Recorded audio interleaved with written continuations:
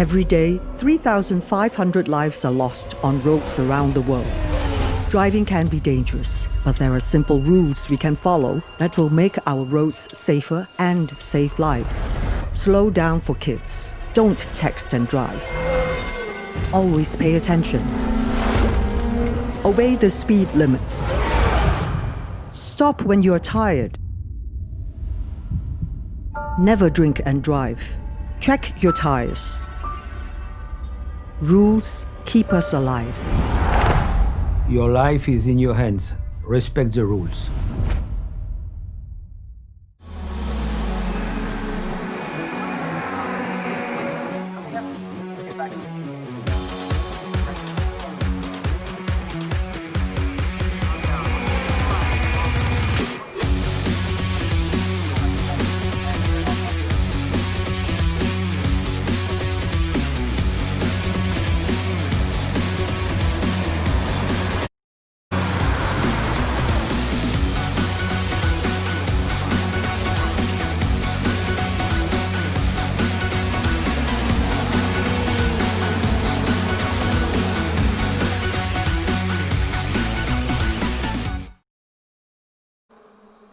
Good morning, everybody, and welcome to Portugal, right on time for the start of the first qualifying heat of the weekend. Welcome to you all. We're here on the International Cartodromo to Portimao in Algarve region, right on for the first start of many qualifying heats, 25 in total, starting with the junior category. Welcome to you all, right on with the French driver Evan Gilter, the leader on your screen, leading the first of 7 laps to go. This is the first race of 27 that we're going to have the pleasure to live all together under the sun of Portugal. Welcome to you all. We are live from Portugal for this entire weekend. The live streaming brought to you by the RGMMC group. My apologies. This is the FIA Karting World Championship for the OK and Junior class, and we're so happy to welcome you all live wherever you are in the world. Right on for the start of the first qualifying heats, and the battle is on for the lead. Evan Gilter, young Frenchman wearing the Sodicart colors, was leading the first lap from pole position. There you have it, the number 113 on your screen, battling right in the start with Nicolas Solov, the young driver from the DPK Racing, in second position. Here we go. This is going to be a fantastic weekend of racing, and we're happy that you guys are with us to live it all together. Evan Gilter completing the first lap in the lead with Nicolas Solov up in second. Third place, Igor Chuku with 2 places gained in the opening lap in front of Arie Burgoyne. Ian Eijkmans, the young Belgian who was starting on the front row of the grid, unfortunately lost a couple of positions in the process as well. You can see your battle on your screen. The 182 of Arie Burgoyne is getting past Igor Chuku. And watch out, because Ian Eijkmans is getting in the way, and Igor Chuku is losing a bit of ground already as he's battling with the VDK drivers surrounding him. Ariel Elkin and Maxence Verbrugge getting past as well, or at least trying to get past the young American from the Sober Junior Karting team. The reigning European champion in a bit of a trouble. Oh, in a beautiful slide, but well controlled by the 125 of Ariel Elkin from VDK. And as you can possibly guess, the track is still very much slippery, even though we have a lot of sun, a beautiful weather ever since the start of this day. This is still a wet race, and all the drivers have put on wet tires on for this first qualifying heat. We're going to have a total of 20 races today, Saturday, in Portugal. This is already starting right away, and with intense competition between those young drivers of the OK Junior class. There's a good number of them. 89 made the trip to Portugal to compete in the FIA Karting World Championship, the cream of the cream, the best karting drivers in the world for what is the biggest race on the planet, on the international karting scene. And Evan Gilter is leading. He's the first leader of the weekend. Beautiful move on your screen from the 157. This is happening further back, I think it was. This is Francesco Soldavini getting past Chudo Zono for 12th place, as we have Gilter up in the front, leading Nicolas Solov, Arie Burgoyne in third. Hugo Eijkmans is down in 4th place in front of Igor Chuku. Ariel Elkin in 6th place. Maxence Verbrugge getting past for 7th place, Rashid Al-Daheri from Parolin. Then we have further back completing the top 10, Matteo De Paulo and Aiden Neat. This is 2 laps completed. We're into the lap number 3. Welcome to you all once again, straight into the racing, as we had a bit of a trouble earlier as you might have seen for the 165 of Nicola Lacorte, the young Italian who was out of the race before he even got started with his car just nearby the track. But at the moment, let's focus on the battle for the first lead of the weekend. 4/10, that's just the gap between Evan Gilter and Nicolas Tsolov. And the battle on screen, riding on the curb. This is 133. Further back, this is Maxence Verbrugge and Rachid Daheri as well, battling with further back, Matteo De Parlo down in 11th place, as you can see on the left side of your screen if you're following us through live streaming brought to you by RGMMC. But Maxence Verbrugge is well attacking Rachid Al Daheri at the moment. This is a battle for 7th position with Al Daheri in front of the VDK Racing driver. On your screen, as you can see, the drivers are taking wider lines than usual. There's a good reason to that, as we have mixed conditions on the Cartodromo International de Algarve so far.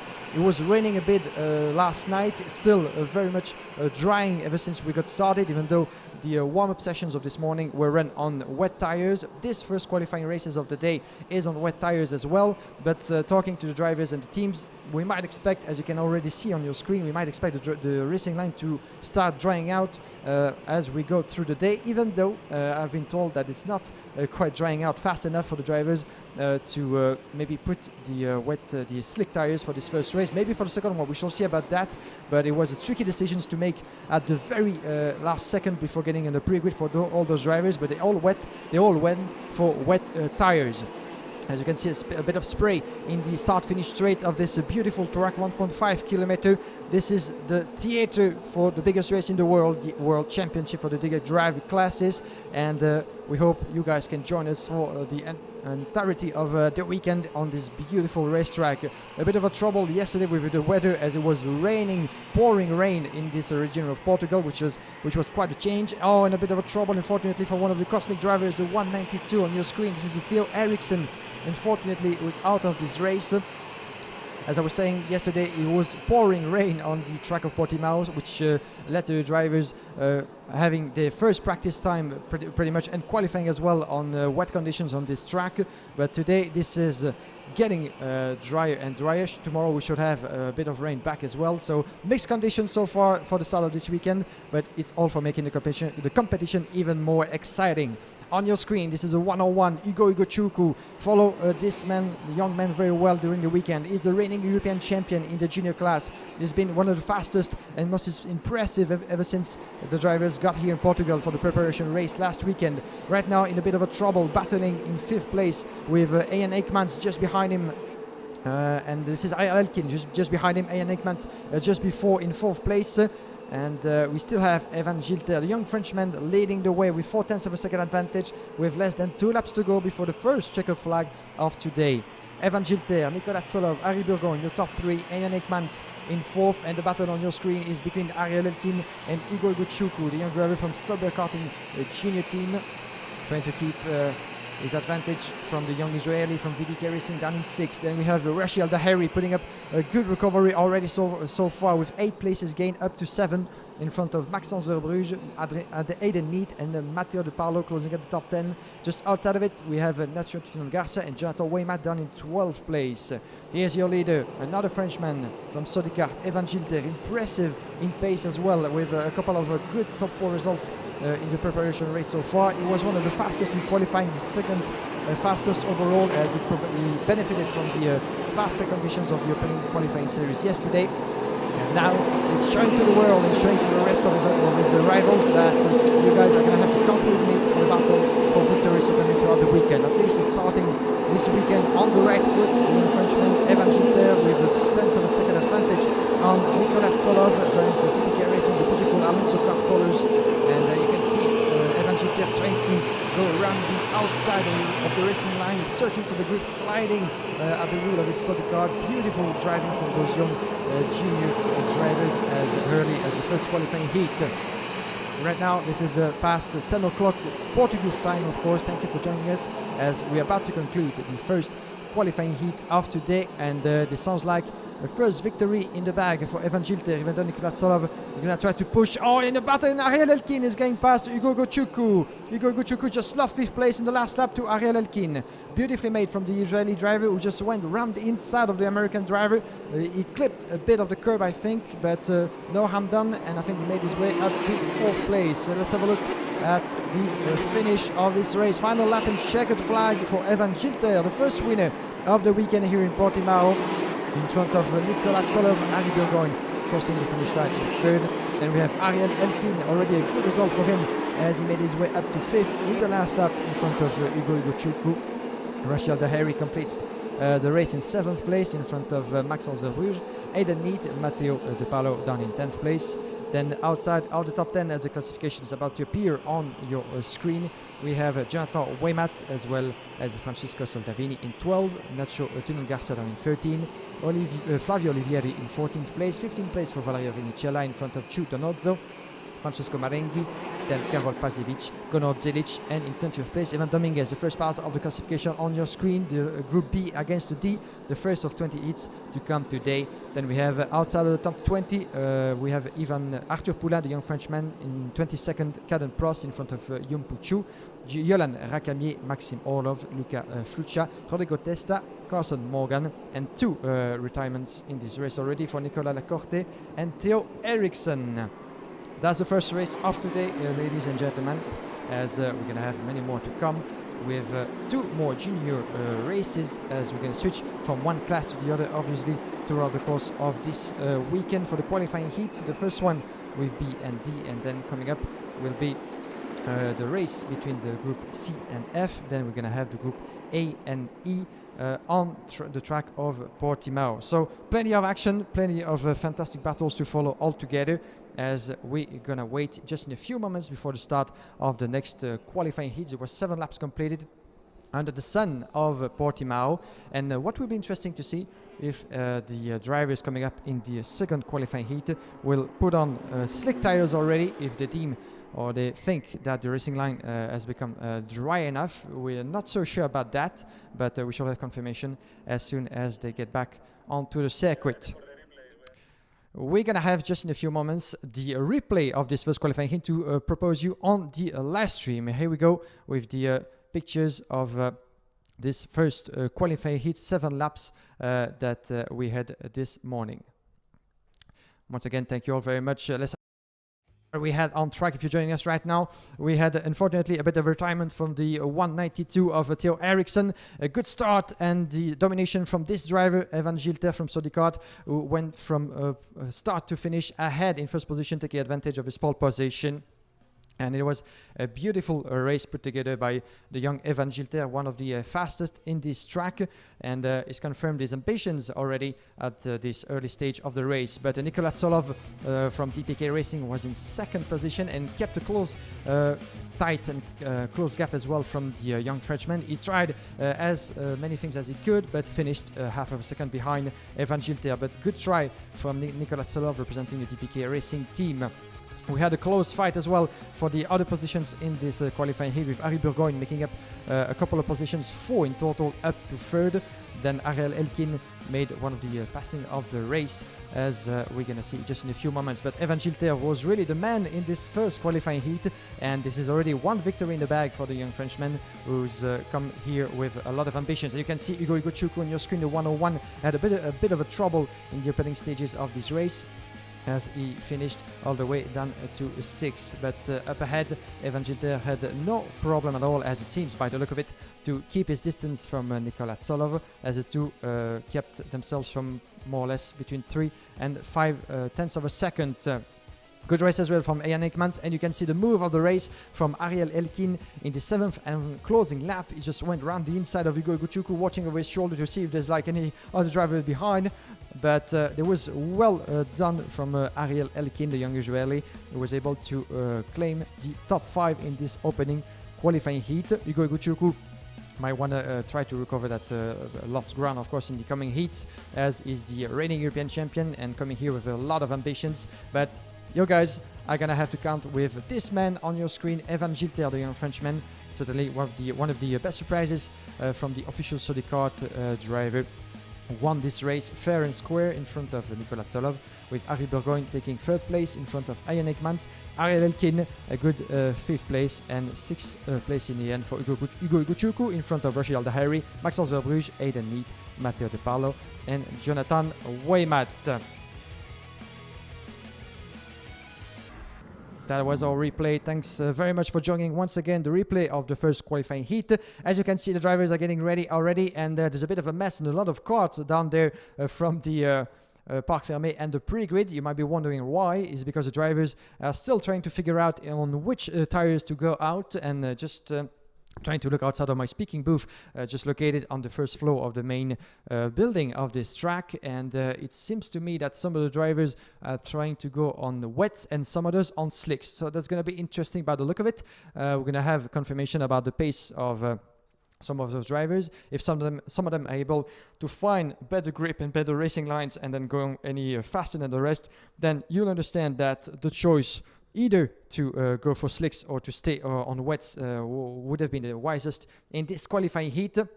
So this will be a wild bet to take for any of those drivers. So in the meantime, while we wait for the next race coming up, let me remind you once again that everybody here on the track needs to abide and respect the sanitary precautions that have been taken for this FIA Karting World Championship to be run smoothly. So try as much as possible to keep your distance wherever you are on the track and in the facility as well, especially on the terrace and the cafeteria. Try to keep the social distancing of 1.5 meter from each other, as well as wearing your mask at all time, wherever you are in the facility, outside of it, as well as on track and in the paddock. So thank you all very much again. We know that you guys respect the rules, and you've been doing so very, very good ever since the start of the weekend. Thank you all, of course, for being here and respecting the rules. Talking about the entries for this FIA Karting World Championship, we're gonna, before the start of the race, switch to one of the interviews that we had the pleasure of doing just before we go for the C and F qualifying heat. We had the chance to talk to one of the top drivers in both categories. This one is Tuukka Taponen from the junior class. Let's hear from him. Beginning of the year was really good, but end this year was not so good. I like because this is very fast track. And it's difficult because here is Ugo Tsukan Lindblad is really fast on the dry and wet. So I tried to do my best and wish me a luck. Good to hear from the young Tuukka Taponen from the Tony Kart Racing team, one of the best drivers in this year's European Championship, who was further overall in the classification of the junior class this season. And talking about the juniors, they come out on track once again. Taponen was third of the European Championship behind Ugo Chuku and Arvid Lindblad, the young Brit, with a beautiful season from Tuukka Taponen, who managed to win the opening round of the European Championship back in Zuera, and was one of the fastest as well. Beautiful season so far for young Tuukka Taponen, who is coming here in Portugal with legitimate ambitions to do at least as well, even better in this category. We shall have to see about that, because the opposition is going to be fierce. 89 drivers in the junior class, split in different groups, of course. You know the drill, 6 groups in total. Each of those drivers will have to go through 5 different qualifying heats to make their way into the final race of the junior class, taking place, of course, on Sunday. Please join us, of course, at 30 past 1 o'clock local time for the final on Sunday. 2 finals, the junior, then the OK class, for crowning the 2020 world champion in OK in the junior class. Who will succeed in the junior class? Thomas Briquet, crowned last year's in Alla Arma, and who can succeed and come after Lorenzo Trovisanuto, the 2-time reigning world champion in the OK class, crowned in Quishwenstadt and crowned in Alahama. Lorenzo Trovisanuto is here with us, driving this time for Parolin, and is more than eager to make it 3 in a row, certainly, and to fight to defend his crown in this senior class. We shall see about that, because there's more than one driver in the OK class. We'll come to that in just a few moments, that wants to claim that title, certainly the most coveted title in the entire karting world for the best event on the karting international scene. That's about it, of course, and we're very thrilled to have so many drivers who were able to make the trip down to Portugal. There's like more than 160 drivers, 89 in the junior class and 74 in the OK category, making the trip to Portugal with all the best teams and the factories in the karting world. They couldn't miss this event, of course. As you all know, we were supposed to be heading for Brazil in 2020. This will be for next year with the first time of the World Championship over there. But we still have sun, we still have beautiful weather conditions, at least for today and the days before, Friday being an exception. But let's keep it that way, hopefully, for the entirety of the day and for tomorrow as well. Conditions are met, but I think that right now we're going to start to see some wild guess and from some of the drivers going maybe on slick tires, some of those trying, or at least wanting to keep the wet tires at least for another race. We shall see what bet is going to prevent on the other, who is going to be able to prevent on other rivals, as well as the drivers make their way onto the track. This is the qualifying heat C against F, and you can see the starting grid appearing on your screen. We're going to have on pole position Timoteusz Kucharczyk on pole position, the young Polish driver who was the third fastest in the qualifying yesterday. He's going to have Dion Gouda, the Singaporean, by his side. Second, we'll see Massimo Cappietto and Tuka Taponen, that we just heard the interview of the third best driver in the European Championship, will be starting from row second. Then row 3, Marcus Luzio and Erolin Grandini, Augusta Bernier and Alfio Spina on row 4, row 5, Bruno Del Pino and Maxime Remme, followed on row 6 by Arvid Lindblad and Aaron Walker, followed as well on row 7 by August Terbo, Matthias Jakobsen, Zachary David, Patrick Akalla, as well as on row 9, Lawrence Lecertua, Maxwell Dodds, Nicolas Roos, Kirill Kuskov, Giovanni Trentin, Tobias Klose on row 11, followed further back by Albin Storesen, Edgar Ampilogov, Levi Vapula, Emo Fittipaldi, Diogo Castro, Jesse Carrasquedo and Guillaume Bouzard. A total of 29 drivers made it onto the track, as they have already just one lap to get the tires up to temperatures, and then, as you can see, putting themselves into a great formation under the lead of Timoteusz Kucharczyk, driving for Birelart with that easily recognizable chassis from Robert Kubica. As we have Dion Gouda by his side from RFM, Massimo Cappietto from Cosmic as well. A beautiful grid formation. If the lights go hard, then we're going to be good to go for 7 laps. The lights go out. Yes, they are. And here we go for racing. 7 more laps. Qualifying heat between C and F groups. And a beautiful start from Dion Gouda and Timoteusz Kucharczyk, who was able to keep his advantage, I think, coming into the first sector. Yes, a good start from the Polish driver on his way to corner number 2 and 3. Let's wait for the entire field to make his way into the first sector. Watch out for any contact or tire bumping. And on your screen is Dion Gouda, who lost a bit of a position with Massimo Cappietto making his way up to second, the Cosmic driver. Cappietto is second, Dion Gouda is down in third, just in front of Erolin Nirendini with a CV Performance Group, trying to make his way up in third position. Yes, he does, in front of Dion Gouda. So Erolin Nirendini, a good start from the German driver up into third position. As you can see, Kucharczyk trying already to build a bit of a gap in front of Massimo Cappietto. The opening lap is always the most important. Of course, this is where you try to find the best line, finding yourself comfortable, and already trying to make up a few positions, even though the field is still very, very tight. You can see Augusta Bernier, one of the VDK drivers, on your screen, trying to attack as well one of the RFM drivers up there. We're going to try to we're going to wait the completion of the first lap, and beautifully made by Augusta Bernier, who just went past in the last corner.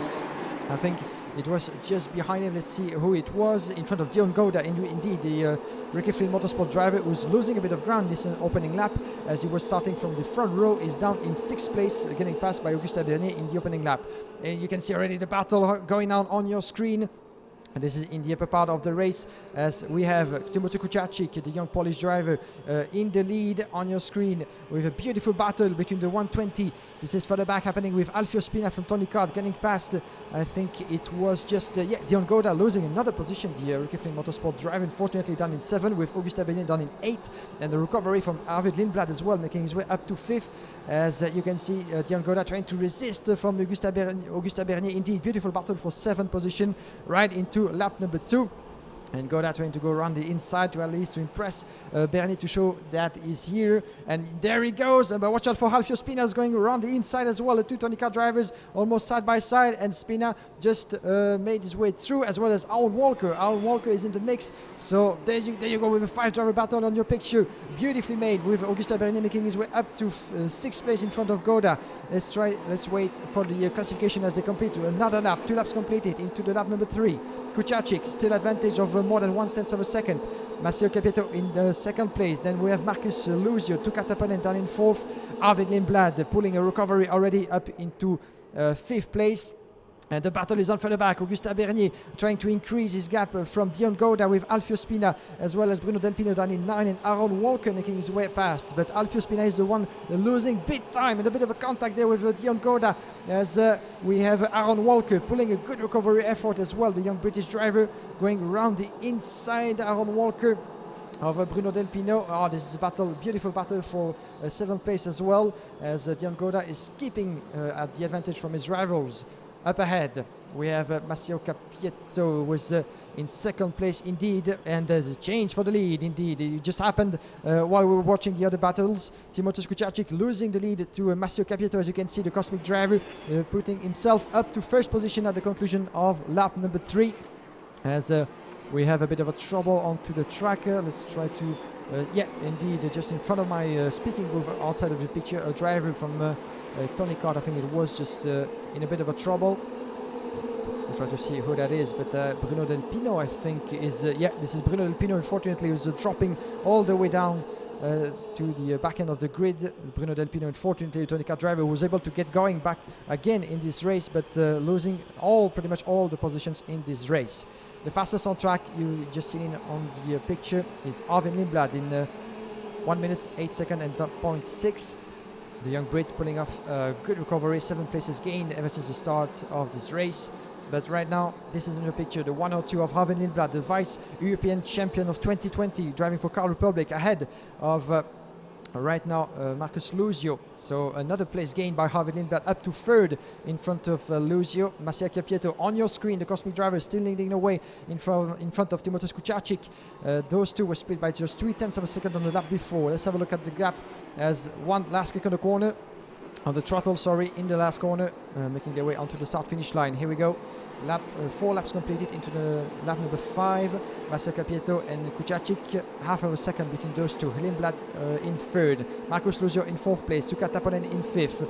Now the battle is on, and it's happening as well further back, as we have still very close tight on your screen. The two Tony Kart driver, the 120 of further back. This is Alfio Spina battling with Maxime Rem for 10th place. Dion Goda just behind him as well.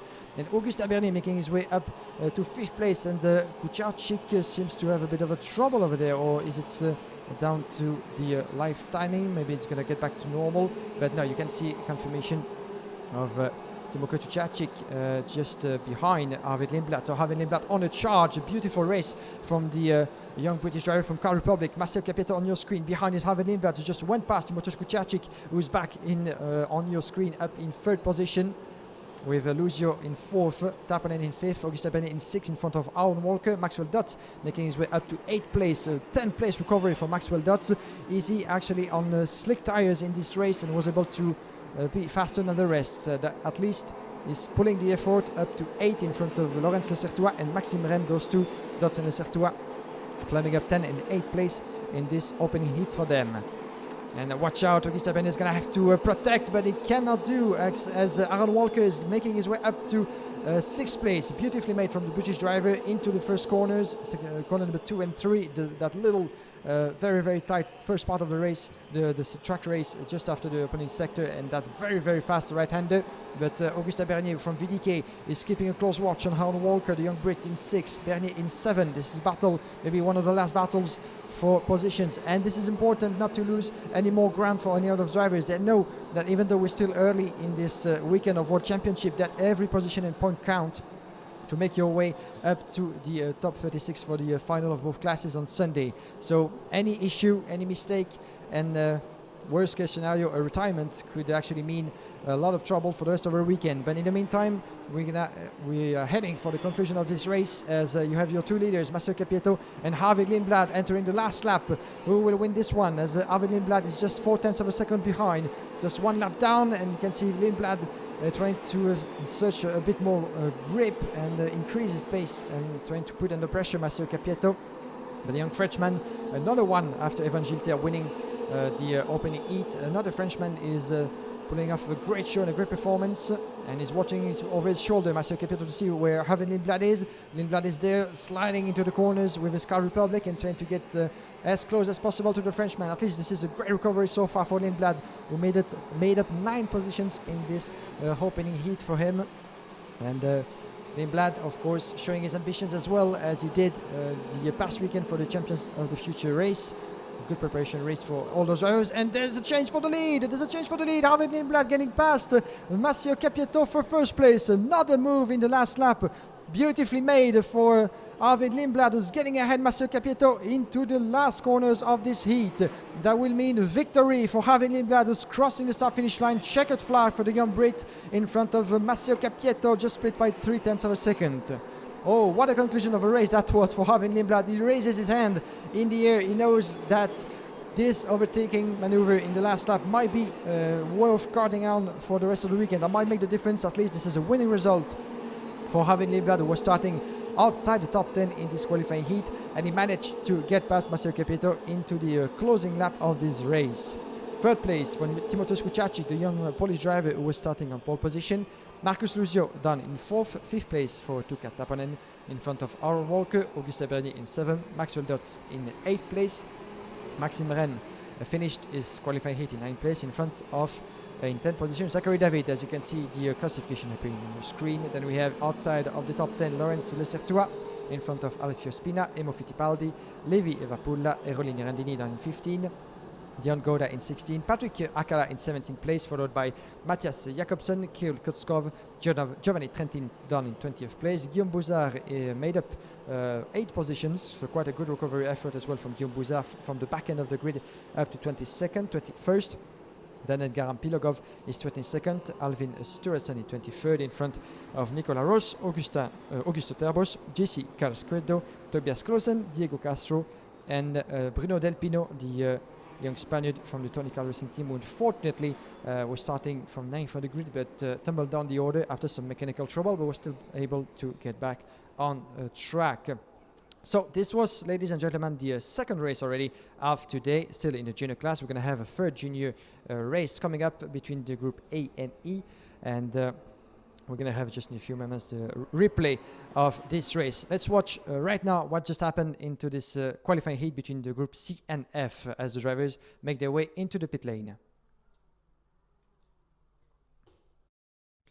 And here we go for the replay, and thank you to the RGMMC Group production, as you had a very, very tight start.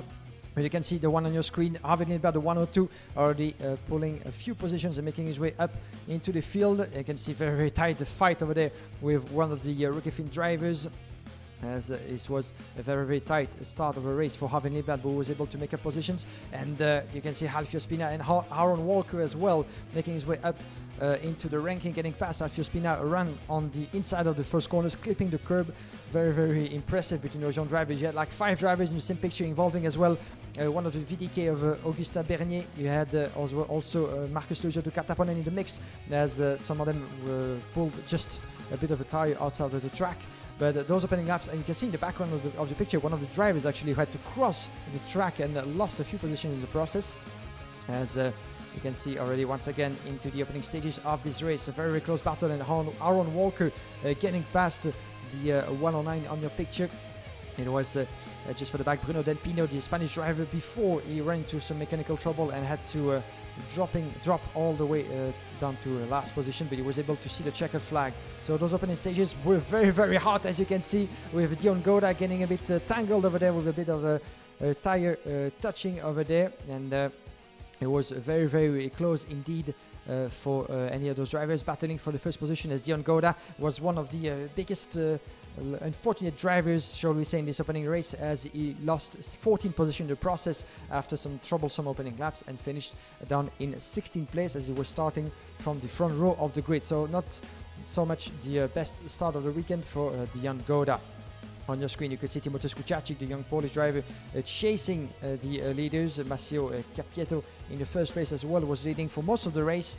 Beautiful overtaking here from Aaron Walker, clipping the curb just before corner number 3. Corner number 2 of this racetrack of 1.5 kilometer, very important to position yourself into the corner number 3.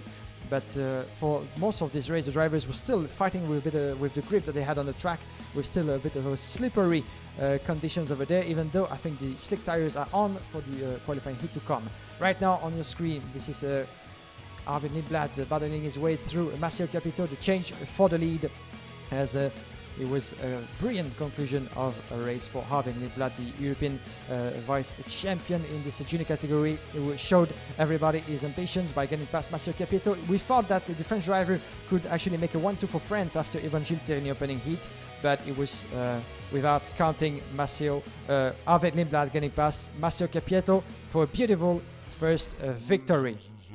That was a replay, ladies and gentlemen, for this second qualifying heat of the day. And just in a few moments, we're going to have the Group A against Group E, the third in a row qualifying heat for the junior class. But before that, let's hear from the newly crowned European champion in the junior class, Ugo Chukwu. It's great to be here in Portugal. I really like this track. It's been a phenomenal season up to now, and I think I can improve my stats even more this season. The conditions are quite crazy because it's been rain, dry, so we don't really know. Going into qualifying, we don't know if it's going to be dry or rain. So we'll have to see and do the best out of it. It's been a great season. I won the European Championship. I was really fast in all 3 rounds, and it was a bit disappointing there was no rain because it's always fun when it rains. Coming here, we've done a lot of tests, so me and the team are fully prepared for this weekend, and we hope for the best. It's a very nice track, mainly because it goes up and down, and there's a lot of elevation, and also the conditions are quite crazy. So when I got here for the first time, I tried to focus on how I can improve and find a little bit of tricks and secrets to maybe go a bit faster. And personally, my expectation is to do as well as possible. If I have the pace to win, I'll try to win. If the pace is not there, I try to get on the podium and do the best I can to deliver for the team. Good to hear from the young Ugo Chukwu, the American driver from the Sauber Junior Karting team, as he was talking to our team yesterday in the paddock of the International Cartodromo do Algarve. You might have noticed, if you're following us live with the live streaming by RGMMC, that yesterday was much weather, and as we had pouring rain for pretty much the entire day, which actually spiced up things for the qualifying stage that he had at the conclusion of the weekend, the day. And but for the majority of the practice sessions, it was rain all over the place for those drivers in both the OK and the junior class. So not the easiest conditions to get properly started, even though all the drivers had some practice time as well on the first day. But the first official day of this FIA Karting World Championship was on Friday, and the conditions were far from easy, as we said, for all those drivers, trying to get acquainted with the wet tires on, first of all, and the conditions and this particular layout of the Cartodromo International do Algarve. Before we get going, a quick word about our beloved friend Jake Sanson. You might be wondering, Jake's voice is sounding a bit different this morning, but be assured that Jake, unfortunately, could not be with us this weekend in Portimao due to sanitary reasons outside of his control, but rest assured is getting well and will be back behind the mic in no time. My name is Guillaume Alvarez, and this is my pleasure to be at your side as your host and voice for the 2020 FIA Karting World Championship. So let's have a blast, let's have a fantastic weekend, and it's starting already very well with good battles on track already, even though the drivers are still finding the grip, trying to be as comfortable as possible with a drying track. Looking just outside of my speaking booth on the right, on the left side of your picture, you can see part of the track getting drier and drier, at least when it comes to the racing line, even though at this point of time, I've been led to believe that the drying of the track is not that optimal, considering that it's only 17 degrees in the air, 20 degrees now, 17 just a few moments before. So it's getting warmer, and with the temperatures and the weather improving all throughout the day, hopefully, as this will certainly be the case, we should expect the racing line of the track to get drier by the minute. But at the moment, just looking outside of my speaking booth, it seems that most of the drivers switched to slick tires for the rest of the qualifying heats, at least for this one. So we should see a certain improvement of pace. You can see the drivers are about to be shown the 1 minute board as they're going to make their way onto the track. This will be the third qualifying heat of today. We have 20 in total to live together. Brando Badoer will be starting from the front row and pole position. The young Italian was the fastest in qualifying practice yesterday. he took advantage of really fast conditions in the closing series of the OK Junior Class closing series. That was a bit eventful, considering that he was in the first place, the young Brit Freddie Slater, who was the fastest and was close to get pole position at the end of the qualifying sessions. But it seems that Freddie Slater was found penalized by the officials for cutting the track and lost 3 of his best laps, handing over the pole position in the end to Brando Badoer, the fastest in this closing series. So that's part of the game, and that's part of the regulations as well, but I'm sure that Freddie Slater has more than required to recover and make something out of this weekend. We shall see about that, but Brando Badoer was the fastest in the end, and will be starting on pole position with Christian Ho by his side, a young Singaporean on the right side of your picture, driving for the Sauber Junior Karting team. Alex Powell and Koskun Irfan will be alongside each other on row 2. Row 3, we will see Alexander Kubenko and Freddie Slater. We just mentioned the young British driver from row 3. Watch out for him as well. Ritao Sato will be just behind the son of former F1 driver and current IndyCar driver Takuma Sato from row 4. One of the revelations from last weekend's race. Igor Chepil, one of the fastest drivers as well on this track. The Czech will be alongside Sato on row 4. As you can see, the starting grid appearing on the screen. Row 5 will see King Azari and Matheus Ferreira alongside each other. Row 6, Arthur Ronjon and Romain Andriolo. Row 7, Alessandro Giusti and Theodore Rodmark, followed by Maxime Furon-Castellin and Antonio Leit on row 8. Row 9, Harley Kiebel and Oscar Wurz. Then Martin Stenzorn and Lucas Tamalister on row 10. Row 11, Douwe de Decker and Julius Dinesen, followed by Gabriel Gomez, Sonny Smith, Aaron Rekchepi, Frederic Lund, Alessandro Selvaggi, Aurelia Nobels, Gustav Vinieski and Ethan Nobels. 30 drivers on track.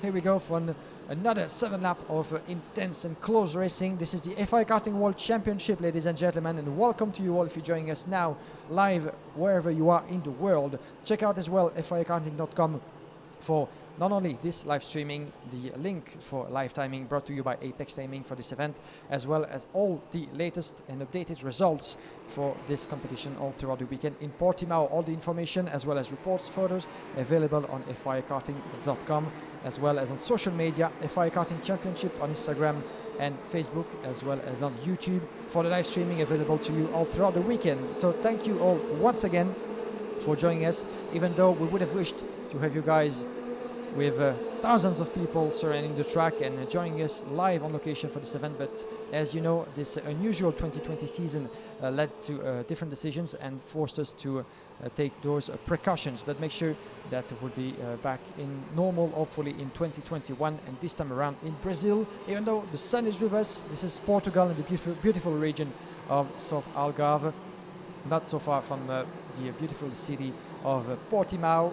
And all the conditions are met. As you can see, the racing line is getting pretty much dry all over the track, which means that pretty much all the drivers in this qualifying heat have gone on slick tires. We shall see who's going to be able to make the difference. Brando Badoer, Christian Ho will be leading the field at the start, 7 laps in this qualifying heat, and you know the drill. Not all of them, not all of the 89 drivers, unfortunately, will get to compete in the final on Sunday, but only just a part of them, 36 in total, will get to see the final checkered flag of the weekend. The first one, of course, is to see this checkered flag in good conditions. Brando Badoer, Christian Ho, the first line of the grid. Once the light go out, yes, we're racing here in Portimao once again. 7 laps and a good start from Brando Badoer, the Car Republic driver, on the inside line of the track. Watch out for Christian Ho, who's going to try to get in the slipstream as soon as possible. Watch out as well for any contact into the opening corners of this first lap, because we've seen that happening quite numerous times last time around for the previous preparation race. And some of the drivers in the back end, and the 137 unfortunately tangled over there with a bit of an incident for Arthur Ronjon, unfortunately one of the official driver of the Xpress Racing team. Further up, we have the beautiful battle between the teammates of Ricky Finn Motorsport, Freddie Slater, just before Rintaro Sato, the young Japanese driver. And watch out for one of the cosmic machinery over there. This is the 128 for the back of Alexander Kubenko, as Arthur Ronjon in the meantime is going to try to get back into this race. Of course, he cannot be provided with any help from the marshals if he tries to get back by himself. But let's hope that for Arthur Ronjon, you can see this checkered flag. But certainly mechanical troubles, as I'm looking just outside, but it's not happening for Arthur Ronjon, unfortunately. So this will mean retirement at the end of the opening lap. In the meantime, the battle is on for the win with Brando Badoer, Christian Ho. Watch out as well for Alex Powell down in third place, fourth place for Fred Slater, Alexander Kubenko as well in the mix. This is a beautiful battle. Brando Badoer trying to increase his gap already, as we have a 5/10 of a second advantage, and there's a change for second place. Christian Ho, Alex Powell as well in the mix. Kubenko getting past Freddie Slater for fourth place. Battle for fourth between Kubenko in the cosmic colors and Freddie Slater down in fifth. Then we have in sixth place Matheus Ferreira, the Brazilian, getting past Cosco Nirfan in seventh. Eighth place at the moment for Kinyo Alazari in front of Theodore Rodmark, Alessandro Giusti closing at the top 10. But as we speak, Brando Badoer had a terrific start of this race with more than half of a second advantage on Christian Ho up in first and second place. Right now we're following the battle with the 1:10 further back. It's happening. This is Alex Powell indeed in third place in front of Freddie Slater, my apologies, as we get right into the debate into this first qualifying heat for those two groups A and E. The 136 on your screen, this is Kinyo Alazari, who's going to try to go around the inside of Cosco Nirfan. This is a beautiful battle at the moment for 7th place, but Cosco Nirfan is able to keep his position alive as for the moment. For driver in your picture with Kinyo Alazari trying to go around the outside as well of Cosco Nirfan. This was very, very close. Up front, we have Kubenko still battling with Freddie Slater further up as well. There's battles happening all over the place. The 130 on your screen is Cosco Nirfan in front of Kinyo Alazari as well. Cosco Nirfan in 7th place, Alazari in 8th. Douda Dekker doing a great recovery as well. 11 places up for the young Belgian driver from Car Republic, up into 10th place at the moment. And let's see about the classification as they come around once again. But they're side by side into the middle sector of this track. The first sector already coming into the two last right-hander. But there's a battle for the lead as well. And we're going to have a change further up for the lead. There you go with Christian Ho and Brando Badoer. And the young Singaporean just made his way past the young Italian. So Christian Ho leading this qualifying heat, entering lap number 4. Brando Badoer up into second place, going to try to keep up as well with the Singaporean, the fastest on track in 1:03.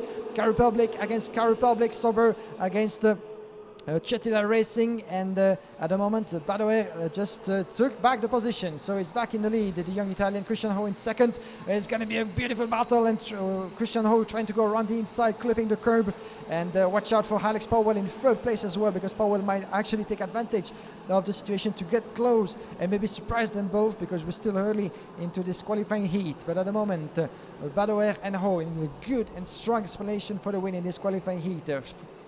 Third place with Alex Powell, Alexander Kubenko down in fourth. Let's have a look at the gap with 4.7 seconds between Kubenko and Powell in third and fourth place. So a huge gap between the top three and the rest of the field as we went past the half mark of this qualifying heat. And watch out for Christian Ho. He's going to try to line himself up the leader, Brando Badoer. Badoer is closing all the doors into this lap number 5. But Christian Ho knows that his time is limited, and watch out for Alex Powell going around the inside. And I think there was a bit of a mistake from Christian Ho, and Powell might try to go around as well.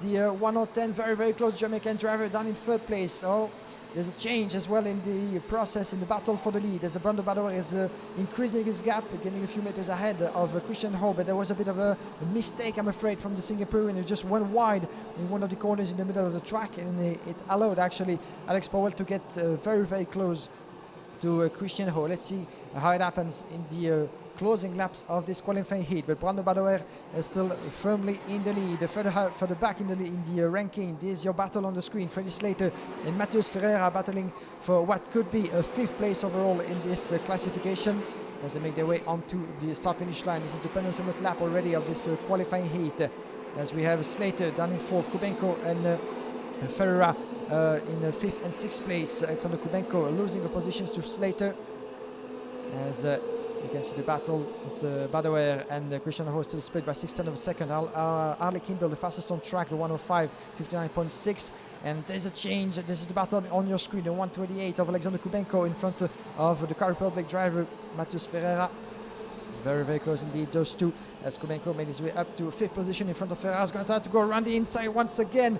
Beautiful battle, and the Brazilians going around the inside of Kubenko. So another change for 5th place, and Ferreira make his way up to 3rd place, my apologies, no, 4th place indeed, as we had a bit of a trouble with the live timing. But Alex Powell is still well in 3rd position as the leader. complete the penultimate lap. This is final lap of this qualifying heat. Brando Badoer, 0.3 of a second advantage of Christian Ho. This is not that much to be entirely comfortable in the closing lap of this qualifying heat. As the two are still very close to each other. Alex Powell down in third. He might want to try. He might want to keep actually this third place. You can see the leaders on your screen. Badoer, Christian Ho. Further back we have Powell on his own planet. Actually, Alex Powell, and all he needs to do is to see the checkered flag in one piece and keep that third place in hand. Further back, Matheus Ferreira in fifth place, getting past Alexander Kubenko for the top 5. Then we have Kinyu Alazari in 7. As we wait for the leaders to make their way onto the start-finish straight for the last time in this race. You can see Badoer still under intense pressure from Christian Ho, who is trying every angle that he can to destabilize his opponent, and watching over his shoulder Badoer to see where he is. He's not far behind, just a couple of meters, 2, 3, not more, as Badoer is about to secure the win. Victory, and it was very close indeed onto the last meters before the checkered flag, but Brando Badoer was able to keep first position for just 43,000 of a second on Christian Ho. So good recovery in the end for Christian Ho, who tried in one last kick of the throttle with a better exit of the last right-hander to surprise his opponent, but I think that Brando Badoer had that one in the bag, and certainly was under control of the situation. So victory, the first one this weekend for Brando Badoer, the pole sitter of this junior class. Christian Ho, second place, and that was very close, almost a photo finish on the line for those two drivers. Keep those two names in mind, of course, for the battle for the win, because last weekend during the preparation race they were as well very strong, as you have the qualifying heat results appearing on your screen. Badoer in front of Christian Ho, Alex Powell good third as well. Fifth place gain for Matheus Ferreira up to fifth. Then we have Alexander Kubenko in sixth place, seventh place for Kinyu Alazari in front of Ale Kimball, Martinus Tenzorm, and top 10 completed by Douwe de Decker. 11th place for Kosko Nirvan in front of Gabriele Gomez. 13th place for Theodor Odmark in front of Romain Andriolo. 15 is Julius Dinesen in front of Aaron Lecceppi, Maxime Ferron-Castelin, Sonny Smith, Gustav Junieski. Top 10 top 20 for Antonio Late in front of Luca Lamalisto, Aurelia Nobels, Frederic Lund, Alessandro Silvaggi, Eton Nobels, and Oscar Wurtz. 4 drivers who retired in this race. Arthur Ronjon, Rintaro Santo as well. Quite a surprise already for the young Japanese who retired already in his first heat. Igor Chepil as well retired. So 2 big names out of this classification, and Alessandro Giussi, unfortunately, for the young French from VDK. Let's have a quick look, shall we, with the replay and the best moments of this past race. We go with the replay. We have a good start from the pole sitter Brando Badoer, who took advantage of his pole and the inside line of the first right-hander to pull away already from the rest of the pack and make sure not to be caught again, even though Christian Ho was very close in the opening stages. Beautiful picture of the entire field diving into the first right-hander. Very fast first part of the track that has seen a few drivers actually go out of the track in treacherous conditions, but this is certainly part of the track that you don't want to miss in order to make yourself a best position. Unfortunately, the first retirement of this race went to Arthur Roujon, the young Frenchman, out of this qualifying heat, who tried but unsuccessfully to get back on track and get his engine going again. Then we have the on your screen the battle with Alexander Kubenko, one of the cosmic drivers, battling hard and going around the outside of the track, but he was able to keep control of his machinery, Alexander Kubenko, as he was hassled by some of the RFM driver, Untaro Sato, before his retirement, the 130 on your screen. So we had a lot of battle as well. Kosko Nirvan, who lost 7th position in the end, down to 11th place, unfortunately, after battling in the upper part of the field in the opening stages. Good race as well for Matheus Ferreira, the young Brazilian. On your screen, the 122 was Douwe de Decker, who pulled off a good recovery as well, the young Belgian, as he was very close in the opening stages, but he was able to make up for 11 positions and finish in the top 10. So a good start of the weekend for the young Belgian. As we had the battle on your screen right now behind Brando Badoer, Christian Ho, and Alex Powell just behind. So those two had a strong explanation in the opening laps for second place, allowing Brando Badoer in a way to escape in the lead.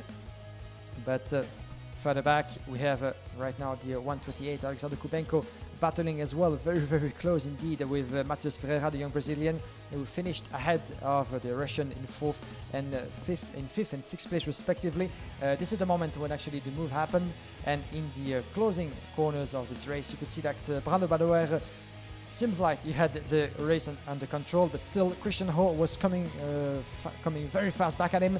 This was the last corner, and they almost finished on photo finish, side by side, pretty much on the line, even though Brando Badoer crossed this checker flag in first place in front of Christian Ho. So that was a replay, ladies and gentlemen, and some of the best bits of the qualifying heat, the replays I will propose you, of course, throughout the course of this weekend for each of the qualifying heats as well as the finals. Right now, we're going to switch categories as we've done for now with the junior class.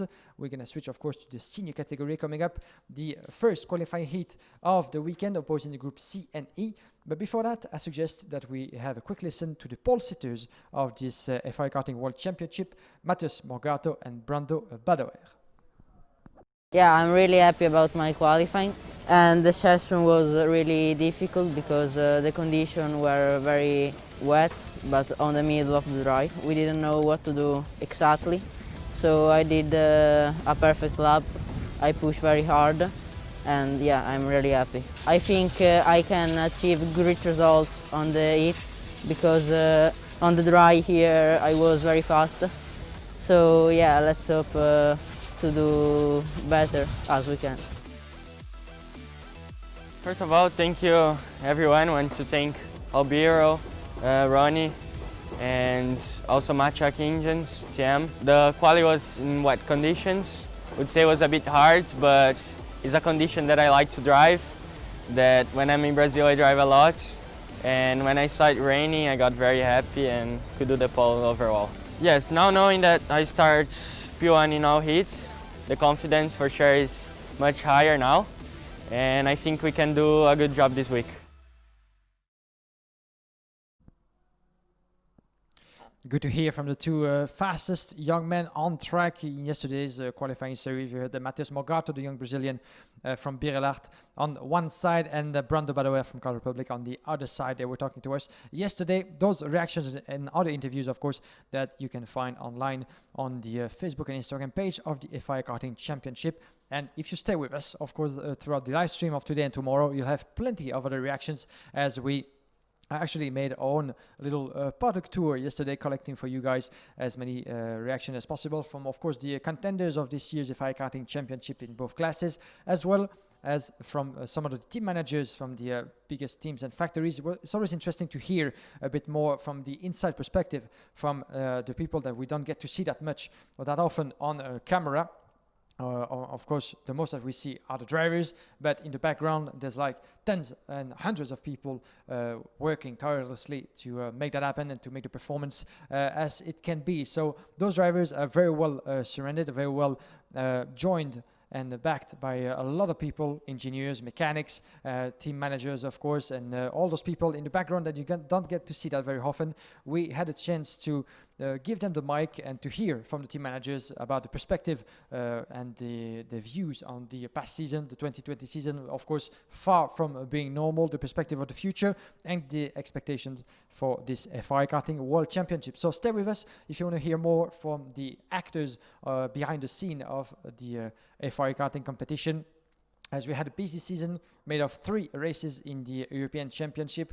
Of course, we went to Zuera, we went to Sarno and to Wackersdorf before completing this beautiful FIA Karting program here in Portimao. We were supposed to have a 4th race in the European Championship, but still the FIA Karting Federation and RGMMC produced tireless work behind the scene for month and month to make sure that the entire season could at least be run pretty much complete. So once again, hats off to everybody in the organization and to the FIA Karting International Federation for assuring, for making sure that the world event as well as for the rest of the season could actually take place in the best conditions possible, and that's partly thanks to you guys, of course, and we couldn't be more thankful for all the teams and drivers from all over the world. We have more than 40 nations represented on track this weekend, more than 160 drivers in 2 classes from the 5 corners of the globe. So this is actually fantastic numbers, fantastic entry numbers considering the unusual sanitary situation. So once again, thank you all very much, guys, for not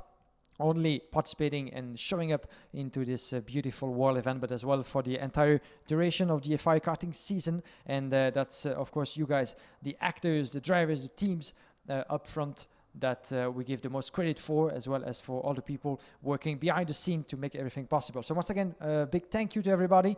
One last reminder, of course, don't forget to keep your social distancing in the restaurant, in the cafeteria, wherever you are on track, in the facilities in the paddock as well. And don't forget to keep wearing your mask at all time. Right now, we're going to get back on track with the senior category, the OK class. And we're going to have some of the big names as well to keep an eye on for this event. The number 22 on the left side of the screen is Callum Bradshaw, the British driver.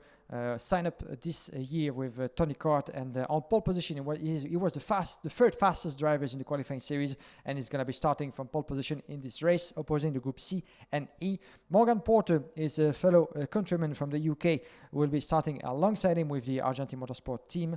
Then we have Taylor Barnard and Lawrence Van Open alongside each other on row 2. Taylor Barnard, the Vice European champion in this year's season, and one of the top favorites in the race for the title, as well as many others, including Lawrence Van Open, Callum Bradshaw, Morgan Porter, all the guys that you have in the upper part of this classification of the grid. Nicolas Pirtilati and Hugh Valtanen will be on row 3.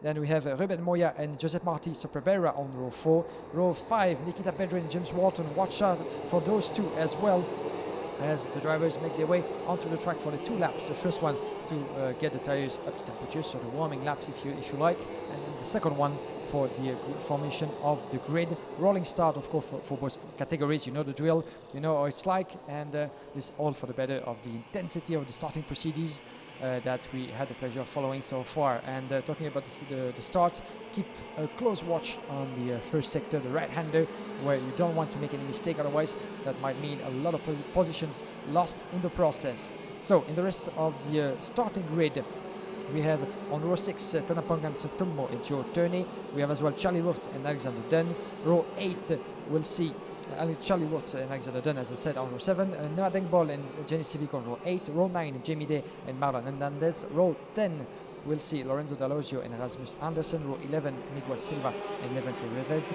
Then row 12 Thomas Gilles in front, as well as Ricardo Garcia, followed by Cole Morgan, Bruno Bertocello, Andre Gillespie, David Sobrero and Maximus Mayer, the young Spanish, who didn't have the best of qualifying, as he had some mechanical trouble preventing him from setting any fast lap into his qualifying groups, which means that Maximus Mayer, as well as some others in the OK class, will have to start from the back end of the grid with a lot of recovery to do and a lot of work to put together, as the sun is back on track. So there's a bit of an opening in the clouds, and that's all for the better of the conditions, of course, as the track is getting drier and drier. The 6 tires are on. And unfortunately, we have the 66 that won't be taking part in this race. This is Rasmus Andersen, unfortunately, from Cosmic, who is out of this race, unfortunately. Oh, such a shame, always, as you don't get to even start this race. And it seems to me, by the look of it, that there was a loose wheel in the process. I didn't quite see, as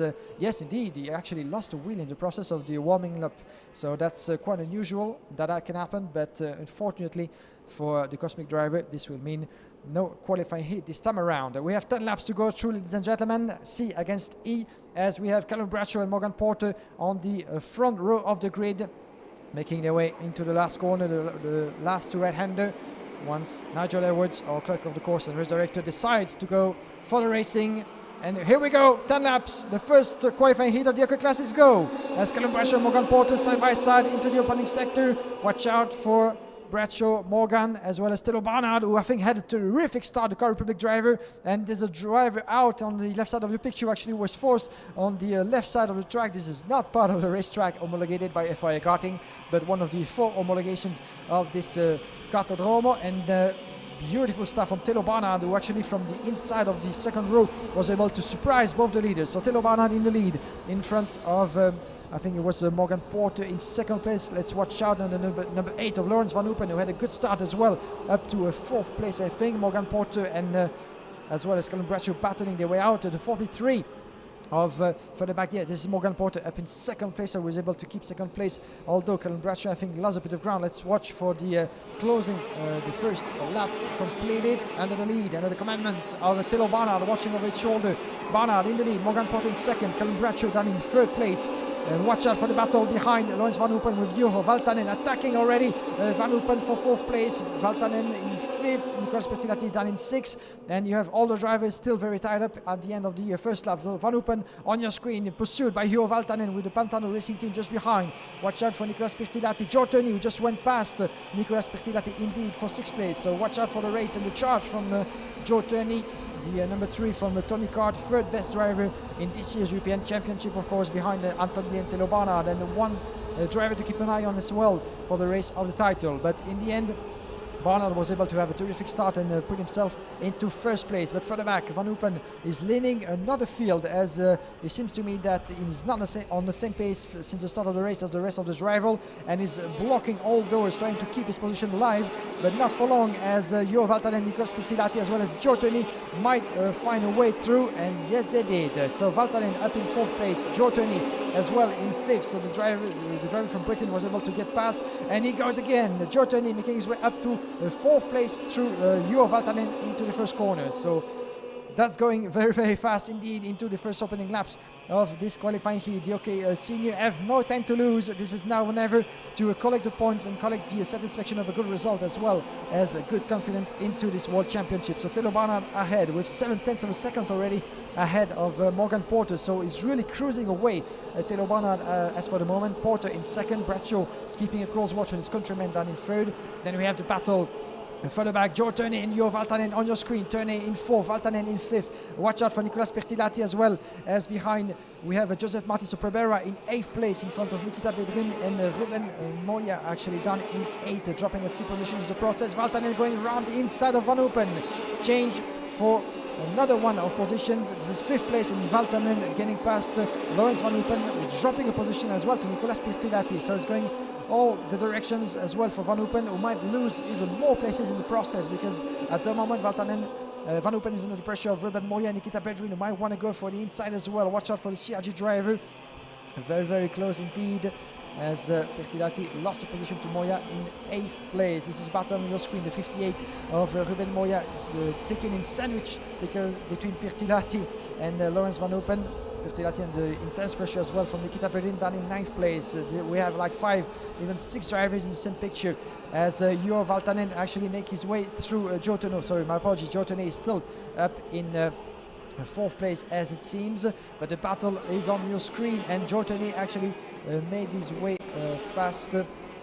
Let's watch out for the battle on the screen. This is for fourth place indeed. So classification up now. Telo Barnard, Porter, Bradshaw, Valtanen, Turney battling for fourth place. And Juho Valtanen, the Pantano Racing Team driver, just went past Turney. These are the drivers on your picture. The number 7 in front of Turney into the first corners of the track. And further back behind, we have Ruben Moya actually was able to get past Lawrence Van Hoopen and Nicolas Bertilati as it seems. Let's watch out for the classification to update itself. Ruben Moya up in 6th in front of Van Hoopen, Bedrin in 8th, Nicolas Bertilati losing some momentum over there down in 9. But the battle on your screen, we have 2 battles happening in different places in this upper part of the field. Right now between the number 7 of Juho Valtanen and Joe Turney down in 5th place at the moment. Battle for 4th, as the top 3 as so far nothing to worry about, with Telo Barnard up to 7/10 of a second still in front of Morgan Porter. Morgan Porter, who's just increased his gap on Callum Bradshaw running third. Half of a second between the 2 British drivers up down in second and third as they come across the start finish line just in front of us. And Telo Barnard passing. Apologies, Telo Barnard actually passed the halfway through this race, so we have 5 laps completed into the lap number 6 of this qualifying heat, and Telo Barnard is increasing his gap, almost a second advantage, as is the fastest on track. You can see the British driver 57.4, and his advantage will certainly go behind the second once this next lap is completed. Morgan Porter in second, Callum Bradshaw in third, but the battle for 4th place is still raging behind Juho Valtanen and Joe Turney, split by just less than 2/10 of a second. Let's keep a close watch on this too, as well as the leader on your screen, Telo Barnard from Rosberg Racing Academy, of course, one of the strongest drivers of under the 10th of Car Republic for the past few years, as he reached 2nd position in this year's European Championship. and came close to clinch the title on some occasions, the world title as well, as he finished fourth in this title in 2018, second as well in 2019. So he is in contention for maybe the crown for the first time of his life. But we're not there yet, and still a lot of races to go through to see who will follow the achievement of Lorenzo Trevisan if we don't have a surprise and Trevisan being able to defend and keep his crown for a third year running. These are just rough bets about what might happen for the rest of the weekend. But right now, Telo Barnard is taking a good option on the final win of this qualifying heat with 1.2 seconds advantage on Morgan Porter. Callum Bradshaw down in third. The battle is on. Gio Valtanen, who just went past by Joe Turney in the process. So Joe Turney up in fourth, Valtanen in fourth, and Callum Bradshaw still in third, as he's dropping a bit of a transponder problem over there, but Callum Bradshaw is still up in third place. As he's getting closer, Callum Bradshaw. Let's keep an eye on that one as well. 0.3 of a second. He just decreased his delay of 0.2. Callum Bradshaw up in third place. So Porter, Bradshaw, we might have the battle for the second place coming up. As you can see actually right now, Nikita Bedrin going past Ruben Moya. There's a change for fifth place as Nikita Bedrin is making his way up to sixth behind Gio Valtanen in 5. So there's a change. Nikita Bedrin under the Tony Kart colours, we're racing for World Racing.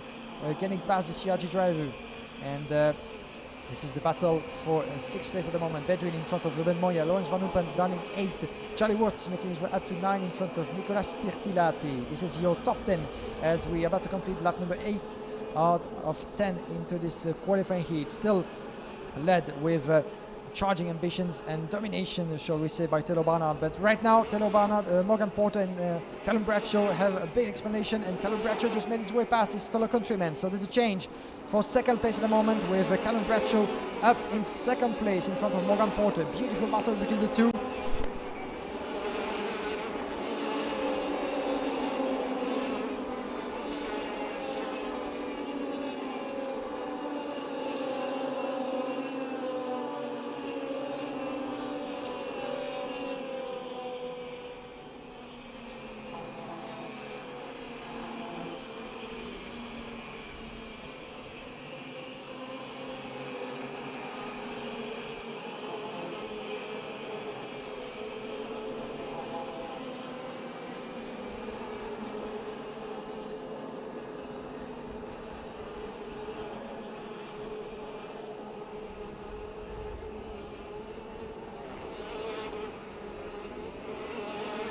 British driver as we're about to conclude.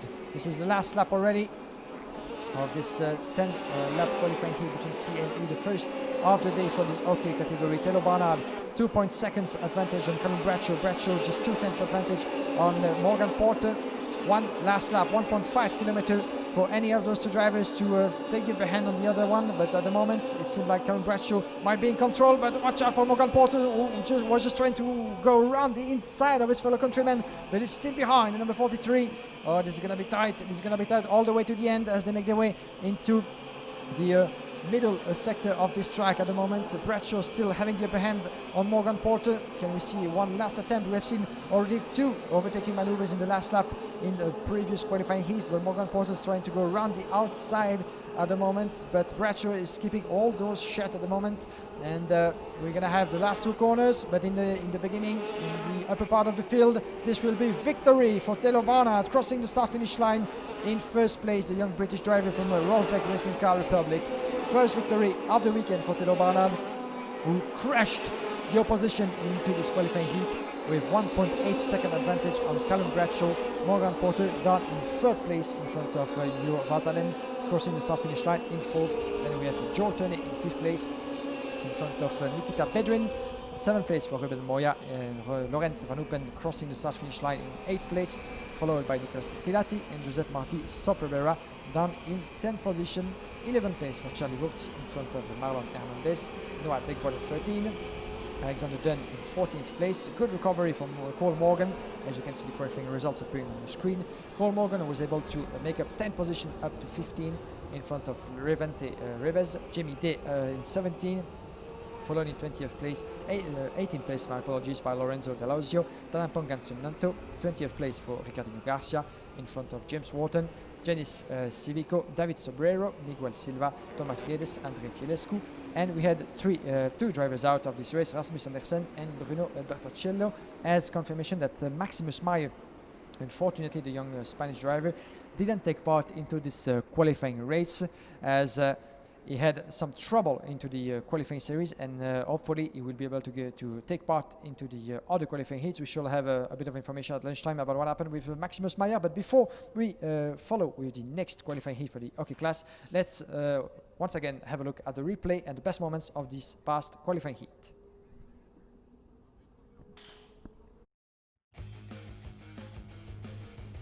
So here we go, back with the start, as we had a good start from Colin Bradshaw, but Telo Barnard was the fastest. You can see on the left side of your picture, Telo Barnard, who took advantage of the inside line from third on the grid, and he just went past Morgan Porter and Colin Bradshaw in just one overtaking maneuver down into corner number 3. So beautifully made by Telo Barnard. This was the important, the turning point of this race, as Barnard was able to make his way past two opponents at once.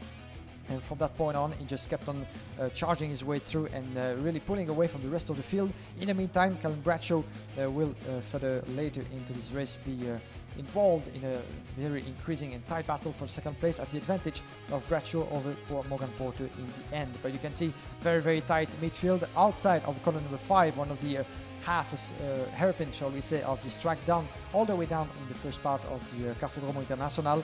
And the opening lap very, very tight and very eventful, with a lot of overtaking maneuvers happening through the field. But the first part of the race, you could see the number 8 of Leclerc by Lennox Racing, Lawrence Van Hoopen, leading the second part of the field as the top 3 was pulling away from the rest. Lawrence Van Hoopen was keeping Juho Valtanen behind him for much of the first part of the race, as Van Hoopen was at some point able to make his way through, as well as the other Tony Car drivers just behind. And we had a very, very tight battle with up to 5 to 6 drivers behind them. But one of the drivers who took advantage of the situation very early on was Joe Turney, who made his way past Van Hoopen, then Juho Valtanen after a very intense battle. But in the end, Turney had to admit defeat against Juho Valtanen. But you could see as well a good battle, and tangling a little bit was the CRG driver Ruben Moya, who finished this race in 7th place. But this particular first part of the track is one of the many overtaking spots that you can have on the International Kartodromo do Algarve. Later on in this qualifying heat, beautiful. Oh, it was pretty much. He came close just to go out of the track, actually, Joe Turney. And this is the moment when he lost the position in the process of the qualifying heat. A bit of a mistake over there for Joe Turney, who actually was able to control his kart outside of the last right-hander before the start-finish line. Up ahead, we had the recovery as well from Nikita Pedrin, who was starting from 9 on the grid and made his way up to 6, getting past Ruben Moya on your screen, the CRG driver, as we had Van Hoopen trying to find as well a bit of space into the opening corners. But further up, you had the battle between those two, Colin Bradshaw and Morgan Porter, two British drivers battling tooth and nail for the second place of this race, at the advantage of the Tony Car driver, who kept watching behind his back to see where Morgan Porter was, and he just stayed on his tail for the majority of the race, battling for second. But in the end, it was Colin Bradshaw who was able to have the upper hand in second place, while in the end, Telo Barnard crossed the finish line as the winner of this race. Beautiful performance from Telo Barnard. And we're back on track. Thank you once again for joining us before the start of this next qualifying heat for the hockey class. Before we get going for some more intense racing, let's hear, shall we, before the start of the next race opposing the Group B and D, let's hear from the new European champion himself, Andrea Kimi Antonelli, who's going to be starting from pole position in the next race coming up. I'm feeling very excited. It's going to be hard because everyone are very competitive. So yeah, I will do the best that I can. I don't feel any pressure. My mind will be clear for this race, and yeah, I will do the best. We started the first race. We already know that could be very hard. We struggled a bit in the first round, but in the heats. But then in the final, we found the best way with the chassis, and I won the first round. Then the second round in Sarno, I had a crash in the first heat, and at that point I was, a bit upset because already starting with a bad result is not easy. But then I just focus on the race and try to do the best. And I still managed to get a P2. That was really important for me and for the championship. And then we arrived in the last round, really high pressure. I was fighting for the championship with my teammate. And yeah, at the end, I've just been really focused on my job, and yeah, I did a really good weekend. And I won the race and all the heats, and at the end I bring back home the championship.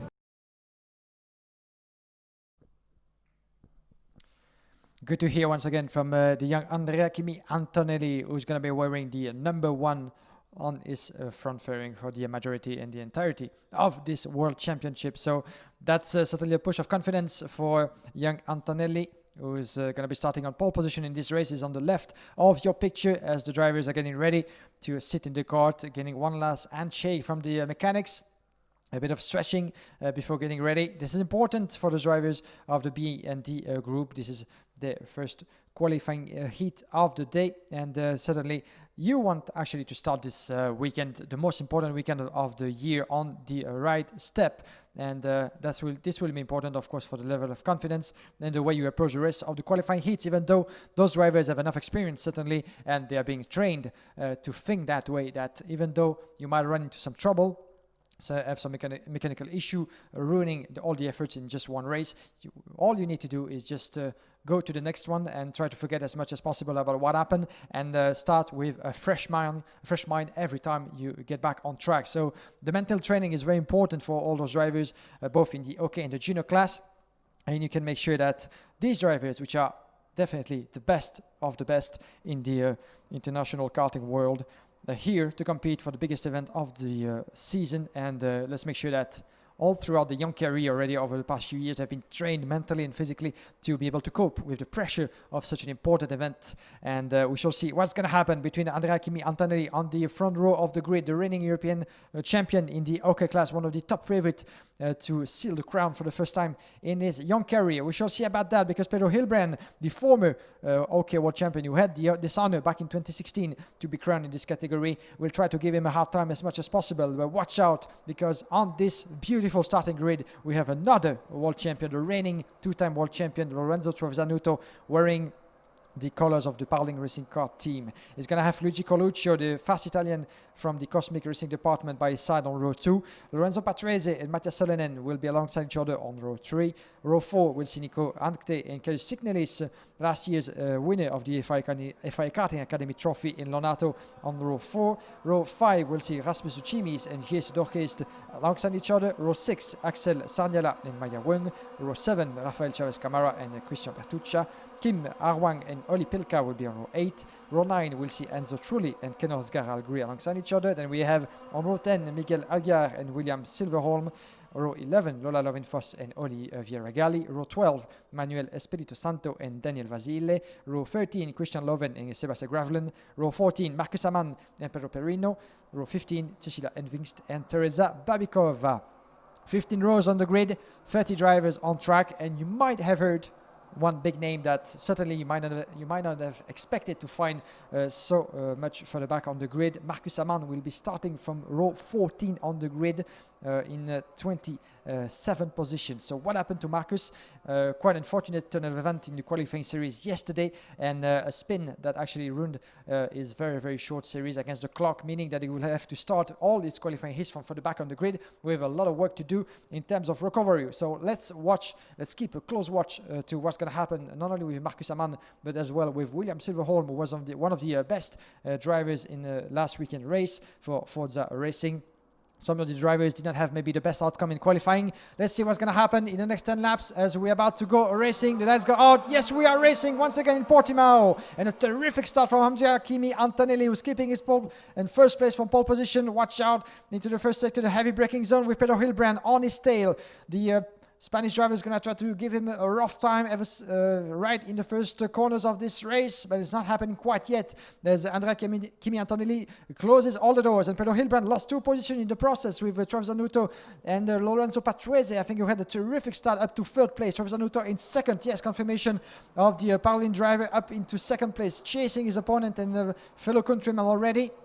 Terrific start as well for the back from the young Lorenzo Patrese, wearing the Car Republic colors, just ahead of Pedro Hilbrand, who was on the outside of the track indeed into the first corners. And watch out for Travis Zanuto, is going to go around the inside already, trying to attack Andrea Kimi Antonelli as early as the opening lap. Oh, this is a bit a tight battle already, and Antonelli is pushed around the outside and he goes through. Travis Zanuto up in the lead at the end of the first lap, and this is the battle of the Italians, the battle of maybe soon to be world champion and the 2-time reigning world champion for the first qualifying heat of the weekend. A beautiful recovery and overtaking from Travis Zanuto, who didn't lose no time at all around the inside of the second row of the grid. But there comes Antonelli again, and he passes through. Antonelli back in the lead, and watch out for the response from Travis Zanuto. Goes around the inside once again. 2 overtaking in just 2 corners. This is very, very tight indeed. And watch out behind, because Pedro Hilbrand just made up for the ground he had lost in the opening laps. And Travis Zanuto back in the lead again, with Antonelli under the pressure from Pedro Hilbrand right now. Hilbrand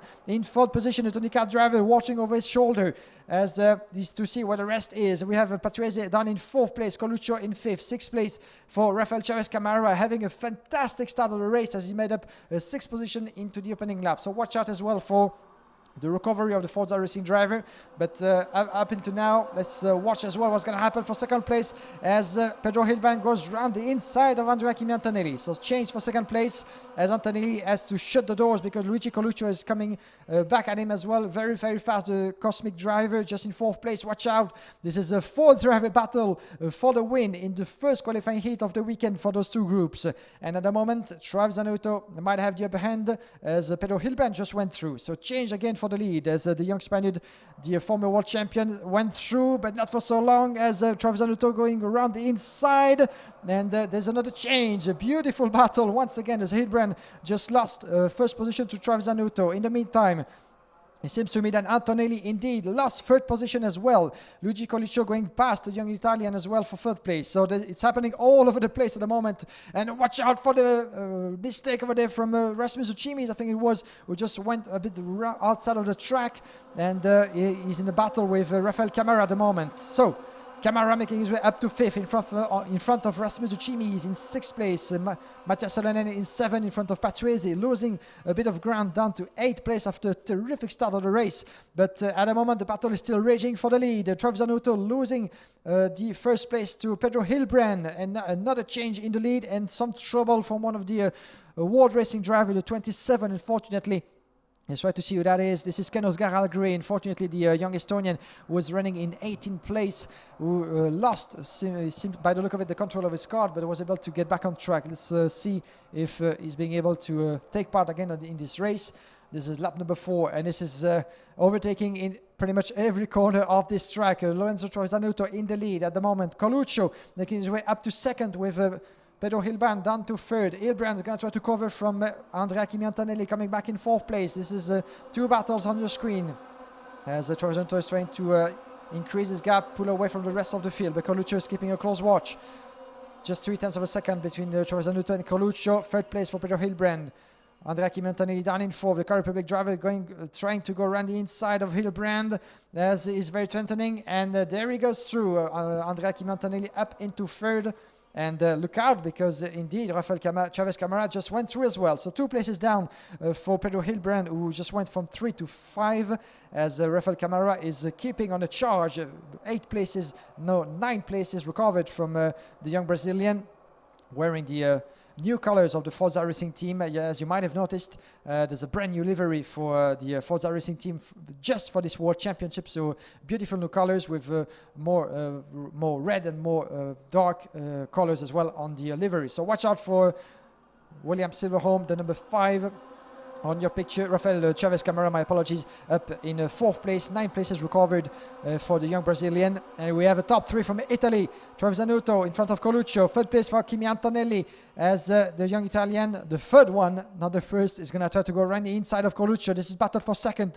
Andrea Kimi Antonelli knows that he's losing time on Trevisanuto as the Apollo Lane driver is trying to pull away. He had almost half of a second advantage on the previous lap, but Trevisanuto is watching over his shoulder, but trying to keep focus on his race at hand, because further back, Coluccio and Antonelli are battling for 2nd place, but Antonelli losing a bit of ground, and watch out for Camara. Rafael Camara going round the inside of Antonelli, and Pedro Hilbrand might want to do the same actually, and Antonelli losing not maybe 1 but 2 places. Watch out for Pedro Hilbrand. This is a beautiful battle, 3-driver battle for 3rd place at the advantage of Camara, now making his way into the top 3. Antonelli still in 4th, under the pressure of Pedro Hilbrand as we're entering lap number 7. We're getting near the end. We're getting near the conclusion of this qualifying heat. At the moment, nothing is done. Nothing is done for 3rd place. Trevisanuto increasing his gap 0.7 of a second on Luigi Coluccio, up in 2nd place, and Camara up in 3rd. Antonelli keeping all those shut. He's trying to defend as much as he can in front of Pedro Hilbrand, but the young Spaniard, he's not particularly happy about what's happening. Pedro Hilbrand, as he seems to have raised his arm in the air, but he's still behind Andrea Kimi Antonelli. This is battle for 4th place, and he's trying to go around the inside, but Kimi Antonelli is none of it as he shuts the door. Beautiful battle for 4th place as Camara is keeping advantage of the situation, and Antonelli is trying to go around the inside, keeping all doors shut as well. But Pedro Hilbrand doesn't have much time left to try to make his move, as we're about to conclude lap number 7 into lap number 8 of this qualifying heat of the OK class, dominated as so far by Lorenzo Trevisanuto. Trevisanuto who couldn't ask for more than having his opponents battling for 2nd place as well as 3rd, because in the meantime he's able to pull away from Luigi Coluccio more than 0.7 of a second. Rafael Chavez Camara, the fastest on track, in 57.2. The young Brazilian keeping a close watch as well on Luigi Coluccio, but 0.6 of a second might be a bit of a trick to try to recover. But you can see the top 3 is still quite close to each other as for the rest of the field. On your screen, Andrea Kimi Antonelli keeping everything, at least giving everything that he has to keep Pedro Hilbrand behind him. This is a battle for 4th place, and Kimi Antonelli is doing a great job right now, but Pedro Hilbrand is still there, is still keeping the pressure on, and we might see a move, and there's your move as Pedro Hilbrand is going through Andrea Kimi Antonelli on lap 8. And watch out, because Oli Pilka might have similar ideas as he's getting close to the Andrea Kimi Antonelli, who lost a position down in 5th place. This is penultimate lap, ladies and gentlemen, and the battle is heated. The battle is on. Trevisanuto, Coluccio, Camara, your top 3 that might not be moving that much actually, as and I've spoken too soon, as Rafael Camara goes round Luigi Coluccio. So in the meantime, Rafael Camara was able, thanks to another fastest lap in this race, was able to decrease his gap on Coluccio. It just went round the inside of the Italian. So change for 2nd place. Rafael Camara, one of the fastest last weekend, as we said, with the Forza Racing team. And so once again showing everybody how much of a pace he has on the Cartodromo Internacional de Algarve. 2nd place, Camara. Coluccio done in 3rd. Trevisanuto, no problem at all for the reigning world champion, as he keeps pulling away from the rest of the field on his way to what will be a potential 1st victory in this weekend for the young Italian. As we getting to the last lap of this race, Trevisanuto watching over his shoulder, up to 0.8 of a second advantage on Rafael Camara. I think in 1.5 kilometers, that might be a bit too short in time for Camara, even though he's one of the fastest on track, to decrease enough the gap on Trevisanuto to really threaten him for the win. But as a result, Camara pulled a fantastic recovery of 11 positions up to 2nd in front of Luigi Coluccio.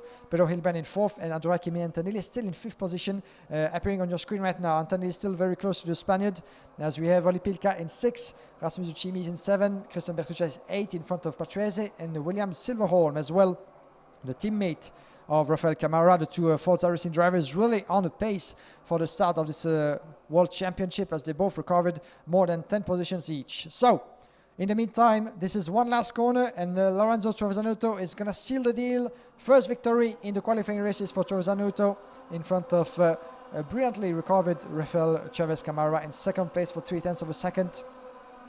And raising his fist in the air, Trevisanuto, he knows that this victory is important. You have to start the weekend on the right foot and making sure that you can actually get all the puzzle pieces in the right order. Trevisanotto in first place, victory for Rafael Chavez Camara, as well third place for Luigi Coluccio in front of Pedro Hilbrand. Andrea Montanelli in fifth place in the end, sixth position for Oli Pilka in front of Rasmus Cimis, Christian Bertuccia, ninth place for William Silverholm in front of Oli Vierragalli, Lorenzo Trevisanotto in 11th position, as you're going to have the classification, the provisional classification of this qualifying heat to be, of course, updated and make definitive on FIAKarting.com.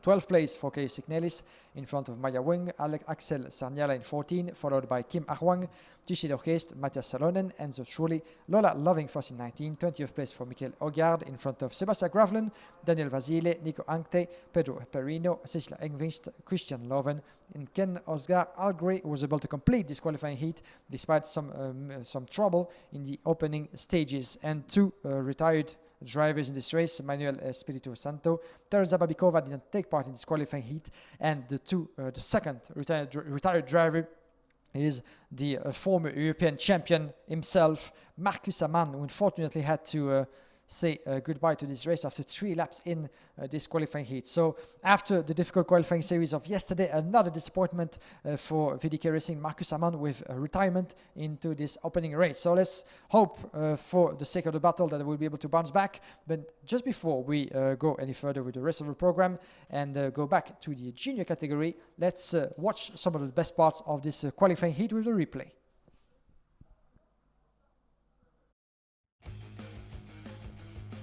So here we go, back in the start of this qualifying heat, as we had Andrea Montanelli, the first leader of this race, as he took advantage of his pole position going around the inside.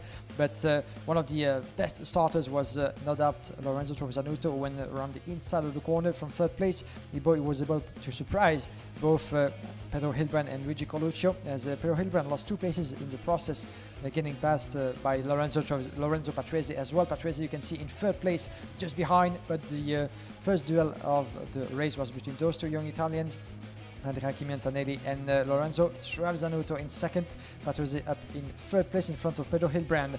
There was the first of many overtaking between Antonelli and Trevisanotto, as Antonelli was trying to protect his second position from the rest of the field, but those two kept battling tooth and nail in the opening stages of this qualifying heat, followed closely by Pedro Hilbrand, who was able to get past Patrese on the second lap, so not to lose any more ground, to make his way up to fourth place at the end of the qualifying heat.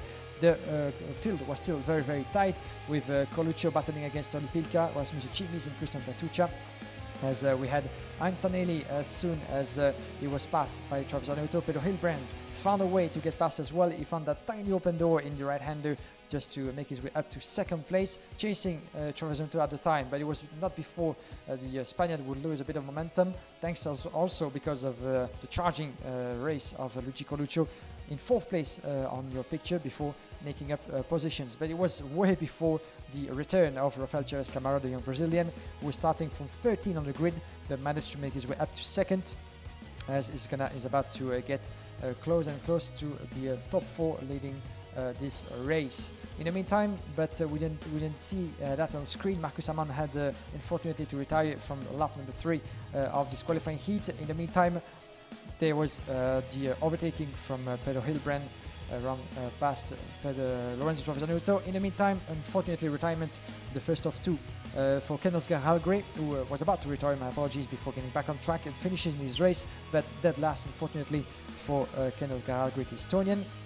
In the meantime, Trevisanotto was increasing his pace and his gap, while Antonelli was in a bit of a trouble against Camara, Hilbrand, and in the meantime, you can see in second place Luigi Coluccio, who managed to find his way through up to second. Antonelli, under the pressure of Pedro Hilbrand, the former world champion, trying to keep the pace with very fast challenging Rafael Camara up to third place with the Forza Racing colours. Further back, we had Oli Pilka in sixth place, keeping a close watch on what was happening in the upper part of the field, but not able quite to fight for the upper positions. But the second part of the race was really marked by the charging race of Rafael Camara, on your picture here, getting past Luigi Coluccio for second place in the closing stages of this qualifying heat. So Coluccio had no other choice to make do for third place, while in the lead Lorenzo Trevisanotto was on his way to a victory, the first qualifying heat victory of the weekend for Lorenzo Trevisanotto, already taking a good option on what could be a very strong weekend from the two-time OK world champion. So Trevisanotto, winner of this qualifying heat, very happy about it, obviously, in front of Rafael Camara and Luigi Coluccio. This was some of the replays that we had. So we're back on track, ladies and gentlemen, and we're going to switch once again category, going to the junior category right now with the group B and C already on the pre-grid. As you can see, we're waiting for the signal of the race director and the marshals to make their way onto the track. Before we get back to racing, let's hear from one of the fastest and strongest drivers of the junior class this season, one to keep an eye on throughout the World Championship, Arvid Lindblad for Car Republic, behind the mic. Of course, like you said, it's the big one. We all want to win. And yeah, I'm just really excited, really confident, and can't wait for the racing to get underway. With having both wet and dry races going on, it gives different challenges to us drivers, really making it more exciting and really differentiating the really good drivers versus the good drivers. And yeah, my expectations is the World Championships. I'm here to win, but I think it's more important, instead of just winning, just to have good results. It's the biggest race of the year, so yeah, just super excited. All the European events this season have been fully dry, so in that sense it helped us in the dry part from this circuit, knowing what chassis, what equipment, what engines work well on dry circuits. But in the wet, we've had very few days of testing, very few events which have been wet this year, so that's a bit more of a question mark. Making it more difficult for us, but you know, I think we're all learning from every session, every lap. I think the driver makes the biggest difference in these conditions, so I think it all boils down to that, who's the best, and I think the best driver will win this week. Thanks to Arvid Lindblad for talking to us yesterday in what was a very rainy paddock of the Cartodromo Internacional de Algarve. Not so much today, as we had a bit of humid warm-up sessions and the first qualifying heats of the program. A busy schedule that we have with a total of 20 races to go through, 27 in total to crown the 2020 World Champion in the OK and Junior class. So a lot of things to happen still on this beautiful 1.5 track. As you can see, the green flag is being waved to the next race. This is the Junior class, B against C. Two other groups, as we have Evan Gilter that will be starting on pole position. You can see the young driver from Sodicart. Evan Gilter won already one qualifying heat this morning, as he was the first junior winner of the weekend of the World Championship. Evan Gilter, winner of the opening heats. The heat number 2 was won by Arvid Lindblad, as the race that came just after was won by Brando Banauer. So we had 3 different winners. Once again, Evan Gilter will be starting from pole position and might have a chance to make it 2 victories in a row. We shall see about that, because Timothée Kuchacic, the young Polish driver, will be by his side on the front row.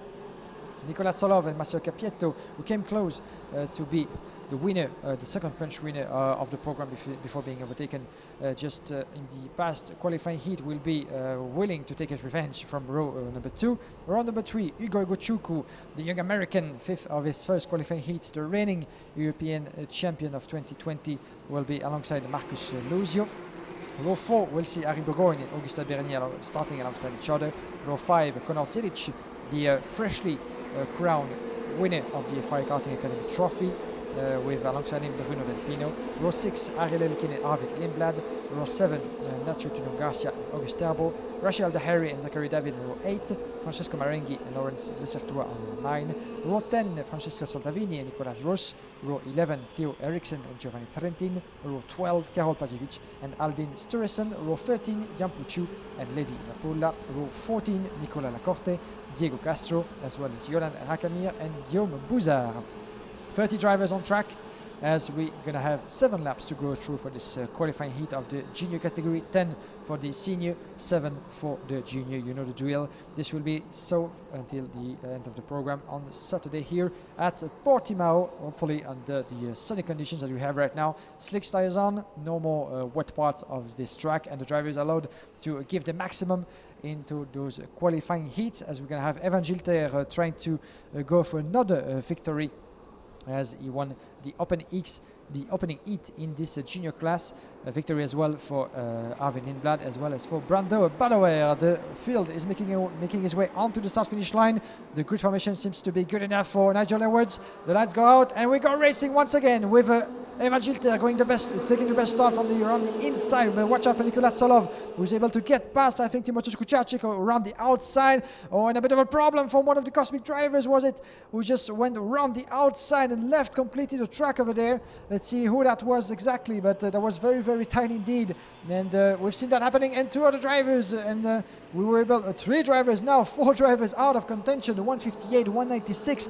We have Francesco Marenghi as well as Nicola Roos, Karol Pazevic and Alpin Storesson, unfortunately, all involved into the trouble of this opening lap, as you can see on your screen. Oh, that's quite unfortunate, and some of those drivers will try maybe to get back on track and get the engine running again on their own, but it seems unlikely to happen. So what an opening lap for this qualifying heat, as we had Lesotho United who actually left the track and lost all the ground over there. Was one of the Cosmic representatives, I think, was it Massimo Capietro actually, who lost all positions over there. Let's have confirmation as they come back just in front of us. Yes, I think confirmation that Massimo Capietro was the one having to go around the outside. He lost pretty much all the positions all the way down the end of the classification. So quite unfortunate for Massimo Capietro, the young Frenchman from Cosmic, starting on row 2 of the grid. In the meantime, Evan Gilter is still in the lead. Kucharczyk made his way past in second place. Nikola Tsolov in third. In good explanation with Konrad Zilic, the 149 on your screen, getting past Tsolov for third place.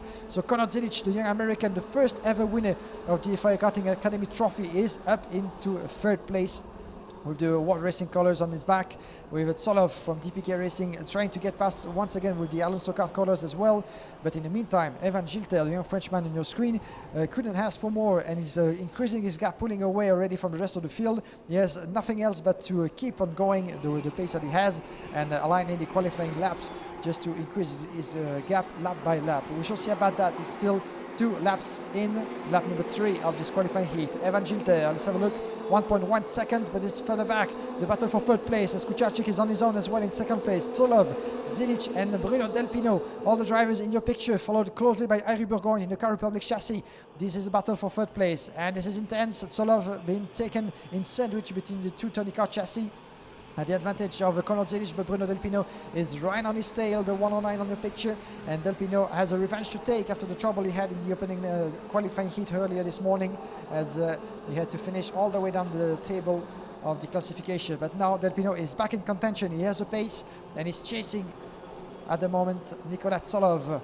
He's going to try to defend, but in the meantime, Harry Burgoyne, the young British driver, is making his way through for 5th place. So Bruno Del Pino was unable to get past Nikola Tsolov fast enough, and Burgoyne took the advantage to get past as well. So Burgoyne up into 5th place at the moment as we completed 3 laps. Lap number 4 of this qualifying heat, still led by Evan Gilter. Timothej Kucharczyk just 1 second down of the Frenchman, but he just decreased his gap in the opening lap, in the previous lap, sorry.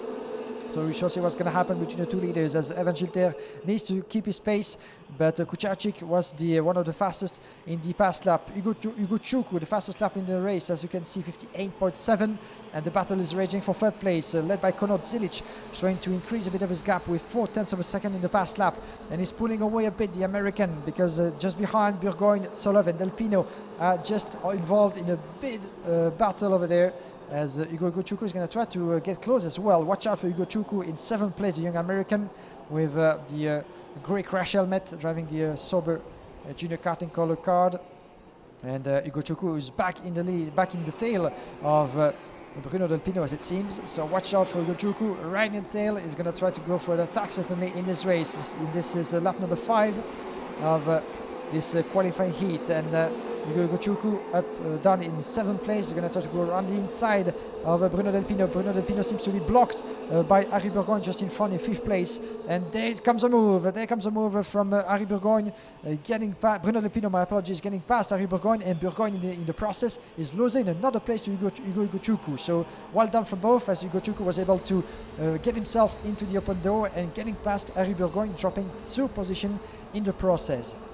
So let's have a look as well at the gaps further up, but in the meantime the battle is raging. Beautiful battle, as Del Pino is under the pressure of Harry Burgoyne, as it seems Del Pino is unable to keep on the pace of Hugo Igochukwu, even though the three are still very, very close to each other. In the meantime, Igochukwu is getting close as well to Nikola Tsolov in 4th place. So we shall see a battle coming up for 4th place as well, with Tsolov, the DPK Racing driver, unable to keep on the pace from Konrad Zelic as it seems. Let's have a look at the gap. Konrad Zelic, Nikola Tsolov, 1.1 second between the two. Evan Gilter in the lead still with 1 second full in front of Timoteusz Kucharczyk in the penultimate lap of this qualifying heat for the junior class. Evan Gilter the upper hand at the moment, Kucharczyk in second, 3rd place for Konrad Zelic, and there's a battle for 4th with Hugo Igochukwu going past Nikola Tsolov, at least trying to go around the inside, but Tsolov is keeping all doors shut in this particular pace. And part of the track beautifully made from Nikola Tsolov now into the double left-hander of corner number 8 and 9, and Tsolov is right on the racing line. Hugo Igochukwu unable to find a space where he could put himself in, but he still have 1 lap to go. 1 lap to go after this one to make his attempt, but watch out behind because Bruno Del Pino is very, very close indeed, as well as further back is direct opponent Harry Burgoyne. Harry Burgoyne getting past as well in 5th place and trying to attack Hugo Igochukwu. Is going to go around the inside, certainly on the start finish straight. Final lap in this qualifying heat, and Igochukwu going around the outside in a right-hander, trying to keep a bit of a pace and surprise Tsolov around maybe the inside line of corner number 3. It's not happening quite yet as Tsolov is shutting the doors, but watch out because Igochukwu might lose another place if Harry Burgoyne is able to keep his space and maybe find a bit of space that he needs to get past as well. This is a 4-driver battle, beautiful, as we could see even Ariel Elkin, the young Israeli, in 8th place getting involved, even though time is running out, just less than a lap less to complete for Evan Gilter and the rest of the field. The battle is on. Tsolov still in 4th place at the moment, but he's going to have a lot of work to do in the last corners of this track. And further back we have a bit of a change as well. We wanted the Car Republic. This is a 102. I think Arvid Lindblad getting past Ariel Elkin, was it? Yes, indeed. Ariel Elkin, who lost 8th position to Arvid Lindblad further back. But in the lead, 1 last corner, and this will be victory number 2 for Evan Gilter, the young Frenchman, crossing the line in first with 3/10 of a second advantage on Timoteusz Kucharczyk. So an end of the race that was quite heavy on pressure for Evan Gilter, with Kucharczyk actually decreasing the gap from 1 second to 3/10, even though Gilter might still have that race under control and left the foot a bit of the throttle, but still 3/10 between Evan Gilter and Kucharczyk. And victory number 2 for this man on your picture, the Sodicard official driver Evan Gilter. Konrad Zelic made it to 3rd place with a beautiful recovery of 6 positions in front of Hugo Igochukwu. Harry Burgoyne in 5th place, 6th place for Bruno Del Pino. Nikola Tsolov, as you can see the classification, crossing the line in 7th place with 3 position loss from the start of this qualifying heat, in front of Arvid Lindblad. Marcus Luzio down in 9, in front of Ariel Elkin in 10th. Rachel Daheri outside of the top 10 in 11, followed by Zachary David, Francesco Soldavini, Theo Eriksson, August Terbo, 15th place, 16th place for Yan Puchu, in front of Nacho Tunon Garcia, Lorenzo Lesertua, followed by Giovanni Trentin, Nicola Lacorte, 20th, 21st place for Yolan Racamier, in front of Massimo Capietto. Unfortunate turn of event for Massimo Capietto, as you can see, the 106 of Birelart. This is Karol Pasiewicz, who's able to maybe make his way back to the pit on his own. As not quite happening, as we had a couple of the drivers, Augustin Bernier down in 23rd in front of Diego Castro, and the list of retirement is quite long in this one, as we have Levi Vapulla, Guillaume Bouzard, Albin Storesen, Karol Pasiewicz, Nicolas Ross and Francesco Marenghi, who retired from this race. Let's have a look at the best bits of this race in the replay.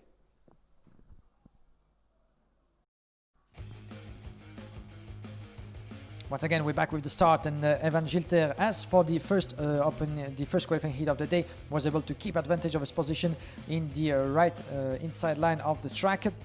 But Nikola Tsolov actually was surprised by the good start behind him from Hugo Igochukwu as well. Timoteusz Kucharczyk surprised by the good start of Nikola Tsolov. My apologies. And we had Massimo Capietto, unfortunately, who had to go around the outside of the track and left completely the track, the official one at least, tumbling down the order at the end of this qualifying heat. So quite unfortunate, and the first certainly of all the moments that we'll see certainly through the qualifying heats. But quite unfortunate for Massimo Capietto, as Timoteusz Kucharczyk had to lose second place to in front, as we had a bit of a trouble over there with 2, 4, 5 drivers involved in the opening lap, and the list of retirement, as we said, was quite heavy, with Guillaume Bouzard, Sturesen, Pazevic, Ross and Marengi all involved in the tussle of the opening lap. So quite unfortunate, as none of those drivers, as you can feel and see the frustration from one of those as well.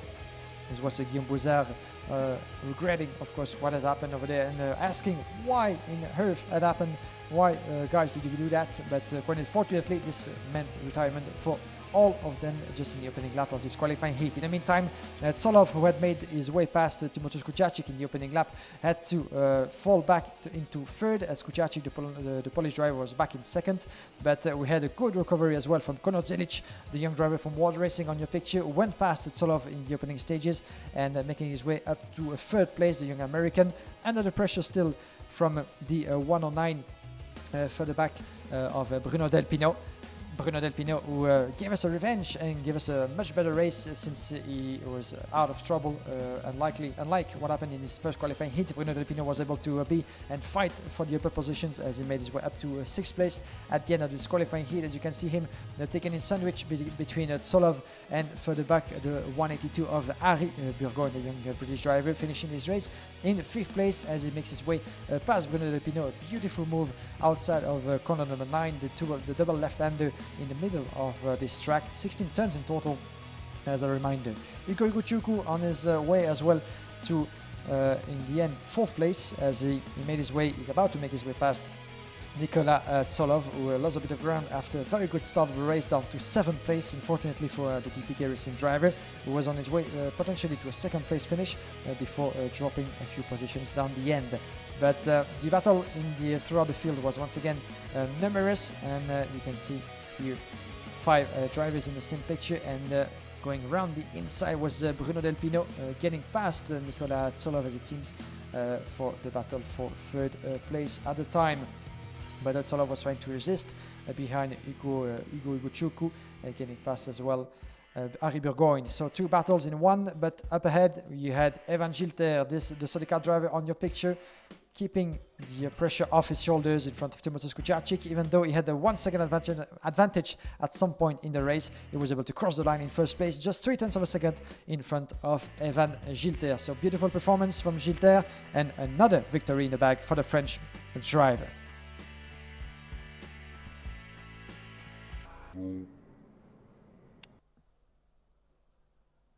And we're back on track. Thanks once again for joining us on the live stream brought to you by the RGMFC Group for the FIA Karting World Championship. We're live from the Cartódromo Internacional do Algarve, and we're going to have the next race coming up, still in the junior class with the group opposed D and E coming up. But before that, let's take a short break and remind you about the safety brought to you by the FIA.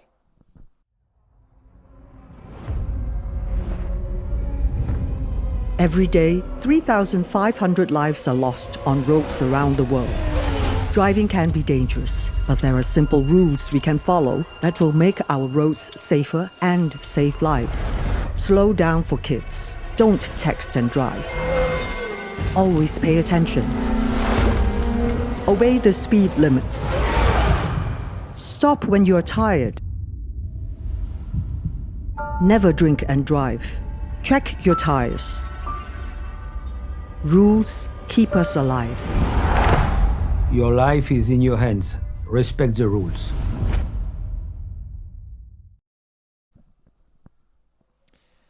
Your life is in your hands. That's the message, of course, brought to you by the International Federation of the Automobile and Motorsport as well. And we have some of the officials in here with us for the FIA Karting World Championship. We have the pleasure of having, of course, FIA Karting President Felipe Massa, as well as FIA Karting Executive Secretary Kai Oberheid. So thanks to the both of you for joining us, of course, representing the FIA Karting Federation. We're going to have as well Mr. Bayer, the official Secretary of Motorsport of the FIA, joining us this weekend as well to have a proper look at what's happening here at the highest level of karting on the international level. So thanks again for being with us this weekend in Portimao. A great honor, of course, for all of us to welcome you here for this greatest competition, the greatest of all karting competition throughout the season, with the best of the best in both the drive classes, the OK and the junior categories. Of course, we had another World Championship not so long ago for the gearbox classes, the World Championship for KZ, the International Super Cup for KZ2, as well as the closing round of the FIA Karting Academy Trophy. A beautiful spectacle once again that we had at South Garda in Lonato. This time around, no gearbox, just direct drive and 2 classes instead of 3 for a fantastic racing event as well that we have the pleasure to follow all together. Make sure to check out fiakarting.com for all the information that you need and all the links at your disposal for live timing, live streaming, and all the latest results. And don't forget to check out as well the social media of the FIA Karting Championship, Facebook and Instagram, as well on the official YouTube channel of the FIA Karting Championship. Don't hesitate, of course, to drop us a comment, drop us a like, and give us some reactions and comments about what you see, what you hear. And we'll be happy to give you as many answers as we can. In the meantime, let's focus on the racing at hand, as we're going to have 2 more groups, the D and the E, starting right now in just a few moments with Ian Ekmans, the 121, the young Belgian driver wearing the Cosmic Ensemble on the left side of your screen, is going to be starting from pole position with the 4 fastest lap time in the bag from yesterday's qualifying. We will have Christian Ho, Singaporean, by his side, the 161 with the Sauber Junior Karting team colors. Kosko Nirfan and Maxence Verbrugge will be alongside each other on row 2. That will be followed on row 3 by Freddy Slater and Shu Dozzono. Rintaro Sato and Matteo De Paolo will be on row 4. Row 5 we'll see Matheus Ferreira and Jonathan Waymat starting alongside each other. Row 6, Roman Andriolo and Aidan Neat on row 6. Row 7, Theodore Odmark and Ivan Dominguez, one of the local drivers, as we're about to have the 1-minute board to be shown to the competitors. Row 8, Antonio Leit and Valerio Chedicella. Oscar Wurz, as well as Flavio Olivieri on row 9. Row 10, we'll see Luca Samalisto and Arthur Poulain. Row 11, Julius Dinesen and Carson Morgan. Sonny Smith and Caden Probst will be starting alongside each other on row 12. Row 13, Frederic Lund and Rodrigo Testa. Aurelia Nobles and Luca Fluccia on row 14. Ethan Nobles and Maxim Orlov on row 15. 30 drivers ready to rumble, ready to battle once again. This is the junior class and the FIA Karting World Championship, the one that you guys have been expecting with so much will for the entire season. This is the cream of the cream, the pinnacle event of the FIA Karting season, and we cannot be happier to be with you guys and to support you in the effort of bringing us the fantastic spectacle that we have on track.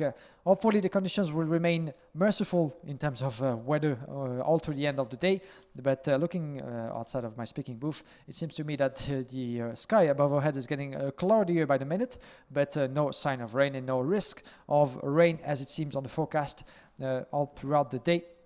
For tomorrow, that's another story, of course, as the green flag is being waved and the drivers make their way onto the track with 2 laps before the start, the warm-up laps and the formation lap for all those drivers before the rolling start. You know the drill. Ian Ekmans, Christian Ho on the front row of the starting grid. 20 degrees in the air and the weather still very much beautiful for the qualifying heat of the junior class opposing the group D and E. Then we're going to have one more for the group A and F. Then it will be time already at 12:30 Portuguese time here at Portimao to have a bit of a break before we get back on track at 1 o'clock local time for the rest of the qualifying heat, and a busy afternoon ahead with a total of 20 races for the entirety of the day. Right now, Ian Ekmans, Christian Ho. This is battle at least for keeping the advantage into the first corners, as we saw, and happening as well. The fast right-hander, the first one opening the track, can be tricky, can be treacherous for some of the drivers, and we've seen, unfortunately, for Massimo Capieto, the Cosmic driver, who had to go the long way around the outside of the track, losing a pile of position in the process because he had no other choice but to avoid a contact by going this way. And we've seen that happening previously. That might happen once again as the first sector of the track on your picture coming this way after the right-hander into the first 2 corners, the heavy braking of corner number 2 to align yourself and position your car to make your entry in the right and left of 3 and 4, then making your way to the corner number 5, which is pretty much a hairpin, very tight hairpin, before going up again into the sector number 2 with the fast left-hander of corner number 6, then another left-hander a bit more, this one on your picture number 7, then the 2 left-hander pretty much double left indeed, 8 and 9, where we have seen a lot of overtaking maneuvers as well, and some of the trouble for drivers in the preparation race. Then this is right-hander number 10, another right-hander in 11, then going back up again in the first sector, 12, 13, two left-handers, and then we have the last two turns going up on the start-finish straight, the turn numbers 15 and 16. And watch out for these two last corners, of course, because you don't want to put any wheel outside of the track, otherwise that could be actually very much costly in terms of time lost in this particular part of the track. As it seems, the grid formation is quite good, and if Nigel Edward, or clerk of the course, deem it good enough, we're going to be good to go for racing. Yes, we are. Green light, and we're on once again. Jan Ekmans, oh, not so much of a good start for Jan Ekmans. The pole sitter is getting passed by Christian Ho and Maxence Verbrugge, as it seems. Let's watch out as the Koskoner fan just made his way up to second place into the first sector. So not a good start at all, unfortunately, for the pole sitter, who was surprised by 2 or 3 drivers, as it seems. And the field just makes his way through the first sectors, right, with not much of contact, so everything goes fine and well. No tire banging inside the field as well, so everybody on track. That's a good thing. Let's try to keep it that way all throughout the race. But in the moment, it seems that Koskoner fan and Christian Ho were able to make their way past the pole sitter Jan Ekmans, as the battle for the win is already raging into the first sectors of this track. Let's have a look at the classification as they're about to complete their first lap. The battle is on between the Ricky Flynn Motorsport drivers and the 152 outside of the track. Oh, Luca Samalisto, unfortunately, the Finnish driver, who was starting for the back with his XP chassis from the XP Racing team. Unfortunately, Luca Samalisto was out of this race. Further up, the battle is on. You can see Christian Ho, Koskoner fan, and Freddie Slater. What a beautiful start as well from the young Brit, who's going around the inside of his opponent, and also teammate of Ricky Flynn Motorsport. But at the moment, Koskoner fan is resisting from his opponent. And watch out as well. This is a beautiful battle from the teammates right now. Koskoner fan, Slater, and Rintaro Sato, all three in the same picture, chasing the same leader. Christian Ho in the lead, the Singaporean who had a terrific start. But where is actually our pole sitter Jan Ekmans? Is down in 6th place at the moment, as the field is still very tight entering this second lap of the race. But Christian Ho, best start from the outside of the front row, so he was able to get around the leader and the previous pole sitter Jan Ekmans. But at the moment, the pressure is on for the Singaporean, because he has not 1, not 2, but 3 Ricky Flynn drivers just behind Koskoner fan, Slater, and Rintaro Sato in second, third, and fourth. This is going to be a terrific battle, and we shall see what's going to happen between the 3, because you have to go for the win, you have to go for the place, but in the same time, you don't want to risk anything for the team as well. You don't want to make your teammate lose position or lose a race in the process. So we shall see what's going to happen between the 3, even though still at the early stage of the World Championship, and it's a bit everyone for himself, but at the same time you have to think for the team. But in the same time, Freddie Slater was the first one to go for the win and go for the lead, as he gets past Christian Ho. So Christian Ho back to second place, and watch out for the pressure from Koskoner fan and Rintaro Sato, all the 2 in the same formation. And this is going to be quite hard, I'm afraid, for Christian Ho to keep it all together, unless he can get past once again Freddie Slater, who's going to try to increase his pace and increase his gap in the meantime. But watch out, as we have 3 RFM against 1 Car Republic, and there goes Koskoner fan past Christian Ho, or was it Rintaro Sato? My apologies, it's Rintaro Sato actually the first one, and Koskoner fan follows him through. So here we go, triple from RFM, 1, 2, 3, Slater, Sato, Koskoner fan in the lead, entering lap number 4. Christian Ho down in 4th place in front of Jan Ekmans, who just went past Matheus Ferreira in 6th. Then we have further back Maxence Verbrugge, Chu Dozono, Matteo De Parlo, and Antonio Late in 10th position at the moment. But the battle is still raging. Keep a close watch on that one. This is for 3rd place between Koskoner fan and Christian Ho. And the Singaporean just went past. Once again he tried to go past his opponent, but lose the position. And Jan Ekmans might actually take advantage of the situation. The young Belgian back in contention for a place in the top 3 possibly, as Christian Ho is losing a bit of ground over there, a couple of meters now that he lost in just this last lap after the overtaking maneuver from Koskoner fan. And Jan Ekmans is on a charge as well. He's in the tail of Christian Ho. And further back, we have Matheus Ferreira leading the rest of the field under the pressure from Maxence Verbrugge, the young Frenchman from VDK Racing. 3rd fastest of his group yesterday, 10 overall for Maxence Verbrugge, who is bouncing back well from a difficult weekend at the preparation race last weekend, and is more than willing to have something to say in the battle for the best positions. We shall see what's going to happen, as Rintaro Sato is the fastest on track, 58.7 for the Japanese driver in 2nd place.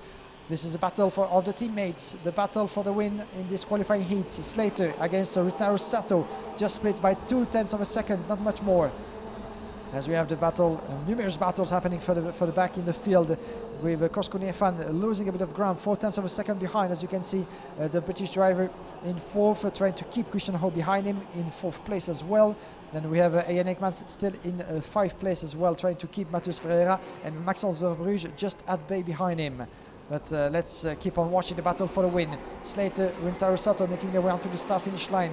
This is lap number 6 we're entering right now. 5 laps completed. And just less than 0.2 of a second. Can actually Rintaro Sato try to go for the move? And in the meantime, Kosko Nefan keep 3rd position ahead of Christian Ho. And there you can see, it just happened with Rintaro Sato making his way up to 1st. And so beautiful maneuver from Rintaro Sato, one of the fastest, and the revelations from last weekend as well, with a couple of 8 victories on his own. But a bit of front fairing banging over there. Watch out for any penalty in the way. And before the back we have Christian Ho getting past Kosko Nefan for 3rd place. Yes, it just happened in the double left-hander of 8 and 9. And Christian Ho now back in 3rd place. Can he actually try to make the connection with the 2 leaders? He still have a couple of tenths of a second, try to decrease and try to catch, but there's not much time remaining as the drivers are going to enter the last lap. And oh, I'm afraid this will be retirement for the Praga Racing driver of Flavio Olivieri, the 133. Mechanical trouble, I'm afraid, for Olivieri, who's walking down the track. Final lap and final explanation between the 2 teammates. 0.2 of a second between those two. Rintaro Sato and Freddy Slater. I wonder what are the rules here? What are they being said on the track side? Certainly, because the mechanics and the engineers are following through and closely the battle for the win here. But they don't want to do anything stupid. They have to think smart as well and think about the performance, their own performance as well, but the success of the team in the end as well. So you don't want to go at least for a too risky move that could prevent a possible 1-2 for the same team. So last lap for Rintaro Sato and Freddy Slater. Christian Ho still in 3rd, Kosko Nefan 4th, Ian Ekmans in 5th place. Just a couple of corners left, and you can see that Slater has none of it. And Mawa tried to go around the inside, clipping the curb, and it's not happening as Slater tried to surprise his teammate. But Rintaro Sato stays ahead in the last 2 right-hander. One last kick of the throttle, and this will be a victory on the edge for Rintaro Sato, the Japanese driver. Winner in front of Freddy Slater for just 0.3 of a second. 3rd place for Christian Ho, Kosko Nefan in 4th, 5th place for Ian Ekmans, Matheus Ferreira in 6th, Maxence Verbrugge in 7th, Stu De Zone in 8th place, 9th place for Aiden Neat in front of Matteo De Paolo in 10th, 11th place for Jonathan Waymat, Ivan Dominguez just outside of the top 11 in 12th position. But what a race from the young Japanese driver Rintaro Sato, who made up 7 places up to 1st and was able to keep his closest opponent and teammate Freddy Slater just behind him in the later stages of this race. Christian Ho was starting from the front row of the grid. They had to make do with 3rd place, and Ian Ekmans lost quite a bit of ground in the opening stages. He wasn't able to catch up just after, but still 5th place for the young Belgian. The classification is on your screen.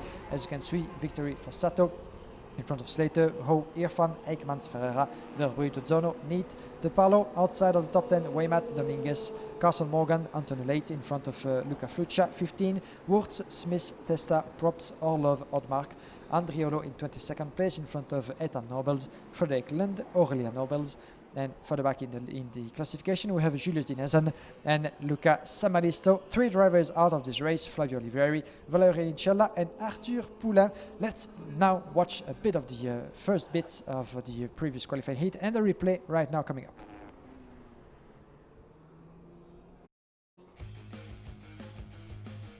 So back in the start, you can see on the left, Ian Ekmans with the cosmic colors not having the best of start, actually losing not 1 but 4, even 5 positions in the the first right-hander. So not a good start at all, unfortunately, for Ian Ekmans, who will spend the entirety of the qualifying heat trying to catch up with the ground he had lost in the opening corners.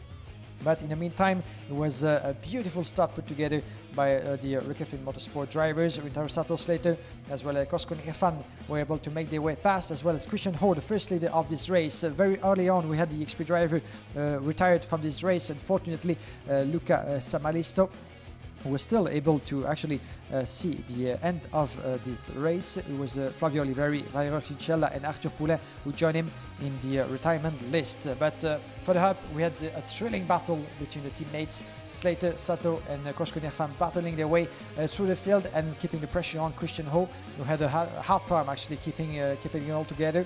And you can see him right now being taken to sandwich between the leader at this point of the race, but actually around the outside was a beautiful move put together by Kosko Nirfan, trying to go after Rintaro Sato as Freddy Slater as well made his way past. We had Rintaro Sato leading in front of Kosko Nirfan, and Freddy Slater was the last of Kosko Nirfan, my apologies, was the last of the RFM driver to make his way past Christian Ho on this particular move right now, around the inside of the Sigurd Peruvian, who didn't have much to do except keeping the place and trying to fight back, but he will have to make do with third place at the end after being able to really getting past again Kosko Nirfan. The battle for the lead raged between Freddy Slater and Rintaro Sato at the advantage of the Japanese driver, as you can see, even though Slater will try one last attempt, or at least trying to surprise his opponent and teammate, but it just didn't quite happen the way he wanted. Another retirement, Flavio Oliveri, unfortunately, the Praga racing driver in the later stages of this race. For the Hub, of course, we had the battle all the way through the last lap, but Rintaro Sato was able to keep his opponent and teammate at bay, even though Slater was very, very close in the last corners. And there's one last attempt, at least he clipped the curb a little bit, the British driver, but wasn't able to keep his momentum on the exit of the corner to really make a difference in this maneuver. So it was all in the end victory for Rintaro Sato in front of Freddy Slater and Christian Ho in third place.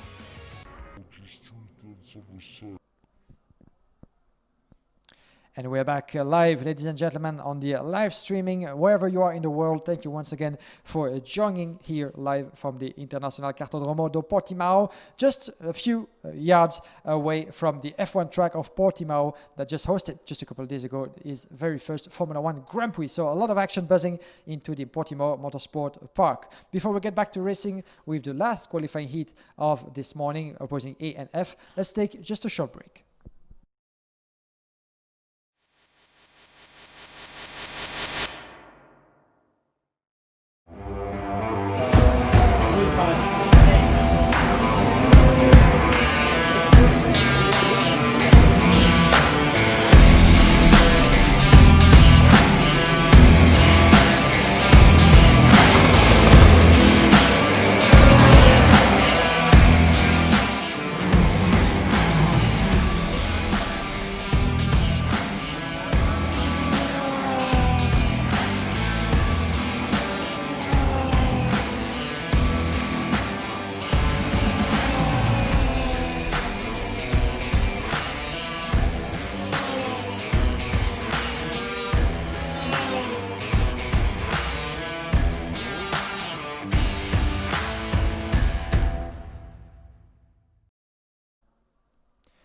Good to see some of the best bits of yesterday's action onto the Cartodromo Internacional do Algarve in Portimao. So if you want to watch those bits and videos back, of course, join us on social media, FIA Karting Championship on Facebook and Instagram, as well as the official YouTube channel of the FIA Karting Championship, not to miss anything that we've prepared for you guys all throughout the weekend and through the live streaming brought to you by the RGMMC Group professional crew. In the meantime, let's prepare and get ourselves ready for the last qualifying heat of the morning before we'll take a half an hour lunch break before getting back on track at 1 o'clock local time here in Portugal. So make sure to stay with us as well. 1 o'clock, we start racing again. In the meantime, a quick reminder once again, we thank you very much, guys, everybody on track for respecting the sanitary precautions. But once again, a quick reminder, don't forget to wear your mask at all times, wherever you are on track, inside and outside the facilities as well. That includes the restaurant and the cafeteria. Keep as well as much social distancing as you can and avoid contact as much as you can as well. These are the precautions that we have to take, but once again, thank you all very much for respecting them as you've been doing, guys, since the start of the weekend. So once again, a big thank you for everybody, and let's keep it all the same way until the end of the weekend. So sanitary precautions on, and we thank you for that once again. In the meantime, the grid is getting ready. This is the pre-grid as the drivers make their way outside of the Parc Fermé on the right side of your picture. It was interesting this morning as you can see, the 3-minute board is about to be shown to the drivers before they can make their way onto the track. This morning I was walking down the paddock during the warm-up sessions and having a bit of a chat with some of the drivers and mechanics and officials in the Parc Fermé. And it was interesting to see the ballet that we got to see as the conditions of the track were getting better and better, but still quite mixed, as you had like some parts of the track still very much wet, some others getting drier, but still it was very uncertain about what kind of setup, what kind of chassis and tires the drivers were what to put for the opening heat of the day. So you actually had not one but 2 chassis per driver that the mechanics had to push inside the Parc Fermé, and it was as it is allowed in those conditions when this is a wet race as it was for the warm-up sessions and the qualifying heat of this morning. You're allowed in this case to bring 2 different chassis, one for dry setup and the other for wet setup. And at the very last moment, you take the decision, of course, to put the tires on and to take one of the 2. So very interesting strategic questions over there put to the drivers, of course, and the mechanics to decide what kind of option shall I take considering the evolution of the track. And I've been told by some of the locals that with the temperatures that we had this morning, the drying of the track was not particularly efficient, at least not as fast as you would expect, considering that we had sun above our heads, but the track was still very much wet in some parts and not drying out at least fast enough. So interesting considerations, of course, for the drivers getting used to that sort of heavy wild bet that they have to take in consideration, of course, and in talk with their team. But right now, there's no more of that, and everybody is back on a dry rubber and a dry setup for hopefully the remaining of the day. This is the last qualifying heat that we're going to have this morning before a quick lunch break of half an hour before getting back on track at 1 o'clock. In 1 minute, as you're about to see the board as the drivers are about to see it as well, we're going to have the last qualifying heat, A against F. And starting on the front row with 1 victory under his belt already is Brando Badaway, the number 108 from Car Republic, supported by Chetila Racing. He's going to be starting from pole position on the left side of your screen and right side of the front row with the advantage of the inside line. But we have seen that even though you're starting on what is in theory the best line to make your way into the first 2 corners, we've seen that sometimes it can not actually provide you with the advantage that you expect.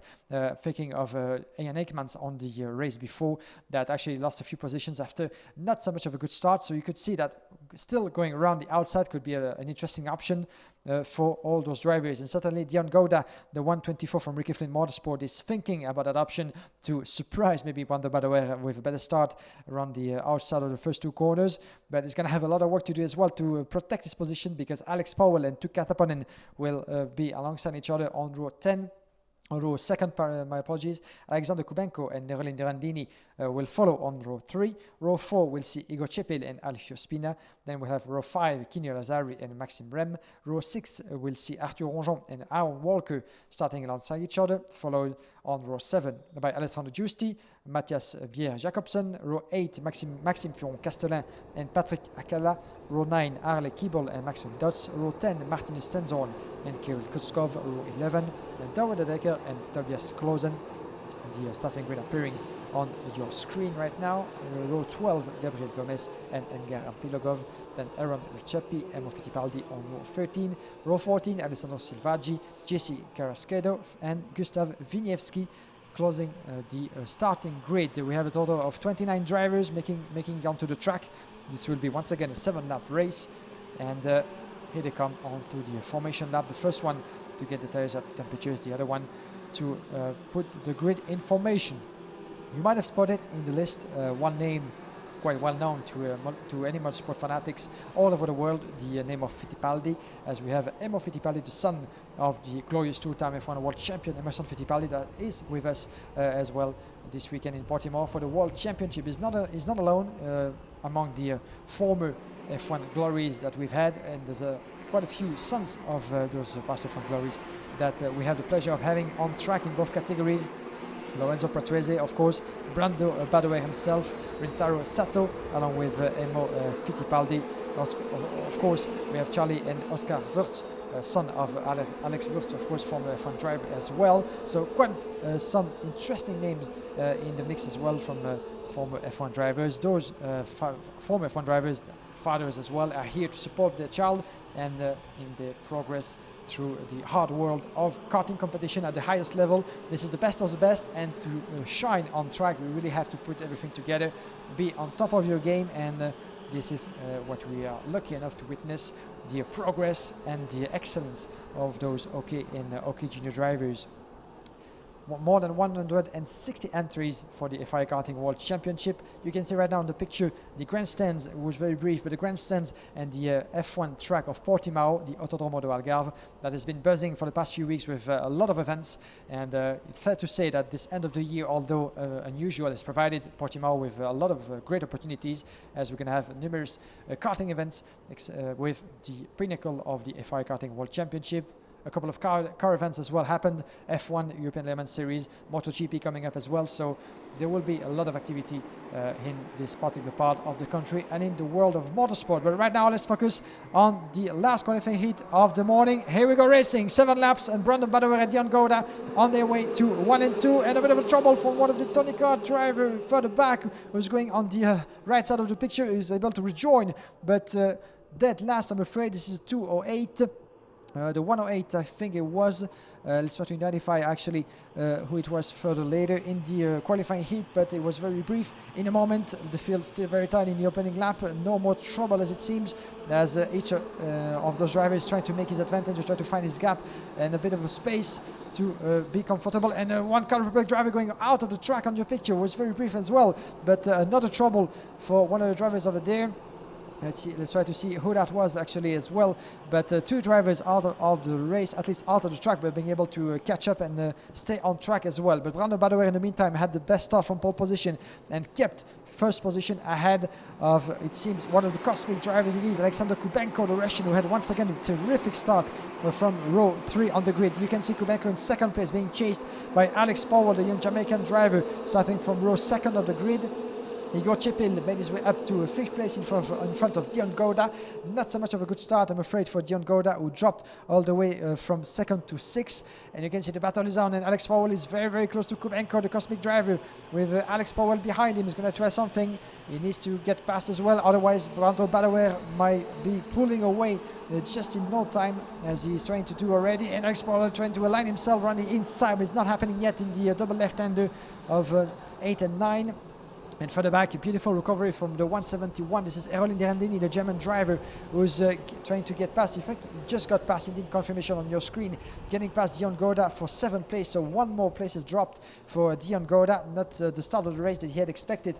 Unfortunately, the Rickenfield Motorsport driver who still has plenty of time to try to recover at least. But in the further part of the field, the battle is raging, and you can see actually 3 driving in the same picture. Kubenko, Powell and Igor Chipil battling for 2nd place, with Brandon Badoer not so far behind, not so far in front, sorry. Just 0.3 of a second advantage for Badoer, with Kubenko trying to prevent himself for any overtaking maneuvers from Alex Powell. But Powell is still very, very threatening behind. But Igor Chipil as well, equally threatening behind in 4th place, the young Czech driver. Those 3 drivers in the picture at the advantage of Kubenko. Powell in sandwich between the 2. And who's going to go first for the overtaking maneuver? And this is Chipil. Chipil is going around the inside of Alex Powell, dropping a place. 3rd place for Chipil. The chase is on, and Chipil is making his way up to 3rd, trying to get close to Kubenko as well as to Brandon Badoer. And Kubenko is still over there. Actually, he wasn't able to increase his gap in the meantime in the corners during the overtaking maneuver. And Chipil see that, and he knows that he still has something to say as we're about to complete lap number 3. Brandon Badoer leading. Let's have a look at the gap. It just has extended over 0.3 of a second. Kubenko in 2nd under the pressure of Igor Chipil. Those 2 in your picture making their way into corner number 2 and 3. And the upper part of the field still very, very tight, with Alex Powell down in 4th. We have in 5th place Kinyu Alazari, my apologies, getting past to Kataponen as well. Dion Gouda up in 7th in front of Arthur Ronjon, Derolin Derandini, and Matthias Jacobsen in 10th place at the moment, with 3 laps completed. We are into lap number 4. And Igor Chipil making his way past Alexander Kubenko. It just happened in the sector number 2. And you have the Car Republic driver making his way up to 2nd in front of Kubenko, the 128. Under the pressure now of Alex Powell, the young Jamaican who lost a bit of ground in the opening stages, is now still in the mix, and let's see if Kubenko can actually keep third position for long. But Alex Powell as well as Kini Lazari both coming back very fast behind. Let's have a look at the fastest lap. We had Matthias Jacobsen the fastest, now Tuka Tapanen, and just beaten by Douwe de Decker. Good recovery once again from the young Belgian, the fastest on track in 58.8. Douwe de Decker, who had to start all the way from 21st on the grid and already making his way up to 12 as we just got past halfway point into this qualifying heat. This is lap number 5. We're getting near the end already. Douwe de Decker confirmation, the fastest on track, and the battle on your screen between Alexander Kubenko and Alex Powell. And watch out, and the change for the lead maybe. Yes, you got Chipil going around Brando Badaway, and watch out for Kubenko, might try to get past as well. At least he's getting very, very close, the Russian driver, but unable to get past. But Brando Badaway just lost second place to Igor Chepil at the moment. There's your lead, there's your battle between the Car Republic chassis. One is backed by the team, one the other by Chetila Racing. But the Brando Badaway, the pole sitter of the junior class, just lost a potential possibility of a second win in the qualifying heats. But Chepil on his way maybe to potential first win of the weekend. We're not there yet, as we have less than 2 laps to go now before the checkered flag. But Kubenko under the threat of Alex Powell. The battle is on over there. It's not over yet, with Tuka Tapanen getting past to Kini Lazar in the meantime. Tapanen making his way up to 5th place, as you can see Alex Powell now under the threat of a very fast recovering Tuka Tapanen. Beautiful race as well from Tuka Tapanen, who was starting from row number 2, and he lost a bit of ground in the opening stages, as Dion Gouda, who is still in 7th place at the moment. But let's watch out, Kubenko and Brando Badaway losing another place. Brando Badaway losing it to 3rd place, and Kubenko making his way up to 2nd. So that's quite a surprise actually, because we thought that Brando Badaway might have enough to keep the lead, but Igor Chepil just made his way past, and followed by Kubenko just 1 lap later. So let's see what's going to happen, because Badaway is going to try to defend himself as well against Powell and Tuka Tapanen. Tuka Tapanen is coming back very fast as we enter the last lap of this race, last lap of his qualifying heat, and the last lap of this morning for the junior class, as we have Kini Alazari under the pressure of Dion Gouda, and is trying to defend his position. This is battle for 6th place, as we have Brando Badaway trying everything that he has, but he's under pressure. He's in a bit of trouble, Brando Badaway, and he's being touched, a bit of a contact with Kubenko over there, as Badaway making his way past his 2nd and losing 2nd place once again after a bit of a contact over there, but still nothing to worry about as it seems. And in the meantime, we have further back Powell, Tapanen and Kini Lazari battling tooth and nail for what could be a potential top 5. Beautiful racing from the junior drivers in the end of this qualifying heat, and it's battling all the way through the upper part of the field. But Kubenko has the advantage on Badaway in the last lap. Kini Lazari getting past Alex Powell for 4th place. Tapanen losing a position down to 6th, as we are having right now on your screen Igor Chepil. One last corner, and this will be victory, the first one of the weekend for the young Czech driver, crossing the start-finish line. Victory for Igor Chepil in front of Alexander Kubenko, able to stay in 2nd place for 3/10 on Brando Badaway, but not really the race that Brando maybe had foreseen in his head, but still a strong 3rd place for the young Italian in front of Kini Alazari. Alex Powell in 5th, Dion Gouda is 6th. Tuka Tapanen cross the line in 7th place in front of Mathis Jacobsen. Erolin Nirandini in 9th, and 10th place for Douwe de Decker, another top 10 for the young Belgian. 11th place recovered for the young Car Republic driver. Winner of this qualifying heat, Igor Chepil, one of the fastest and drivers in the spotlight in the previous champions of the Future series as well. We had the closing round last weekend, of course, and the qualifying results of this heat between A and F. Victory for Chepil, Kubenko 2nd, followed by Badaway, Alazari, Powell, Gouda, Tapanen, Jacobsen, Nurendini and de Decker. Outside of the top 10, Alessandro Giusti, followed by Dotz, Stenzon, Rojon, Kutskov, Patrick Akalla, Wisniewski, Fittipaldi, good recovery as well for Emo Fittipaldi in front of Alfio Spina. Edgar Ampilogov 20th. 21st is Arle Kimball in front of Gabriel Gomez, Maxime Firon-Castelin, Tobias Clausen, Aaron Walker, Aaron Riceppi, Alessandro Silvaggi, JC Carrasquedo, and the only driver retired from this race is Maxime Rem. Let's have a look at the replay right now and the best bits of this race.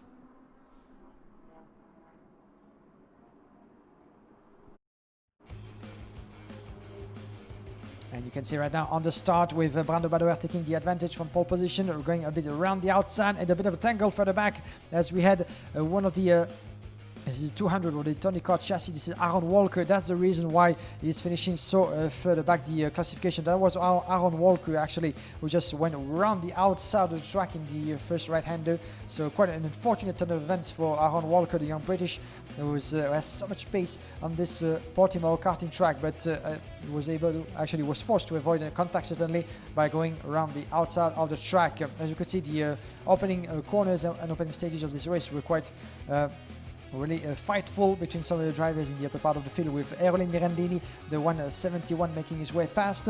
But Alexander Kubenko and Alex Powell had a bit of a fight in the opening stages of this race, trying to follow those two drivers on their track, with Brando Badauer and Igor Chepil. That was a move for the lead at least, but Brando Badauer was going to try to fight back, as Kubenko was keeping a close watch from third place with Alex Powell just behind. But Igor Chepil was able to make his way up to first place at this point of the race, having started from 7th on the grid. So beautiful effort from Igor Chepil, as in the meantime, after losing second position, Brando Badauer lost another one to Alexander Kubenko, making his way up to second. Alex Powell had a bit of a tangle behind with one of the Tony Kart, the 103 of Tuukka Taponen, who was battling for a fourth potential place before losing a bit of ground, down to 7 in the end of this race. In the meantime, you had actually Dion Goda, Alex Powell as well, and Matthias Jakobsen battling for the other position in the top 10. Beautiful passing over there by the 136 of Kinu Alazari, making his way up to 4th place, passing in the right-hander on the heavy braking part of corner number 2, and in the beautiful passing as well for Alexander Kubenko. This is another turning point in the closing stages of this qualifying heat, as Brando Badauer lost another position to Kubenko. This will be the place he will be crossing the finish line with, in 3rd position. But in the meantime, further up, Igor Chepil crossed the line victoriously in front of Alexander Kubenko and Brando Badauer. Kinu Alazari was crossing in 4th place. That was for the replay of this last qualifying heat.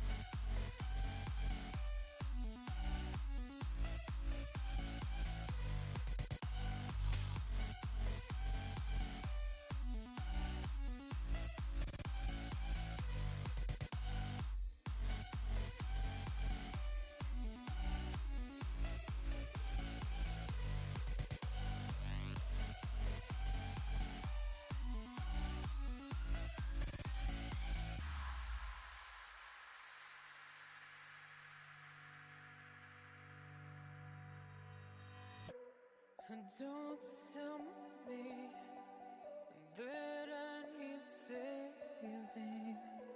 Finally awake and living. Yeah, yeah. The pressure inside was building. I felt under attack, and now my mind's attacked, and I've chosen my path. I've chosen my path. Oh, what's this? I finally read this helplessness. Tired of feeling like I'm upside down, so I'm gonna turn it all around. And and dear God, save my soul, 'cause it is flawed. Tired of feeling like I'm upside down, so I'm gonna turn it all around.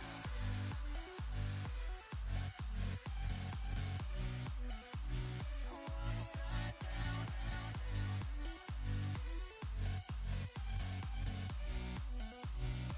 Upside down.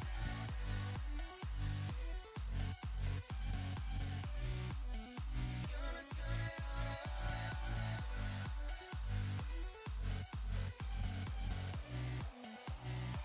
Upside down.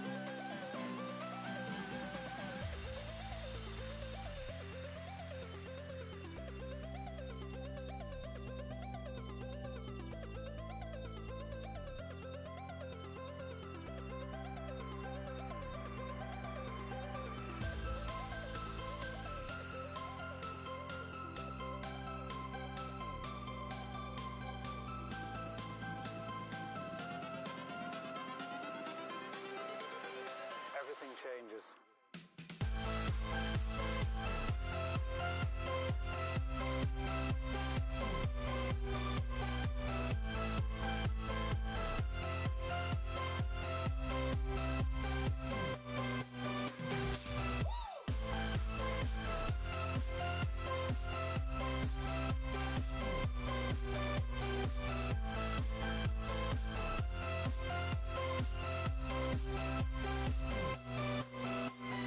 Life.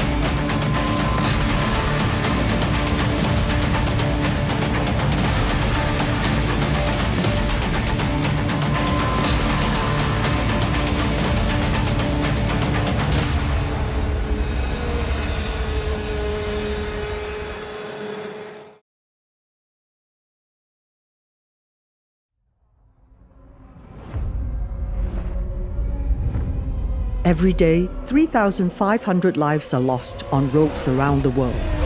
Driving can be dangerous, but there are simple rules we can follow that will make our roads safer and save lives. Slow down for kids. Don't text and drive. Always pay attention. Obey the speed limits. Stop when you are tired. Never drink and drive. Check your tires. Rules keep us alive.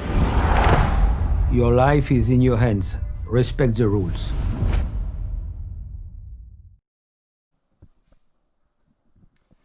The long wait is over, and the pinnacle event that everybody has been expecting for the entire 2020 season is on at the International Kartodromo do Algarve. Welcome everybody, we're here live back after the well-deserved lunch break for another set of qualifying races all throughout the afternoon, and we're going to have a lot of fun all together here at the pinnacle of all karting events in the world. So thank you all very much for joining us. Welcome if you haven't been with us this morning to follow what's going to happen throughout the numerous qualifying heats that we have left to follow and follow all together throughout the afternoon. So welcome to you all. We're going to have in a couple of minutes the start of the first qualifying heat. This concerns the OK category, coming up with on the grid Matheus Morgato and Morgan Porter through groups A against E to get onto the track for 10 laps race coming up in just a few moments here on the Kartodromo Internacional do Algarve. Thank you for joining us live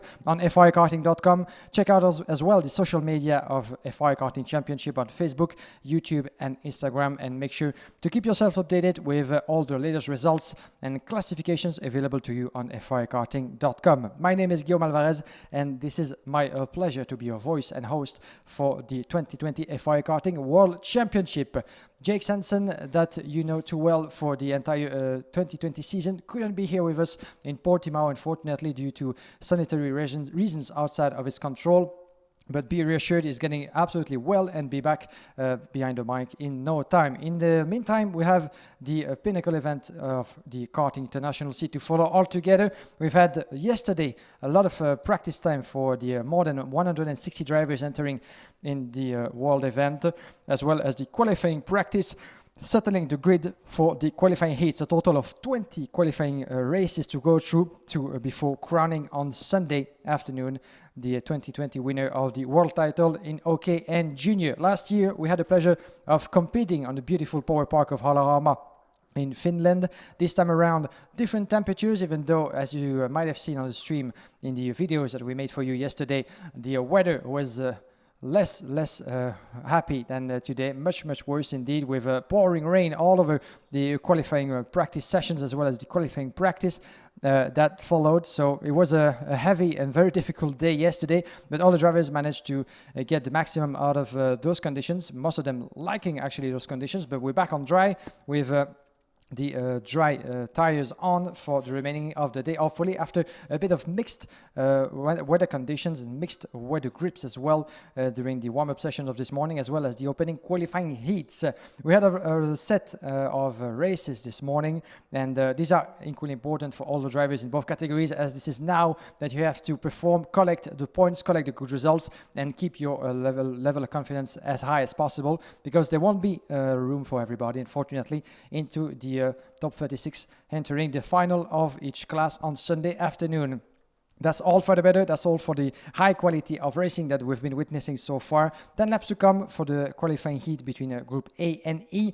And this is our pleasure to welcome you all guys on the Portimao karting race track, where all precautions have been taken all throughout the week as well, ever since this event started. Everybody wearing masks, keeping social distancing at a maximum to make sure that the 2020 edition of the FIA Karting World Championship can be run in the best conditions possible. Here we go. We're back on track after the lunch break of half an hour. Thank you for being with us and tuning in to follow the best karting drivers in the direct drive categories in the world. Coming up, the qualifying heat between Group A and E with Matheus Morgato, the overall pole sitter of this category. He was the fastest out of the 4 qualifying series yesterday. This is the first time we get to see the Group A on track here in Portimao. We had 2 qualifying heats in the OK category this morning and a number of 6 in the junior class. In OK, we had 2 first drivers winning the races this morning. Telo Barnard won the opening heat, followed by Lorenzo Travisanuto, 2 of the biggest names, of course, to keep an eye on in the chase for this year's title, as Telo Barnard was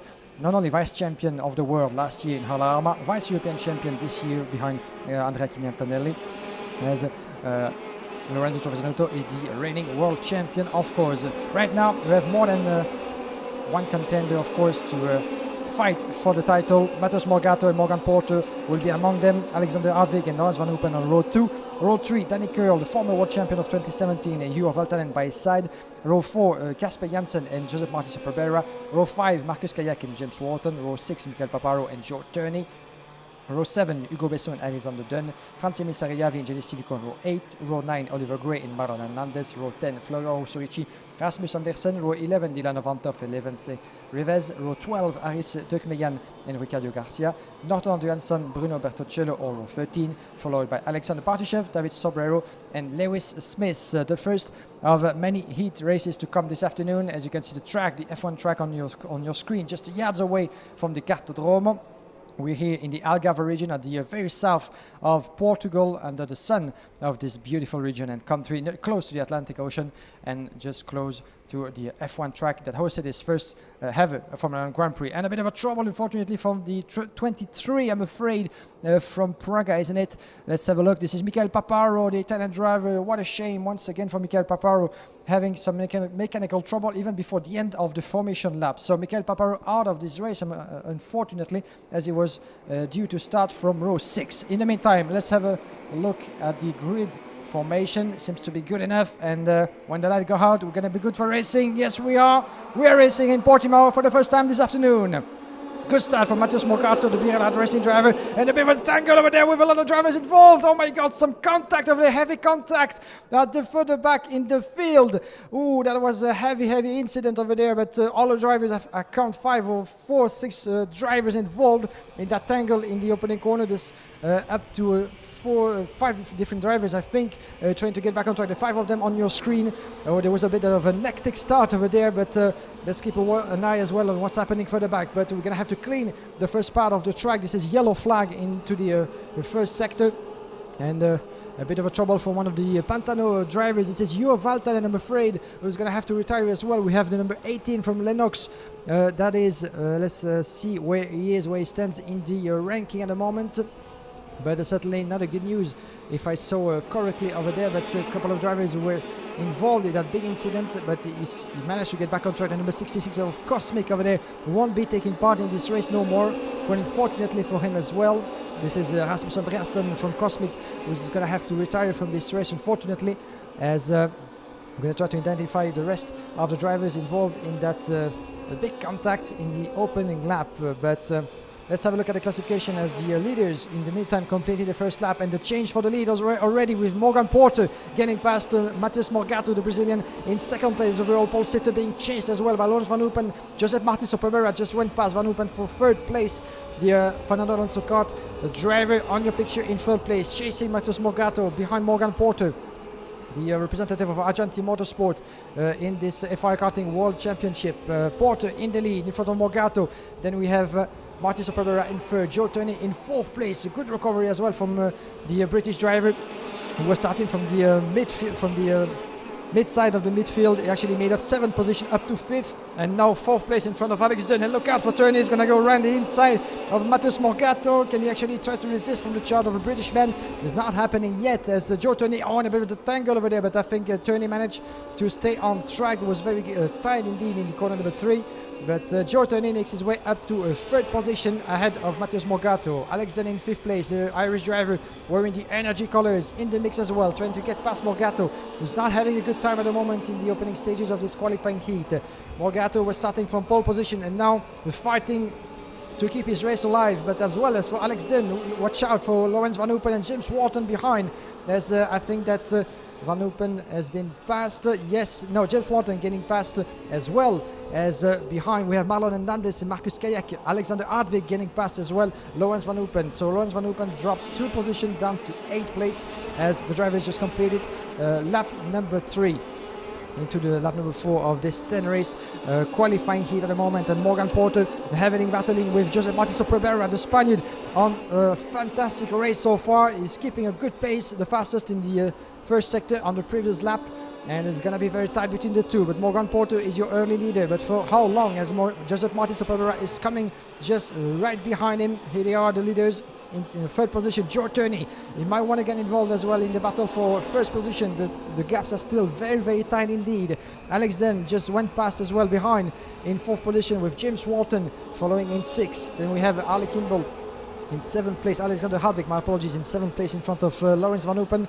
There's Marcus Kayak, and in 10th place, a good recovery as well from Dylan Ovantov, the Dutchman from Forza Racing, who just made up 11 places to put himself inside the top 10 in front of Marlon Hernandez in 11. So it's going all directions in this qualifying heat, and there's a change for the lead with Josep Martí Soprabera getting past Morgan Porter, taking advantage of the slipstream. Such a difficult slipstream to get through in this Cartodromo Internacional de Algarve. All the drivers said that this is a very fast and fast-flowing corner, fast-flowing circuit with a lot, of fast corners, and it makes it even more difficult to keep the pace in the start-finish straight and taking advantage of the slipstream, because this is such a long straight when you keep it flat out through the first right-hander, which makes it even more difficult to get past your opponent. And we have approximately top speed around 160 kilometers an hour in this straight line for the start and finish. So impressive numbers indeed. And there's your change once again, and Joe Turney dives around the inside of Morgan Porter. So the British driver is losing another place down to third, but he's still in the mix, keeping the pace up, and he's going to try maybe to answer to Joe Turney by getting past once again. But in the meantime, it benefits to Josep Martí Soprabera, who is pulling away in the lead. As you can see, 7/10 of a second faster at the moment for Josep Martí Soprabera. Second place to Joe Turney, Morgan Porter in third. Then we have Matheus Morgato keeping it all together in fourth place, trying to catch up with the leading trio. Fifth place to Alexander Dunn, still trying to keep as well James Walton, Alexander Hardwig in sixth and seventh place behind him. Eighth place, Dylan Ovantov, who just made up 2 or more positions in front of Marcus Kayak, and Arias Deukmedian getting past Marlon Hernandez for the top 10. We passed the halfway point of this qualifying heat, and to confirm you the list of retired drivers: Bruno Bertoncello, Rasmus Andersen, Jenny Civico, Michele Paparo, Juho Valtanen, as well as Oliver Gray and Norton Andreasen, I'm afraid, are all drivers who won't be able to see the checkered flag in this qualifying heat. So quite an unfortunate turn of events for a lot of drivers after the tangle and the misfortune happening in the opening lap, even after the first corner. We had warned the drivers, and they had been warned themselves as well about the tricky part of the sector number 1, that right-hander that you want to keep flat out as much as possible, but during the starting proceedings, that's all but maybe too risky to keep it all flat out. And in the meantime, Morgan Porter and Matheus Morgato keep on battling for third place, with the Brazilian going for third. Morgan Porter keeping a close watch on Morgato. Battle for third and fourth place at the moment. Right now, the Birella driver getting ahead, the representative of Argenti Motorsport, the British team supported by the Mercedes-AMG squad. But at the moment, Porter is keeping his pace and trying to stay with Morgato as long as humanly possible on his side. Josep Martí Soprabera, in the meantime, trying to increase his gap and keep preventing himself from a comeback of Joe Turney. Let's have a look at the gaps as they come across the start-finish line just in front of us in our speaking booth. This is lap number 8, not so much time remaining, and 8/10 of a second is the gap between Soprabera and Joe Turney at the moment. So the British driver on his own in here with 8/10 of a second, almost 9 advantage on Matheus Morgato. And Morgato has other things in mind, of course, than trying to chase Joe Turney, because he has Morgan Porter just behind him, the British driver. And further back, beautiful battle between the number 20 of Parolin. This is James Walton, Alexander Hardwig, the number 16. Dylan Ovantov, the number 16 of Forza Racing, getting past, I think, Alexander Hardwig as well. Let's have a confirmation, but Alex Dent still in 5th place. Hardwig losing the place to Walton, as well as to Dylan Ovantov. Beautiful battle, and a bit of a tangle over there with 4 drivers in the same picture, as we have indeed Dylan Ovantov getting the upper part. Beautifully made between those 3 drivers, but at the moment it seems like Marcus Kayak as well is back in the mix and just went past over there. Alexander Hardwig as well, who just lost another position to James Walton. Ovantov in 6, Kayak in 7 in front of Hardwig. James Walton down in 9 as He just lost a bit of ground in this driver battle. We're getting here the checkered flag of this first qualifying heat of the day. And at the moment you can see that the sun is brightly shining onto the Cartodromo. Is back in contention, and as well back in contention the number 55 over there. This is a beautiful move put together by Arias Dekmedian from Car Republic, the American driver, getting past James Morton for 9th place. And we're entering almost the last lap of this race, still led by Josep Martí Superbera, 8/10 of a second advantage on Joe Turney. Matheus Morgato on your screen at the moment. This is a battle for the back, of course, in the field. There you can see Matheus Morgato, the BRLA driver, is still trying to keep Morgan Porto just behind. Here's your leader, Josep Martí Superbera, wearing the Alonso Kart colors. Car Republic chassis, of course, leading the way, almost a second advantage on Joe Turney. One final lap, 1.5 kilometer. Josep Martí Superbera, Joe Turney, 3rd place for Morgato in front of Morgan Porter, and the battle for 5th place, Alexander Dunn in 5th, Dylan Vanthof is 6th. On a charge pace is Dylan Vanthof. Is going to try to go around the inside of the Irish driver maybe. He has less than a lap to do so, but it's going to be, of course, no easy trick. You can see the battle right now further back, still the gaps being maintained between the leaders for a very controlled race from this driver on your screen, Josep Martí Superbera, the number 39, on his way to seal his first heat victory of the weekend, number 39. We were starting from row 4 on the grid. A beautiful recovery of 7 places, and talking about recovery, Joe Turney pulled off a beautiful performance as well of 10 places made up. Here we go, the victory for Josep Martí Superbera, crossing the line in front of Joe Turney. 3rd place for Matheus Morgato, who was able to save the top 3 under the pressure from Morgan Porter. Then we have Dylan Vanthof, one of the recovery of the day. 16 places made up by Dylan Vanthof, the Forza Racing driver, the Dutchman, who went through some difficulties in the qualifying practice, but he's on a charging mission if he wants to see the final tomorrow afternoon in the best conditions. Alexander Dunn finished this qualifying heat with another good performance, 8 places made up to 6. Then we have Marcus Kayak in 7, Alexander Hardwick in 8, 9th place for Arias Dekmedian in front of James Morton, Marlon Hernandez, 12th place for Lawrence Van Open. This is the first part of the classification. 13th place for Florian Rossovici in front of Hugo Besson, Ricardo Garcia, Lewis Smith, David Sobrero, Danny Curl. Didn't have the best of outcome, Danny Curl, 13 places down in 18. Levente Rivez follows in 19 in front of Alexander Partishev. Franz-Emil Stariavi, Kasper Jansson, the first of up to 8 drivers who had to retire from this race. Janssen, Andriansen, Oliver Gray, Joa Valtanen, Paparo, Civico Andersen, and Bruno Bertonchela, unfortunately for all of them. An eventful race, an eventful qualifying heat to start the afternoon with, and let's watch back some of the most exciting moments of this qualifying heat right now.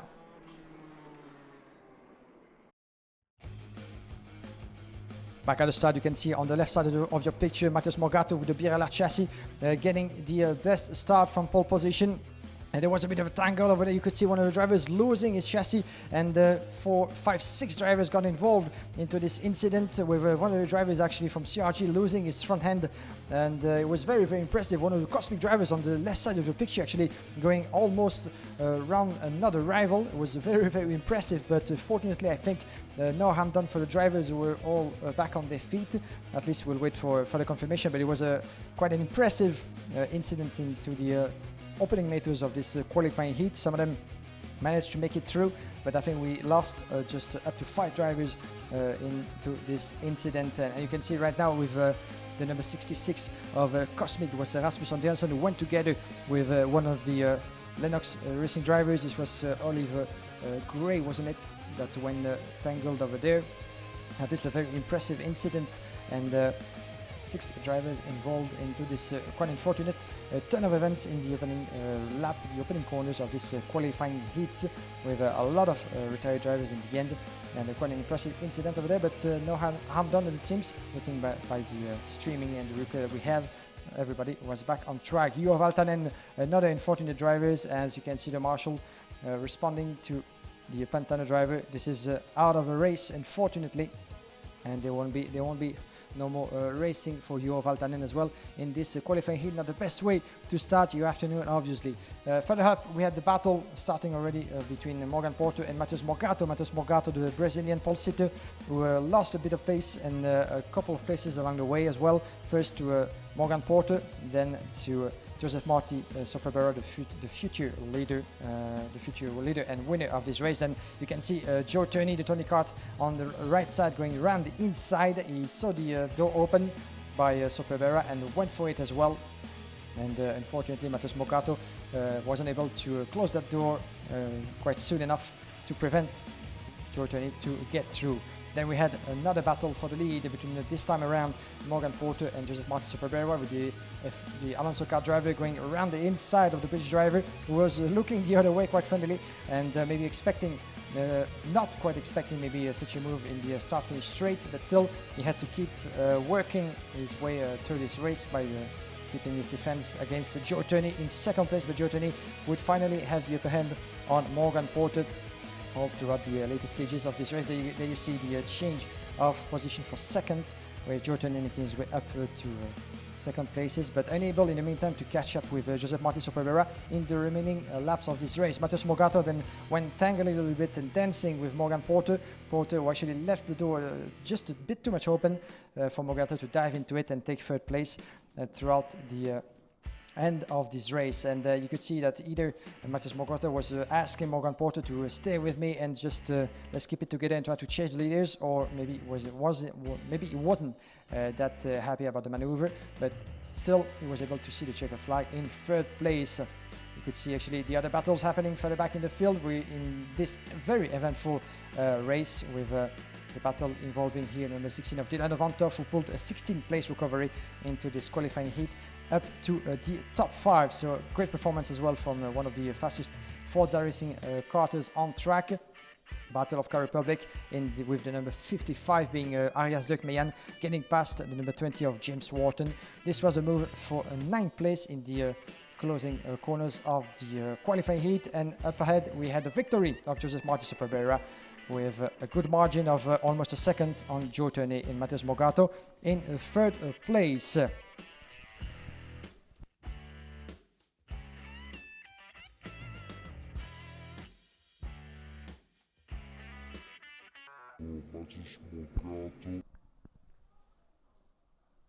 And we're back on track, ladies and gentlemen. Thank you for staying with us. We're going to have a lot more races to come this afternoon, starting with another one for the OK class, opposing the group C and D.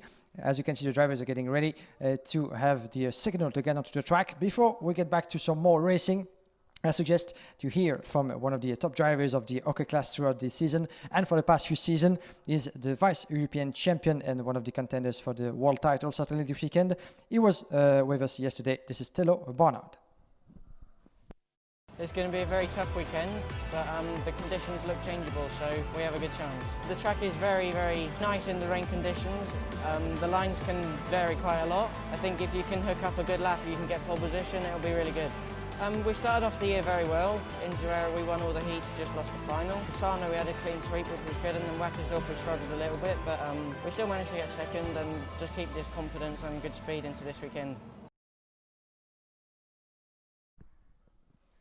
Good to hear from young Tello Barnard, the British driver, wearing the easily recognizable Rosberg Racing Academy colours. Rosberg Racing, as you might remember, that was created back in 2018. And the first World Championship concluded at the time in the junior class for Tello Barnard, done in 4th place before becoming Vice Champion of the World last year in Alhama, behind, once again, the same winner as the year before, Lorenzo Stravzanuto. Once again, second into this year's European Championship after a heavy battle between himself and Andrea Kimi-Antonelli and Joe Turney. The other 3 drivers who finished the European competition on top of the standings. Antonelli being crowned for just 2 single points after his final victory on the Pro Kart Rusland of Wackersdorf race, where Tello Barnard unfortunately was penalized and lost the couple of precious points that could have made a difference, but still managed to finish vice champion in this European season in front of Joe Turney. 1 victory under his belt, Tello Barnard, this season in Sarno, and a couple of pole positions, as he wasn't able to, as he said, get any pole in the European competition for the past 3 seasons, but this time around, this season, he was able to be fastest in qualifying on 2 occasions. in Zuera as well as in Sarno. So certainly a name to keep an eye on, as we're going to have him starting from row 2 on the grid. It's going to be just behind the pole sitter on the left side of your picture, Callum Bradshaw, the number 22 from Tony Kart, with by his side another representative of the OTK kart group team. This is Pedro Hilbrand, the Spanish driver, former world karting champion as well. Callum Bradshaw, Hilbrand on the front row of the grid as the drivers make their way onto the track for this 10-lap race, C against D. Taylor Barnard with 1 heat victory under his belt already this morning. Luigi Coluccio by his side, Nicolas Pertilati and Matthias Salonen from row 3. Row 4 we'll see Ruben Moya and Keo Signelli start alongside each other. Then we have row 5, Nikita Pedrin and GC Dorkest, Tana Pongan Santummo and Maya Wong on row 6. Row 7, Charlie Wurtz and Christian Bertuccia. Then we have Noah Dengbol and Oli Pilka. Row 9, Jamie Day and Ken Oscar Hargray. Lorenzo D'Alosio and William Silverholm. Row 10, row 11, Miguel Silva and Olivier Galli. Row 12, Thomas Geddes and Daniel Vasil. Cole Morgan and Sebastian Graflin on row 13. Row 14, Andrei Piesescu, Pedro Perino, and as well as Teresa Babikova, who won't be taking part in this race, as it seems, as well as for Maximus Meyer. It was confirmed to me that the young Spanish driver from Kart Republic won't be competing no more into the FIA Karting World Championship. And we'll see if it's still the case for Teresa Babikova, or if she will be back on track later on. We'll keep you posted about those two. In the meantime, we have a total of 28 drivers onto the track right now for 10 laps and 1 victor in the end. So far in the OK class, a couple of different winners, with obviously Teo Barnard winner on one occasion in the start of this set of qualifying races, then Lorenzo Trovesanuto, then Josep Martins Cabrera, the young Spaniard, managed to beat the rest of his rival in the race just before that we had together. So right now, Callum Bradshaw with Pedro Hilbrand by his side, the 2 Tony Kart teammates. That's going to be interesting to see, certainly, on the way to the fast right-hander. And we shall see if Callum Bradshaw, newly signed to the Tony Kart factory team, will be able to keep his advantage and keep his position from Pedro Hilbrand.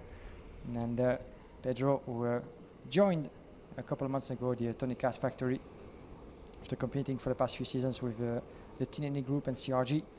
And it's going to be interesting to see what those two can do with Teo Barnard, Coluccio, Pirtilati, Salonen behind them. The grid formation into the last corners. Once Nigel Edwards say it's okay, then we're good to go for 10 laps. Once the light go out, we'll be good to go racing. Yes, we are racing. 10 more laps to go for those drivers into the qualifying heat, C and D, and a good start from Callum Bradshaw, but Hilbrand by his side, the Tony Kart driver leading the way. And watch out, I think Hilbrand just had the upper hand with Luigi Coluccio by his side as well, taking second place. Here they come into the first sectors, and let's try not to make any contact and keep it all together. It goes pretty much fine for everybody, as we have the 2 Tony Kart. I think Pedro Hilbrand making his way up into first position, but in the meantime Callum Bradshaw was able to protect second place in front of Luigi Coluccio. Fourth place for Teo Barnard, who lost a place to the Italian Nicolas Pertilati, Salonen and the others just following through into the second sector of this track. Here we go for 10 laps. Qualifying heat against C and D. And at the moment, you can see confirmation of Pedro Hilbrand. The Spaniard took the best start just after the lights out in front of his own teammate Callum Bradshaw. Bradshaw is still keeping his pace just behind the Spaniard. Watch out for Coluccio in battle with Teo Barnard for third place at the moment. Teo Barnard won the win already for him. He's going to try to go as well for another, if possible, the Rosberg Racing Academy driver. 0.2 of a second between Pedro Hilbrand and Callum Bradshaw. The British driver is still very threatening. This is first lap completed on your track, and on your picture the battle further back with one of the CRG drivers further back as well. Let's have a look. This is Ruben Moya Lopez as well in fifth place at the moment. Nicolas Pertilati getting past Ruben Moya for fifth place. Further back, Keo Signelli has lost a bit of ground, but one past Charlie Wurtz for ninth position. Oh, and a bit of a tangle, I think, for one of the GP drivers over there, and almost losing control on the screen. It was very, very close indeed. I think it was GC Dorkes, wasn't it, who came close to lose control of there, but kept himself onto the track. Right now, at the beginning of the field, Callum Bradshaw making his way, at least trying to make his way in front of Pedro Hilbrand at the moment. Here they come, making their way onto the track, the start-finish line once again. Pedro Hilbrand back in first place. Callum Bradshaw still very threatening, going around the inside at least, trying to threat his opponent and teammate Luigi Coluccio in second place. And have we had a change? I think yes, Pedro Hilbrand just lost first position. Confirmation of Braccio now in the lead. Hilbrand by his tail chasing him just behind. Coluccio is getting near as well. So the Italian might try to get around as well, the Spaniard for second place. Watch out for Telo Barnard just in fourth place as well. Those four drivers leading the way, and Barnard goes for it as well. Watch out for Coluccio, and there might be a bit of a problem for Telo Barnard. I think with Nicolas Pirtilati, it was very close for them to touch, but I think that Telo Barnard might lose a place to Pirtilati. Yes, indeed, it was very close, and Callum Braccio has a warning flag in the meantime. So white and black flag. This is the first warning for actually Callum Braccio, or maybe a bit of a bad driving over there, at least deemed unfair by the marshals and the officials of this race. Right now, let's focus on what's happening further back, and we have a change with Telo Barnard getting past Pedro Hilbrand. So Callum Braccio leading the way with almost 7/10 of a second advantage. And now Telo Barnard, the British driver, managed to get past Pedro Hilbrand in second place. So the Kart Republic driver being sandwiched, being surrendered by the Tony Kart driver. But watch out for the back as well, as we have Nicolas Pirtilati as well, the teammate of Telo Barnard, getting past Luigi Coluccio. This is very, very close indeed. Your battle on the screen, the battle for fourth place. Coluccio behind Pirtilati with Nikita Bedrin. Good recovery as well from the Russian driver that we haven't seen too much since the start of the World Championship after some difficult qualifying. But he has the pace to shine up at the front, Nikita Bedrin. And he has the material as well. He just needs to put everything together. And right now he's working on it, increasing the pressure on Luigi Coluccio with Nicolas Pirtilati just behind as well. Ruben Moya down in 7. Charlie Wurz making his way up to 8. And Kerry Signelis, as well as Mathias Salonen still 9 and 10. And I've spoken too soon because I think Luigi Coluccio lost a bit of ground over there. Indeed, in the battle, as Coluccio just lost a couple of positions over there, down to 9 as it seems. The Cosmic driver up in the lead. Telo Barnard still in the lead now in front of Callum Braccio. So change for first position with a British driver for another one. Telo Barnard now leading for the second time this weekend ahead of a qualifying heat. Telo Barnard, Callum Braccio, Hilbrand in third. Nicolas Pirtilati making his way up to fourth in front of Nikita Bedrin. Moya, then we have Coluccio who dropped all the way down to 9. I wonder what happened there, because it just happened outside of our screening, but certainly not a scenario that Luigi Coluccio had one in his head, at least had foreseen before starting this race. Let's see what he can do. Actually, the Italian driver making up for the lost positions as we're getting past the halfway mark of this qualifying heat. 5 laps completed, lap number 6. And at the moment, Telo Barnard has built himself a gap of almost more than half of a second on Callum Braccio, trying to protect himself from a return from the British driver. And on your screen is a battle between one of the CRG drivers. This is further back happening. Ruben Moya and Charlie Wurz as well, number 38. Beautifully made by Charlie Wurz, getting past Ruben Moya for 6th place over there, being chased by Kerry Signelis, the teammate of Charlie Wurz, the 2 official driver. This is going to be interesting between the two, as Ruben Moya has been tangled at the moment by the 2 XP drivers. Battle for 6th place at the moment, with Coluccio down in 9 under the pressure from Mathias Salonen in 10th place. And we have Noah Degball in 11 in front of Jamie Day. They're trying to recover from 17 on the grid, is up to 12. So at the moment on lap number 6, we have still Telo Barnard, a solid lead built together by the British driver coming across the start-finish line just in front of us.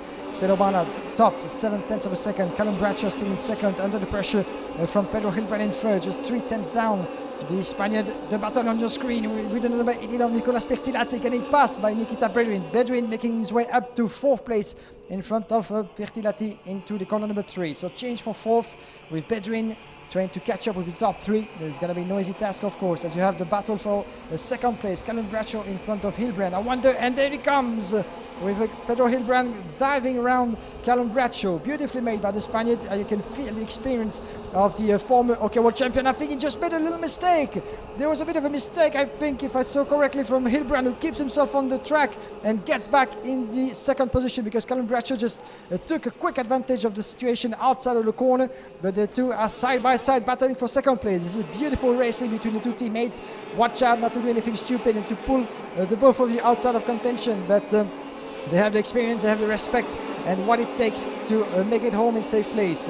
2nd and 3rd, Hilbrand in front of Callum Braccio. than Telo Barnard, who's increasing his lead, of course, most logically. 1.8 second advantage for Telo Barnard now is out of reach, most likely, with the time that we have left in our hands for this qualifying heat. So Hilbrand, Bradshaw still battling tooth and nail for second place. Watch out for Nikita Bedrin, actually. He might want to take advantage of the situation and getting close and maybe surprise them both, as we have Nicolas Pirtilati catching up as well. We might have a 4-driver battle for second place. Beautiful between the OK driver here in Portimao, and they all know that the more we get into the day and the less opportunities they will have to collect the points and secure the results they need for the best starting grid position in the final, at least making it into the final in one piece. And right now it seems that Callum Bradshaw back in second position might have the upper hand, but Pedro Hilbrand is right behind his teammate. Let's stay with those four. Let's stay with those four as we have Telo Barnard up ahead, Bradshaw, Hilbrand, and Nikita Bedrin who goes for it. Nikita Bedrin diving around the inside of Pedro Hilbrand for third. So there we go. This is the battle of the Tony Kart chassis. World Racing against the factory team. And behind we have Nicolas Pirtilati trying to get past as well with his Car Republic of Rosberg Racing. Beautiful battle between the four of them, as this is quite uncertain as we have less than 2 laps to go. And Nikita Bedrin is going for second. Nikita Bedrin is keeping his charge and going around the inside of Callum Bradshaw. Watch out, there's a bit of contact, I'm afraid. And Nikita Bedrin losing 2 positions as well as Callum Bradshaw. Oh, they went together, I'm afraid. There's a bit of a touch over there. And it just all benefited to Pedro Hilbrand, who made his way past, as well as Nicolas Pirtilati for second and third. Oh, what a ton of event. That was very tight indeed, but that could always happen, unfortunately, between the two. And it did. Last lap for Telo Barnard, 2.2 seconds. No worries in the world for the young British driver. In second place, Callum Bradshaw still over there. Nicolas Pirtilati, Pedro Hilbrand lost some positions as well. He's the one who got tangled over there with Nikita Bedrin. So he's down in 5th place, the Spanish driver. Certainly not the conclusion of the heat that he had expected, but he can actually still win something outside of this last lap. On your picture is the 22 of Callum Bradshaw under the pressure of Nikita Bedrin in 3rd place. This is Nicolas Pirtilati, my apologies, getting past Bedrin for 3rd place. And you can see the Car Republic driver getting very, very close indeed. Can he actually try to make something in this last lap? One last attempt to secure what could be 1-2 for his colors, because in the lead there's nothing worrying for Telo Barnard is watching over his head, and to see where the rest of the field is. They're very, very, very further back. So this will be dominant and beautiful victory for Telo Barnard, the second one in the qualifying heat in Portimao, in front of Callum Bradshaw, who was able to defeat Nicolas Pirtilati for 0.2 of a second. But what a race that was. What a fantastic battle we just had once again. Happens every single qualifying heat. We are never disappointed at such a level of karting competition, and once again this is just a teasing of what's to come. We've had a lot of fantastic battles so far, a lot of entertainment on track, but this is all paving the way for the pinnacle of all races, the finals taking place tomorrow. But those qualifying heats are certainly equally, if not more important, to be able to see the conclusion of the weekend in the top 36. So Telo Barnard, dominator of this qualifying heat, in front of Callum Bradshaw. Nicolas Pirtilati taking 3rd place in front of Nikita Bedrin. Charlie Wurtz in 5th place in front of Pedro Hilbrand. Caius Signelis in 7. Ruben Moya is 8 in front of Noah Negbol. Matas Salonen, Luigi Coluccio outside of the top 10, unfortunately for the Italian, after battling in the opening stages of the race, in front of Olivier Galli, Jesse Dorkist, Maya Weng. 15th place for Christian Bertuccia in front of Jamie Day, Oli Pilka, William Silverhorn, Sebastian Graflund, Tanapongan Sumunto, Pedro Perino, Cole Morgan, Lorenzo D'Alosio, Kenos Garalgri, Miquel Silva, Thomas Guede, and 27th position for Andrei Pielescu, with, as we said, 2 drivers unable to take part in Maximus Meyer and Teresa Babikova, and 1 driver out was Daniel Vasile. Let's have a look back at what happened in this eventful race in the replay.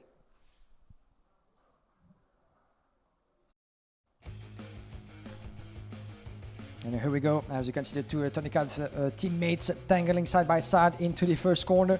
A beautiful battle between Callum Bradshaw and Pedro Hilbrand, who just kept us on the edge of a seat for the entire qualifying heat. But in the end, it seemed like Pedro Hilbrand was able to take the advantage on Callum Bradshaw.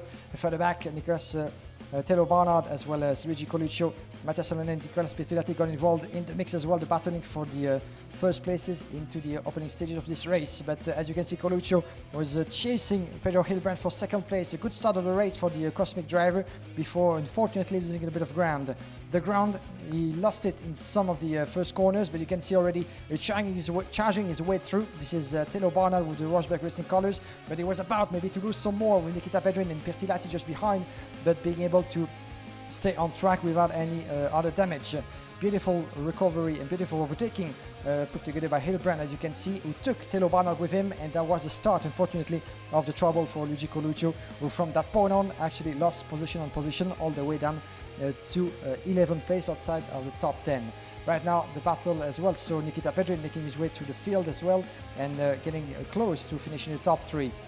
Telo Barnard, after losing some positions into the first 2 laps, managed to fight back quite quickly, and after overtaking Pedro Hilbrand, managed to get past his fellow countryman Callum Bradshaw for the lead. Further back, we had a good battle as well from Ruben Moya, the CRG driver, against some of the drivers in the midfield, making his way up against the Xpree driver, the number 38, being in this case Charlie Wurtz, who made up 8 positions in this race. A good battle as well for the CRG driver between the 2 Xpree driver, the Case Signalis and Charlie Wurtz in the battle for the top positions, as the Case Signalis finished 7th as well.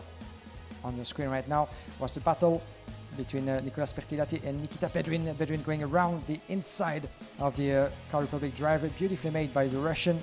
That was the move for 3rd place at the time before Pirttilahti managed to get back after the tangle that we saw happening in the closing stages of the race. The 2 Tony Kart teammates with Pedro Hilbrand ahead of Callum Bradshaw. There was a moment when Hilbrand made a little bit of a mistake, allowing Bradshaw in before fighting back for first position. As you can see, going around each side as Bradshaw left the door a little bit too open to defend his position enough. So this beautiful battle between the 2 kept us really focused all through the end, and you could see Pedrin just coming back straight behind him.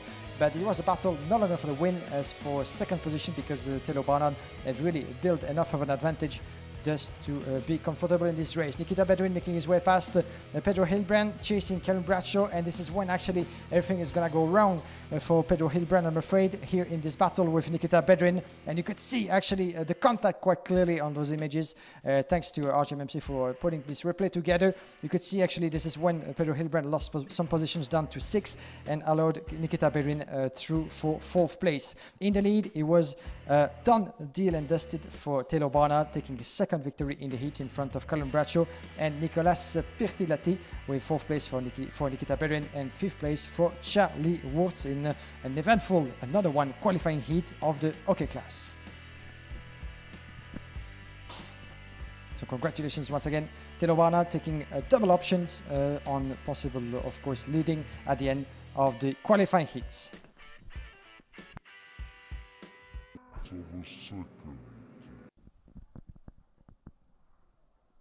And we're back on track, and we're going to switch as well categories after those 2 first qualifying heat of the afternoon for the OK class. We're going to switch to the junior category with the Group C against E opposing each other. We're going to have Timothée Kuchacic and Christian Ho alongside each other on the first row of the grid. C against E just in a few moments, just after this short break.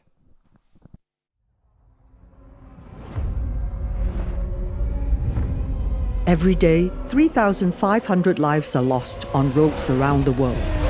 Driving can be dangerous, but there are simple rules we can follow that will make our roads safer and save lives. Slow down for kids. Don't text and drive. Always pay attention. Obey the speed limits. Stop when you're tired. Never drink and drive. Check your tires. Rules keep us alive. Your life is in your hands. Respect the rules.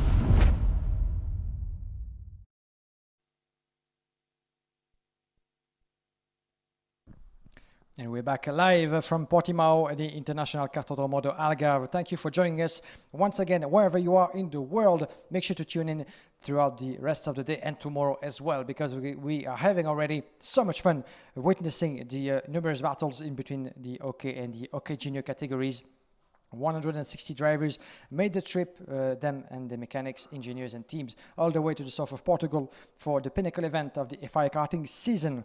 Once again, good to have you with us. We would have liked to have you on location as well, but we were not allowed to admit any public around the karting track, and for that we are sorry, but all the precautions are being taken. Once again, as you can see on screen, everybody is wearing masks at all times. Thank you for keeping that precaution as well, everybody on location, inside and outside the facility, as well as keeping the social distancing as much as humanly possible.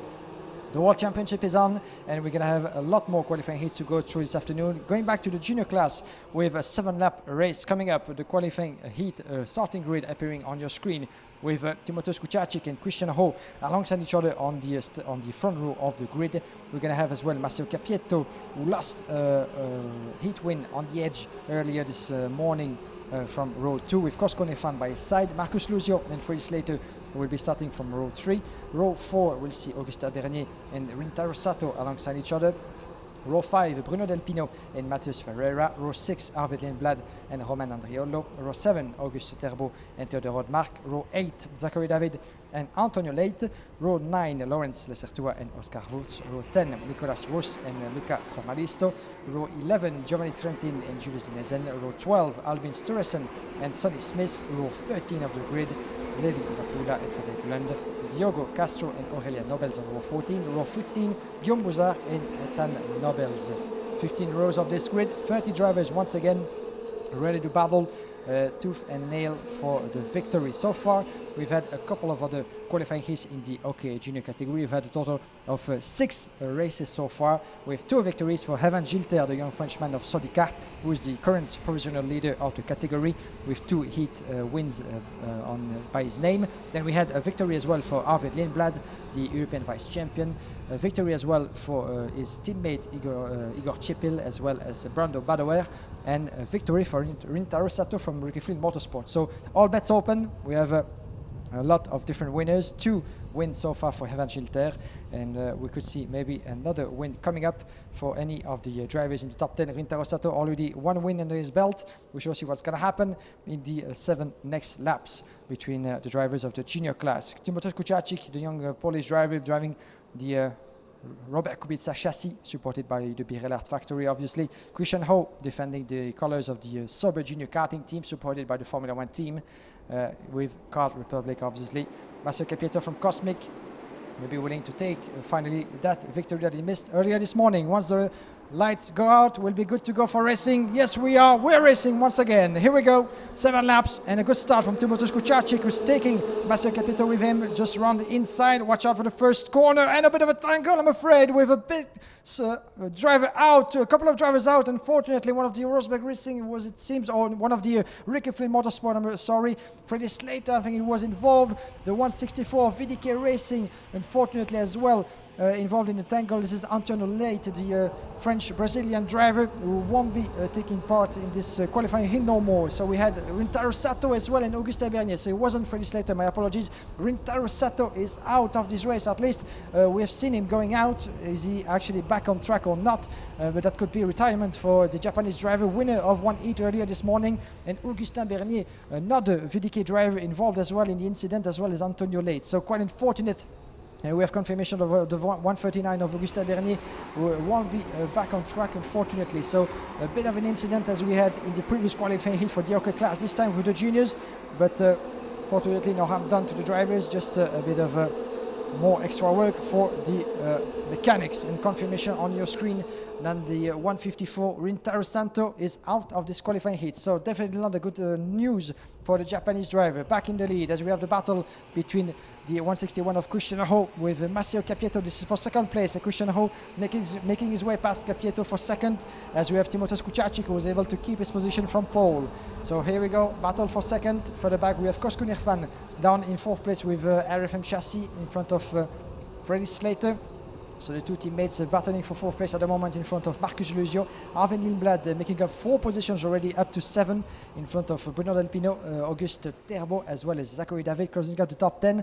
And watch out for Sonny Smith, the young British driver, who's pulling already a 13th place recovery up to 11. And watch out for the battle. This is for second place with Cosco Nefan, as well as Christian Ho being attacked further back. Beautifully made by the two, but no, this is further back, my apologies, with Bruno Del Pino, Auguste Herbeau, Sonny Smith, the drivers involved on your screen, with Kucharczyk increasing his gap, almost half of a second advantage on Christian Ho, and Massimo Capieto in third. There they are in second and third position at the moment. Fourth place, Marcus Luzio. Let's see how this evolved, as Kosko Nirfan just making his way up to 6 in front of Harvey Lindblad. This is great racing happening at the moment, led with Freddie Slater down in 5th, but who can actually prevent in this very, very tight midfield at the moment, as the top 3 is trying to increase his gap. We have the CRG on your screen. This is further back, the 158, the 148 I think was of Zachary David further back. We'll try to make a good classification once in just a few moments, as Freddie Slater just went past Marcus Luzio for 4th place. Freddie Slater up to 4th place in front of Luzio. Then we have Kosko Nirfan in 6th, under the pressure of Harvey Lindblad, the Czech Republic driver, winner of the Champions of the Future preparation race not so long ago, last weekend. Let's see what he can do right now after a quite middly start of the weekend here for his World Championship. There he goes, Harvey Lindblad, the 1-2, getting past Kosko Nirfan. Yes, he just did in the economy number 2 and 3. It's going to be very tight, and chasing Marcus Luzio, the 172 in 5th place. So very tight midfield, as we said. Lindblad on your picture, the Car Republic colours, being chased by Irfan and Bruno Del Pino with the Car Republic colours, the Tony Kart colours, my apologies, down in 8th place in front of Zachary David, and Sonny Smith keeping on charge after getting past 14 other drivers. So it's going very, very fast in those qualifying heats. 7 laps, that's very, very short, 3 laps less than we have in OK. And those drivers don't have that much of a time to be able to make a difference. But one who is making such a difference right now is Timothée Kucharczyk, driving the Robert Kubica chassis. He's keeping his pace, and he had like a 3/10 of a second advantage, a bit more now, on Christian Ho in 2nd place. But the battle for the win is not yet settled, as Christian Ho is keeping his pace. He's decreasing his gap as much as he can. Massimo Capieto might try to follow as well, even though he had 8/10 of a second disadvantage. Beautiful battle for the back, as we have Arvid Lindblad, as you just saw it, getting past Marcus Luzio into the corner number 3. So Arvid Lindblad up into 5th place at the moment. And watch out for the British driver. Let's see what sort of gap he has. Freddie Slater is quite further up ahead, 1 second, 0.4 on the previous lap. Let's see what it's going to be like this time around. But Freddie Slater is going to have to watch over his back, because Arvid Lindblad is on an improving pace at the moment. Massimo Capieto, the fastest on track, 58.9. Let's see this lap if he was able to improve on his performance. But at the moment, the battle for the lead is on. Timothée Kucharczyk trying to protect what can be his in front of Christian Ho. Let's have a look at the gap. It was 0.3 of a second. Now it's down to less than 2. So the pressure is on, and Christian Ho knows more than ever that he has one opportunity. This is the penultimate lap of this qualifying heat. Not much time remaining, less than 2 laps to go. And Timothée Kucharczyk has a lot of work to do to prevent anything from happening to him. But Christian Ho is the fastest on track, 58.9 to 58.09 just before. So 59.09, so there's the difference. And Christian Ho was able to get past. And there he comes around the inside of the leader. Change for first position with Kucharczyk, who couldn't quite actually close the door enough. And let's see what he can do. But he keeps himself into pace, and quite close to Christian Ho, but the two are very, very well caught together, just less than a meter between the two, really glued pretty much. But Christian Ho is on a charge, and is leading the way right now. The Sober Karting junior driver can actually, Timothée Kucharczyk, try to reverse things. We're entering the last lap, and warning flag for the 164. You just saw it briefly on your screen. This is for Antonio Late, who was just warned with the black and white flag, the equivalent of a yellow card in football, if you like. This is the first warning. The second one could be even leading to a black flag. We're not there yet, but the officials on the track, the marshals, have both eyes open on what's happening. Kosko Nirfan, best lap in this race, 58.8. And at the moment, the battle for the win is still on between Kucharczyk and Christian Ho. We've seen some last lap moves, and we might see another one happening, but Christian Ho has just a couple of meters to defend his position, and Timothée Kucharczyk doesn't have much time remaining. He goes around the outside of the racing line. Christian Ho, watching over his shoulder, is not comfortable. He knows that he's there. He just needs to shut all doors in the last two corners. Are we going to have a photo finish arrival? And Kucharczyk is going around the inside. It was very close, but Christian Ho shuts the door. They're both very wide on the checkered flag, but still victory for Christian Ho. What a finish that was, and Kucharczyk was very, very close to surprise his opponent in the last two right-hander, but Christian Ho kept on watching and kept his head down all the way to the checkered flag. So victory for Christian Ho, the Singaporean, once again in this qualifying heat, the first one for him as well, and Timothée Kucharczyk came close to take his first win of the weekend. This will be maybe for later, but very, very strong and well-behaved battle for the win between those two. Third place for Massimo Capieto, the representative of Cosmic, in front of Freddie Slater. Fifth place for Arvid Lindblad, the Cosco fan. 1, 2, 3, a very good tir groupé from the RFM teammates over there between the third and fifth place, in front of Bruno Del Pino in 7, Zachary David in 8, as you can see the classification. 9th place for Auguste Terbo in front of Sonny Smith, down in 10th place with still the recovery of the race. 14 places gained from start to finish in the course of 7 laps, so that's an average of 10 places per lap, quite impressive. Romain Andriolo is 11 in front of Marcus Luzio, and Julia Dinesen, 14th place for Lorenz Lesertua, Oscar Wurz in 15, Luca Samalisto 16, Guillaume Bouzard 17 in front of Giovanni Trentin, Matheus Ferreira, 20th place for Albin Storesen, Nicolas Ross is 21st in front of Aurelia Nobels, Theodore Odmark, Frederic Lund, Ethan Nobels, and Diego Castro. With a couple of drivers unable to see the checkered flag, Antonio Late, Augusta Bernier, and Rintaro Sato, retirement for one of the top contenders of the class. Let's have a look at just what happened in the replay.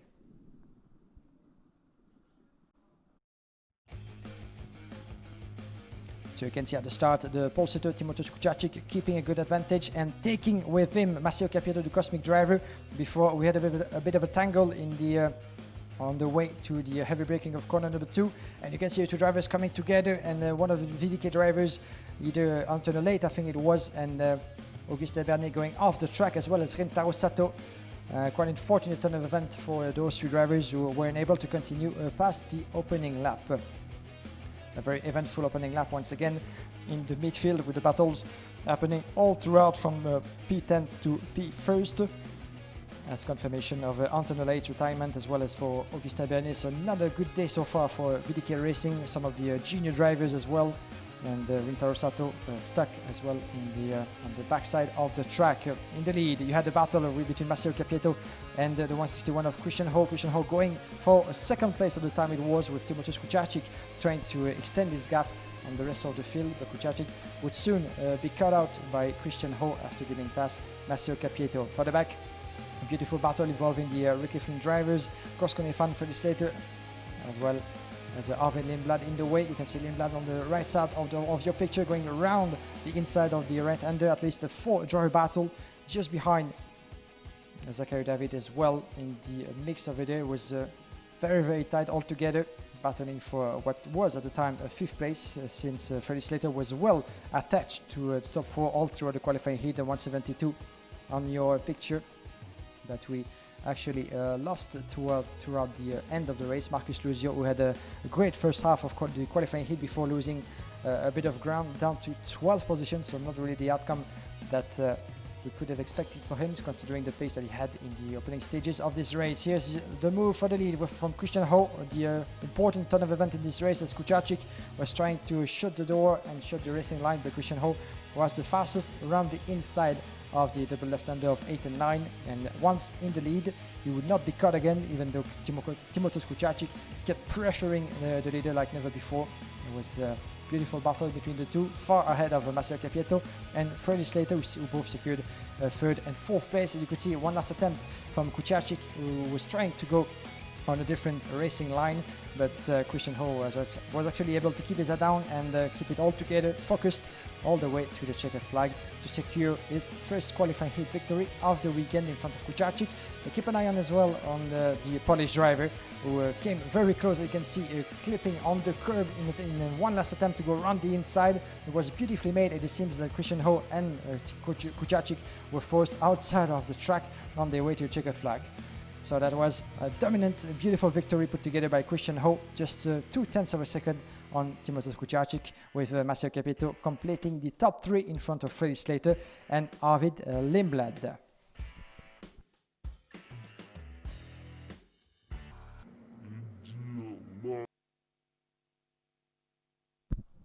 And we're back on track here with the next starting grid already getting ready as they make their way out of the Parc Fermé, waiting for the first the 3-minute board, the 1 minute, and then the green flag. That will be the authorization to go out onto the track. This will be the qualifying heat still in the junior class opposing the group B and F that we're going to see and live together in just a few moments after this break.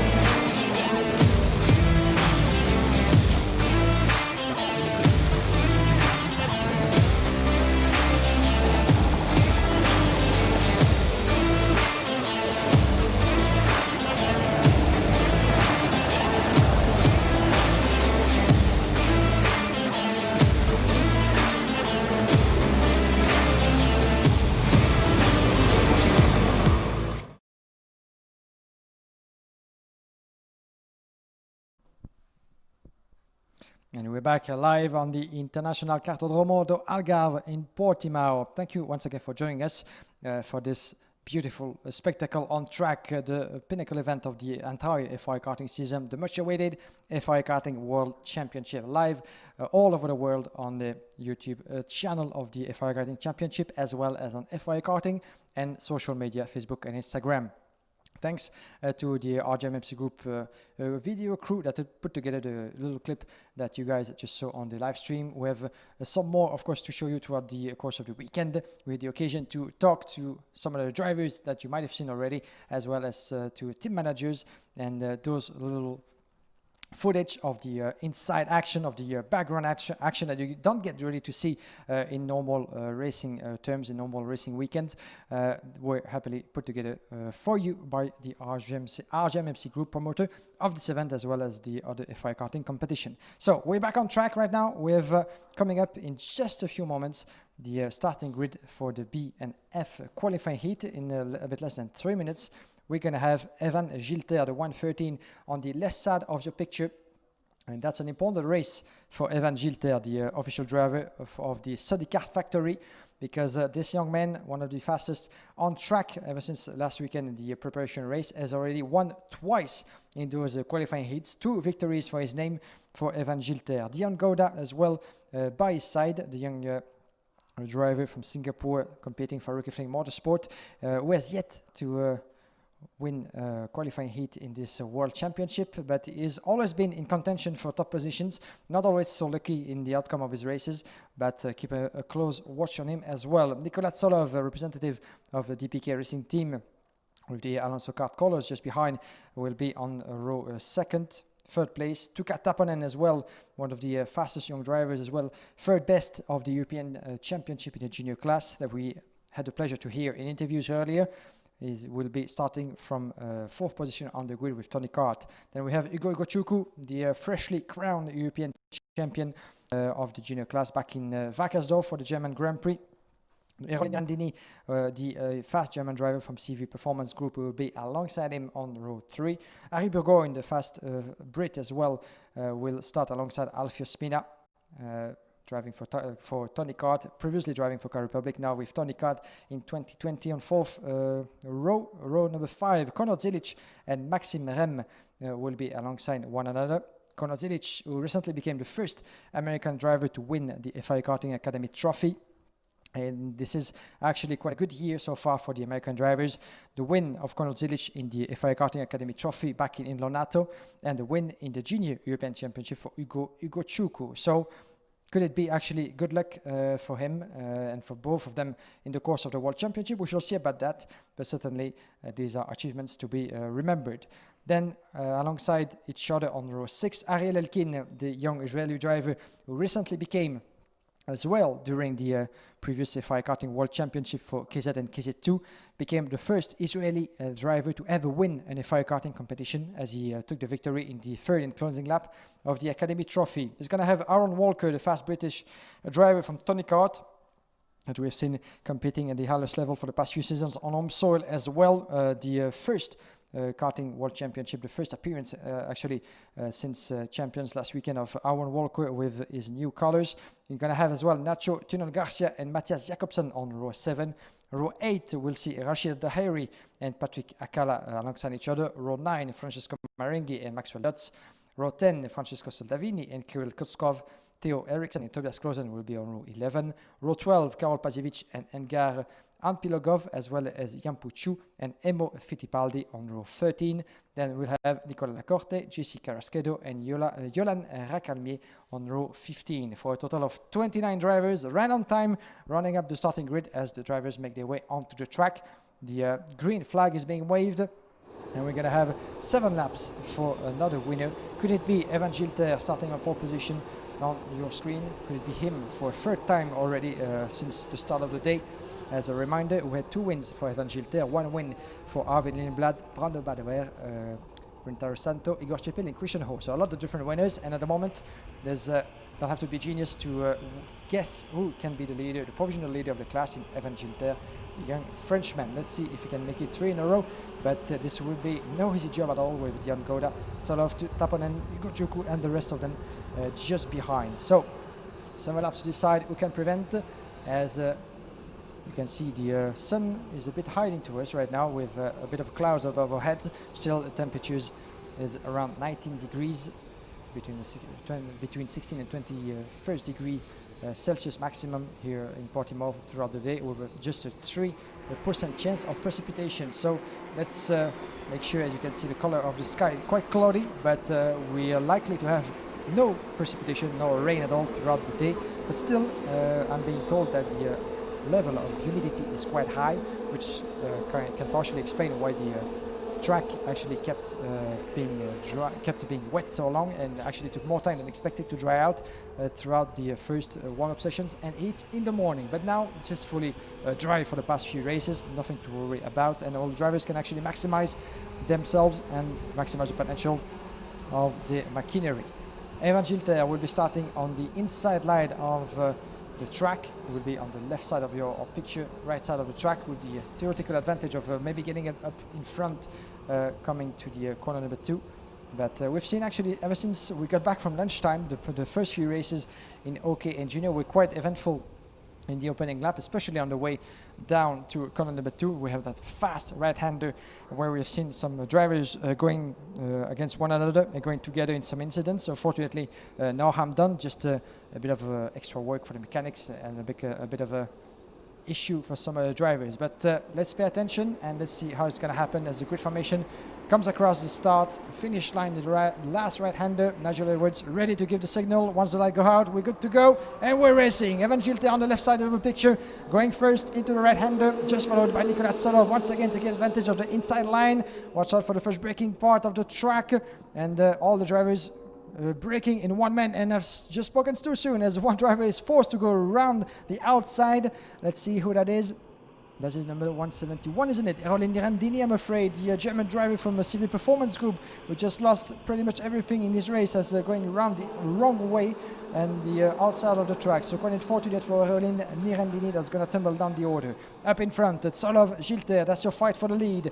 Just with Hugo Iguchuku, who made his way up to 3rd place, chasing already the top 2, the 182 of Car Republic behind is Harry Burgoyne. A good start as well from both Hugo Iguchuku and Harry Burgoyne up in 3rd and 4th. This is the first lap of the qualifying heats, 7 to go between B and F, and Evan Gilter once again doing a good job at keeping everybody behind him at the end of the opening lap. Let's have a look at the gaps with 2/10 of a second. Nicolas Tsolov just behind, and a move for 4th place it is, with Conor Zilic getting past Alfio Spina. It is, yes, the world racing driver, the 149, who just went past the Italian before the corner number 2. So Conor Zilic up in 5th in front of Spina 6, Ariel Elkin in 7, and there's a change for 2nd place with Ugo Eguchukwu, who has no time to lose in this race. He is yet to have won a race so far. He needs the results, and unfortunately there won't be any results, I'm afraid, for the 192 of Cosmic. This is Theo Eriksen, unfortunately a Danish driver who was running 22nd in this race, and he was trying to get back up, and it's happening in the corner number 3 in the first sector, outside of the picture, just looking at it. But it seems to me that unfortunately for the Cosmic driver, there won't be any return into the racing, unfortunately. So the engine ceased, as you can have confirmation on your track. This will be retirement for the 192 of Theo Eriksen. Back in the lead, and Evan Gilter is yet to have built a gap, as it seems, with Ugo Eguchukwu very, very fast indeed, in 2nd position, just over 1/10 of a second behind those two. Ugo Eguchukwu very threatening the European champion. He knows that he has to take the points. He knows that he needs the win as much as Evan Gilter needs those as well, on his way to a potential pole position for the final of this World Championship. We're not there yet, but the battle is on. Ugo Eguchukwu in 2nd place was going for it, and he goes around the inside of Gilter. Beautifully made in the corner number 9, just in the middle of the track, and Ugo Eguchukwu making his way up to 1st. Gilter in 2nd, trying to protect himself from Nicolas Tsolov. There's one way to do that, is getting past again Eguchukwu, but this won't be an easy task. Tsolov getting close in 3rd place as well. The Hungarian driver from the DPK Racing team. Let's have a look if we're going to have a 3-driver battle for the lead. That would be even more beautiful than we have right now. 4th place for Harry Burgoyne, the British driver, in 4th. Conor Zilic in 5th. As they come across the start-finish line once again. This is happening further back as we have a battle. Rachel Daheri getting past for 9th position. It was further back Nacho Tunon Garza, the Spanish driver, who just dropped the place to 10th. And then we have Dion Goda dropping all the way to 11. I'm afraid once again the Singaporean unable to keep the pace against his opponents, as he was starting from the front row after brilliant qualifying, but dropping all the way to 11. On your screen is we're back with the leader, and we have a 4-driver battle, beautiful, between Harry Burgoyne, Zilic, Elkin, and Alfio Spina. This is a battle for 4th position potentially, as Conor Zilic, who just went past Harry Burgoyne. There's a confirmation with Ariel Elkin wearing the VDK colors just in the middle of the pack. He's going to try to do the same as well. But Conor Zilic took actually the good wagon in this race, I think, because it seems to me, by the look of it, that Harry Burgoyne is in a different pace since the start of the heat, and he was blocking a little bit the American driver who just went past his opponent. Let's have a look at the gap. So Ugo Eguchukwu into the corner number 5. There's not much time remaining, and Ariel Elkin just went past Harry Burgoyne as well. Confirmation with further back we have Alfio Spina on Tony Carr, the 120, who's being blocked as well. This is the 3-driver on your picture. Elkin, who just went past for 6. Alfio Spina for 5th place, my apologies. Burgoyne in 6, Spina in 7. Maybe for how long, as he's keeping close watch on Burgoyne in 6. Then we have in the rest of the top 10, Maxime Rem, Rachel Daheri, and Matthias Jacobsen closing in the top 10 right now. And look out for Burgoyne, and he just was being passed, by Alfio Spina, but is taking the position back. So beautifully made by Harry Burgoyne, who still has something to say, and he won't let it happen. Alfio Spina dropping back to where he was in the 10th position, 7th position, my apologies, just in front of Harry Burgoyne. So we're getting into lap number 6, 5 laps completed. On your picture is Ariel Elkin just behind. Harry Burgoyne being chased by Alfio Spina. There's a battle for 6 further up. Let's have a look at the gap between the leaders. There's not much, just 0.3 of a second between Ugo Eguchukwu and Evan Gilter. We're back with the leaders. Tsolov in 3rd position. This is going to be tight, and the last lap promises to be exciting, that's for sure. Ugo Eguchukwu, Gilter, and Tsolov. This is your 3-driver battle for the win. And nothing is decided yet. There's Conor Zilic on your picture as well, the world racing driver, in 4th place. 5th place for Ariel Elkin. And there's a change. The battle for the 6th place as well is raging between Burgoyne and Alfio Spina. And the young Italian of Tonica just lost the position again, I think, to Burgoyne. Up into 6, yeah, confirmation. No, Alfio Spina making his way past again for 6th position in front of Burgoyne. Confirmation on the left side of your screen. Taponen in the meantime getting past Maxwell Dutz further back for 12th position. And we have a change for 16th place with Patrick Kalla dropping a position to Francesco Marengi in the meantime. Final lap, and Ugo Iguchuku seems to have the upper hand with just 4/10 of a second advantage on Evan Gilter, but Evan Gilter is not thinking no more about the win as he has to defend for second place against Nicolas Tsolov. Tsolov might have a little chance to get past the Frenchman once again. So we see that happening in the last lap. Rachel Dahari the fastest in this track, but it's not of much importance in this closing round of the qualifying heat, and Gilter is doing everything that he can to protect second place around into the middle sector. Tsolov waiting for the good opportunity to dive around the inside of the Frenchman. This will be not easy task, and in the meantime Gochuku is about to maybe win his first qualifying heat of the weekend. Watch out for the last corners, and there he goes around the inside. Tsolov getting past Evan Gilter. Watch out as well for Konrad Zilic, who might want to try, who goes past too. Konrad Zilic up to second place. What a fantastic maneuver from Konrad Zilic, who just went past not one but two drivers in the very last meters of this race. Brilliant victory for Ugo Iguchuku, and first place for Konrad Zilic. What a fantastic end of the race for the world racing driver. Third place for Nicolas Tsolov, and Evan Gilter unfortunately was on his way to secure second place but lost 2 places in just the last seconds of this race. Fourth place in the end, and victory for this man on your picture, the young Ugo Iguchuku, the American driver, taking his first win of the weekend in the junior class. Dominant win, 1.3 seconds in the end, taking advantage of the battle happening behind him. And Konrad Zilic was the other big winner of this race, taking second place in front of Nicolas Tsolov, Gilter, Ariel Elkin, a good 5th place for the Israeli driver, in front of Alfio Spina, Ari Burgoyne, Rachel Dahari, Maxim Rem, and 10th place for Matthias Jakobsen, 11th place for Nacho Garcia, in front of Tuka Taponen, Maxwell Dutz, Kirill Kotskov, 15th place for Marengi, followed by Aaron Walker, Patrick Akala, Dion Gouda, Jan Puciu, Yolan Rakamier, Emo Fittipaldi, Nicolas Lacorte, Jesse Carrasquedo, Tobias Klosen, Edgar Rampilogov, and Karol Pazievich, with 3 drivers out of this classification. Nerolin Urendini, the young German, caught in an incident in the opening stages. We're going to see that in just a second in the replay. Then Theo Eriksson and Francisco Soldavini in the end of this race. This was qualifying heat between B and F, and let's watch back what we just had on track in the replay coming up right now.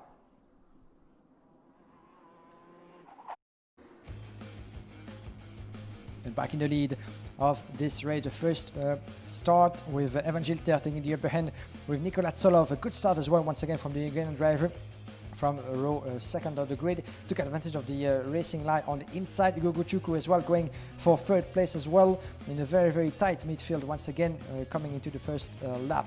And unfortunately one of the big victims of this opening lap was Erole Nirandini, the German driver, as he went around the wrong way of the track and was able to get back of course onto the tarmac, but all the way down the classification. So the race was done for him unfortunately before it even started.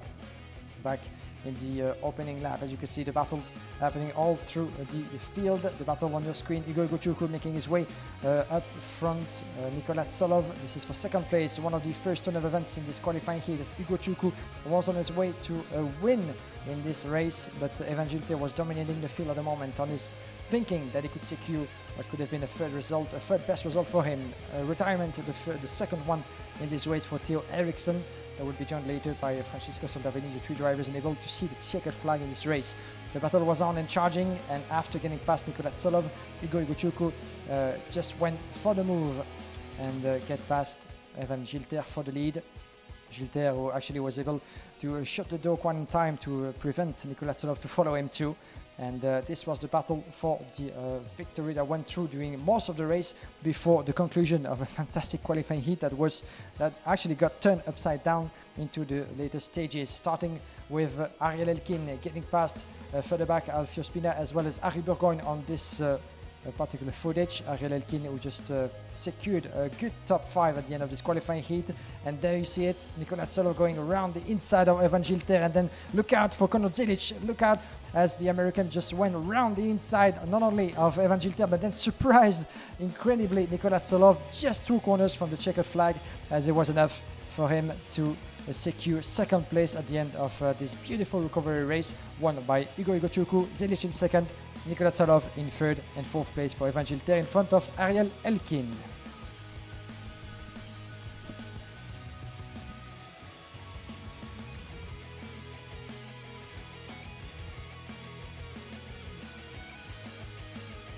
And we're back on track, ladies and gentlemen. Thank you once again for the replay, guys, as we're going to get ourselves focused once again for the next race of the junior class concerning this time around the A and D group. So this will be the third qualifying heat in a row this afternoon for the junior class before we switch back to the OK category. Let's get ready to go racing once again just after this little break.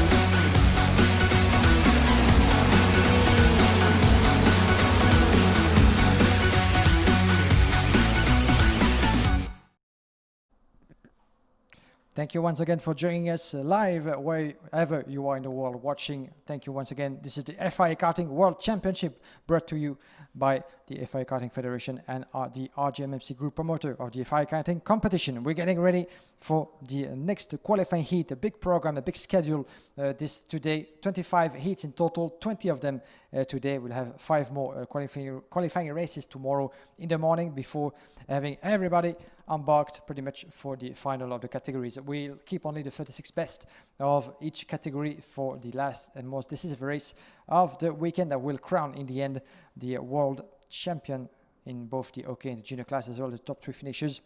I will get to celebrate at the end of the weekend. So far, another 2 wins in the bag for the Sober Junior Karting team. Christian Ho in the race just before the last one, and then followed by Hugo Chuku, the 2 taking the first qualifying heat win in the junior class so far. We're going to have Brando Badoer, who's going to try to go for a second win as well.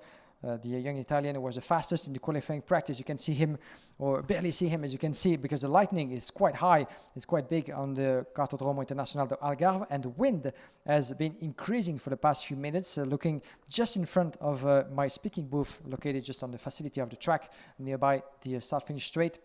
I have actually quite a bunch of cart and chassis being covered by the blankets, and those blankets are really flowing into the wind. So it seems to be that the wind has been gaining some speed for the past few minutes on the track. That could be of some influence on the running of the qualifying heats of the grip and how comfortable the drivers feel onto the track as well.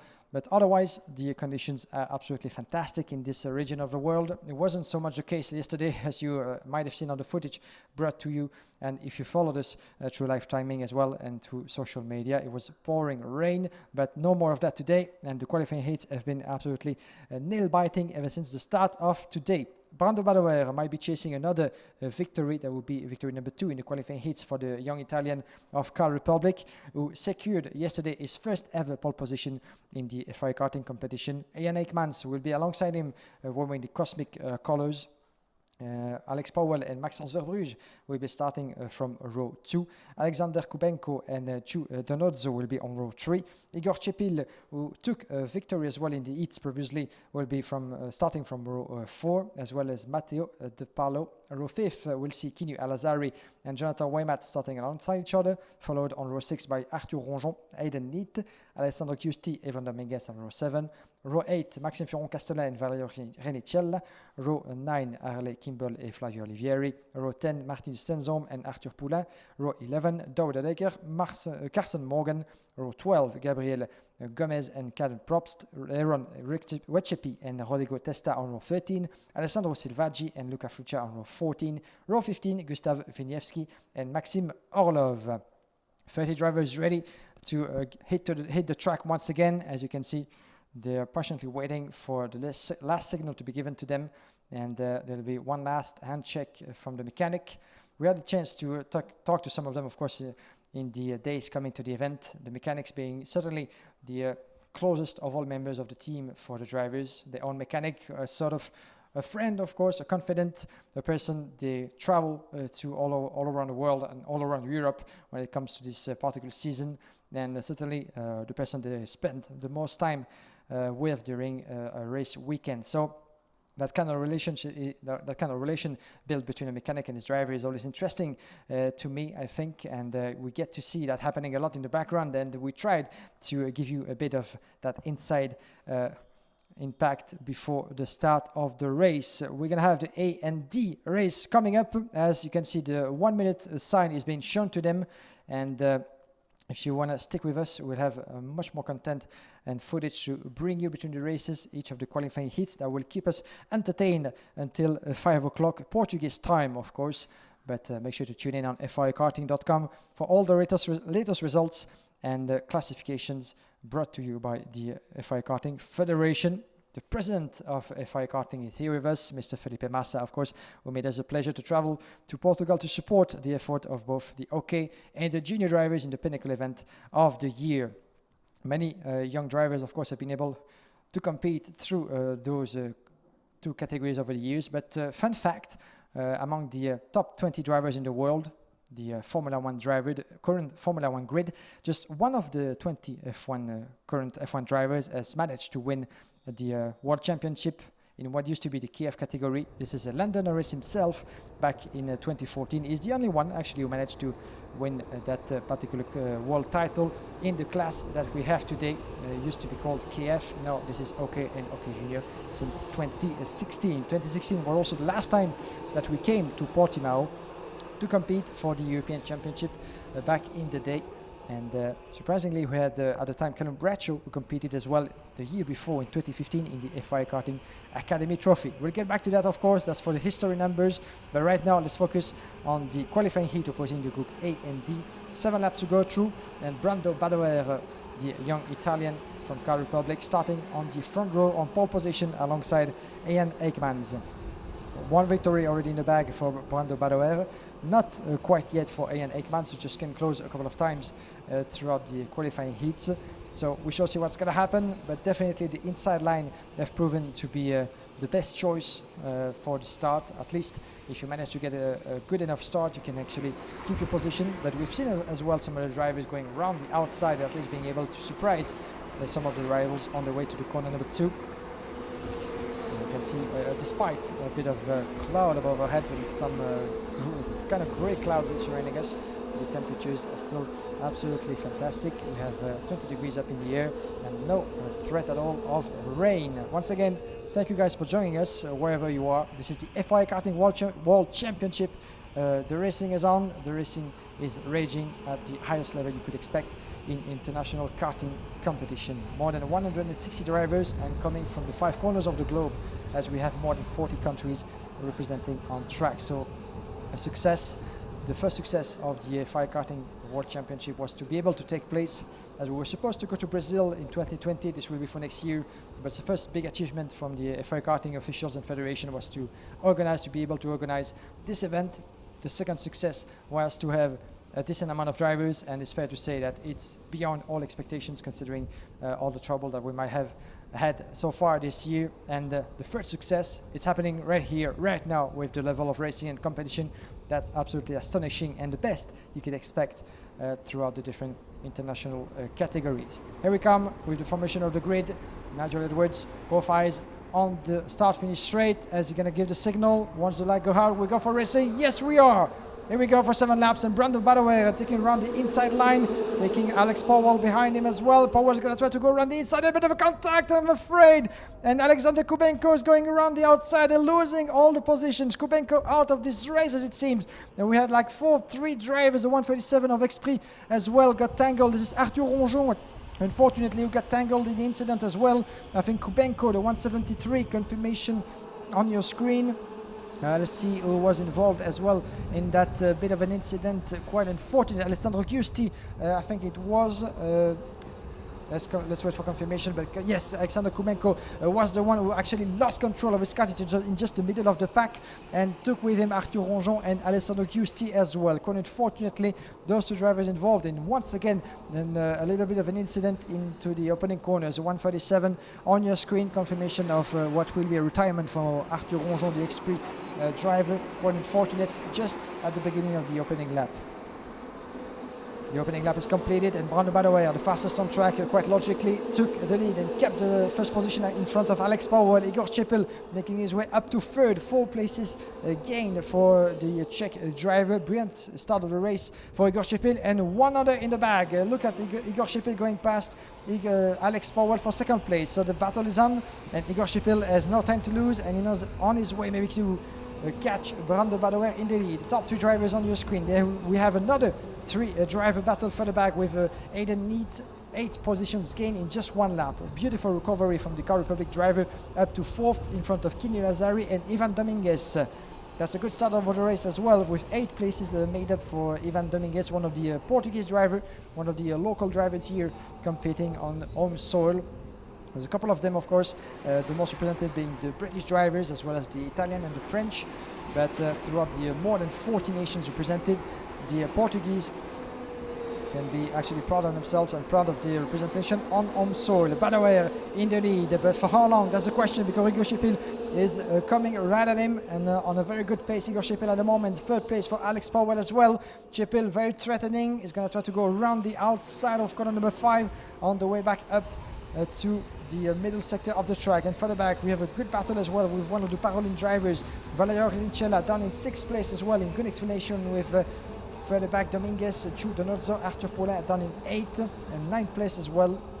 Let's wait for the completion of this other lap as Brando Badoer is under threat and is going to have a lot of work to do to prevent the 2 other drivers just behind to get past. Igor Čepel and Alex Powell waiting for the good moment. They're here trying to observe, they're observing the leader, trying to see where he actually might make a mistake, to maybe trying to provoke that mistake, of course, and getting past fair and square for the victory in this qualifying heat. Brando Badoer has already 1 win for himself, not yet for Igor Čepel as well, but not yet for Alex Powell. So shall we have another winning driver in the top 3? That's the question. We do still have a couple of laps to decide. Lap number 4 out of 7 on your picture, the 145. This is Ivan Dominguez from Lennox Racing, of course, the new team supported by Charles Leclerc, the Scuderia Ferrari F1 driver. And further back we have the battle between Chu Donozzo as well, and there's a change for the lead.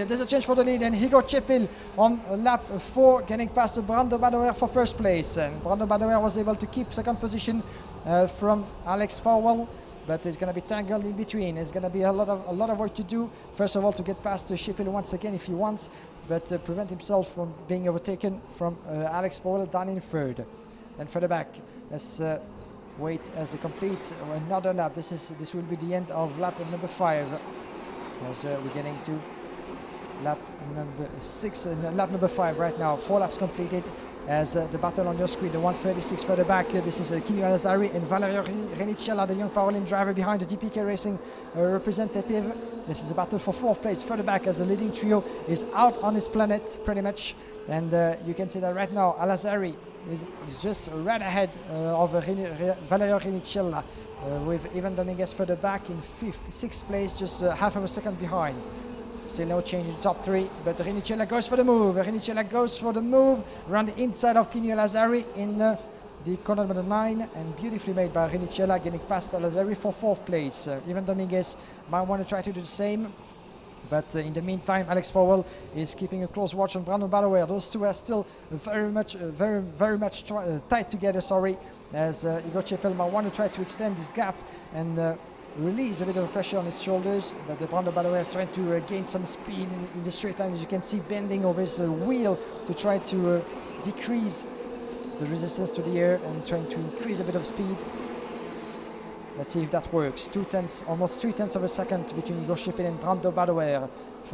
Alex Powell for the 1/10 back in 3rd place. Still very close between those 3. and Chipil is being able to increase his gap. Actually, I'm trying to keep an eye as well on that battle because there's like a lot of things happening onto the track. But Powell at the moment unable to get past as well. On your picture is the 198 of Arthur Poulain, the Sodica driver, trying to resist from Jonathan Waymat. This is a battle for 11th place further back, as we have the 110 of Alex Powell is very, very close on your picture to Brando Badouer. These three have still something to say in the battle for the win. Igor Chepel might have the upper hand for a moment, but Brando Badouer and Alex Powell are not far behind. And we're going to get into the last lap. One last lap, 1.5 kilometer to go through for Igor Chepel to keep his first position. Aiden Neat actually got a warning flag in the meantime. Chepel, Badouer, Powell just split by less than half of a second, as we have further back the battle as well between Rinicella down in 4th, being chased at the moment by Kinu Alazari, Dominguez in 6th. Giudonozzo is 7, Caden Prost is 8, Aiden Neat is 9, and Martin Stenzom in 10th place. And look out for Alex Powell, he's very, very close. He's never been that close to Brando Badouer behind. And they're pretty much glued to one another. And shall we see one last desperate attempt for Alex Powell into the middle sector? It's not happening quite yet, as Brando Badouer is shutting all the doors, but we've seen that happening in the last 2 corners. The drivers just want to go for it, and they're not afraid to do so. But it all actually goes down well for Igor Chepel, who is able to keep the lead, maybe all the way to the end, and this will be victory. The second one for Igor Chepel, the Czech driver. One last kick to the throttle, and this win result for Igor Chepel, winner of this qualifying heat A against D. Brando Badouer tried everything he can to catch up with the leader, but still was able to complete this qualifying heat in 2nd place. 3rd place for Alex Powell, and those three gave us a bit of a fantastic show and enough for our money in this one once again. 4th place for Kinu Alazari further back, with a beautiful recovery of 5 places put together by the Emirati driver, in front of Valerio Rinicella, who managed to make up 11 positions from 16 to 5. 6th place for Ivan Dominguez, 8th place recovered as well for one of the local boys in the World Championship here in Portugal. Chu Donozzo was able to keep 7th position, he was starting from 6th. 8th place for Kenan Probst, as you have the ranking appearing. Aiden Neat is 9 in front of Martin Stenzom in 9th place. 10th place, apologies, in front of Jonathan Waymat. Flavio Olivier is 12 in front of Arthur Poulain. Gustav Winevski, Daud de Decker in 16th place for Maxime Furon-Castellin in front of Rodrigo Testa. Maxime Orlov, Carson Morgan, Ian Ekmans, Gabriel Gomez. I was actually wondering where Ian Ekmans had gone, but losing 18 places, certainly in the issues that we had in the opening stages of this race. We're going to see this in just a few moments in the replay. But Ian Ekmans done in 20th in front of Gabriel Gomez, Maxence Verbruge, Arle Kimball, Aaron De Ceppi, Matteo De Palo, Alessandro Silvaggi, and Alexander Kubenko, who managed to finish the race, unlike Alessandro Giusti, Arthur Ronjon, and Luca Fluccia. Let's have a look at what happened in this race in the replay.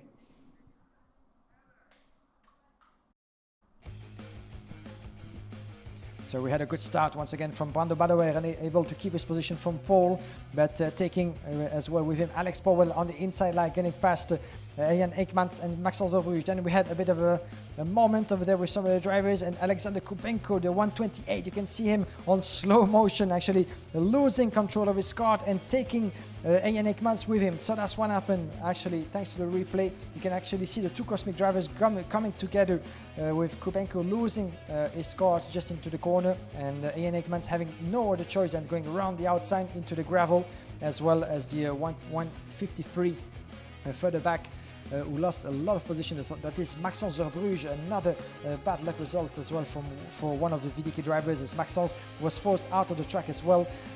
We had Arthur Ronjon, who had to retire into this first opening lap, an eventful opening lap, but quite unfortunate turn of event for both Ian Ekmans and Alexander Kubenko.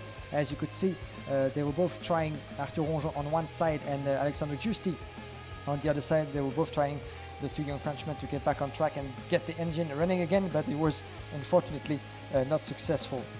Back in the race, as we had a very, very tight midfield in the opening stages once again of this race, and you could actually see the good battle going on with Kinu Alazari making his way through. Here is the one of the first decisive overtaking put together by Igor Chepil, getting past the 110 of Alex Powell on his way to what will be victory for Igor Chepil in front of Brando Badoer. There's the second maneuver from Igor Chepil, getting past Brando Badoer, who was able in the end to save the second position, the young Italian.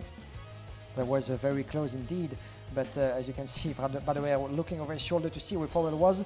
He was all the way down to third, very, very close for most of the race, but not in a position to get past. Further back, beautiful movement as well from one of the Sodi car driver, the 198. Further back, this is Arthur Poulain in the battle with Olivieri as well as Gustav Wieniawski as well.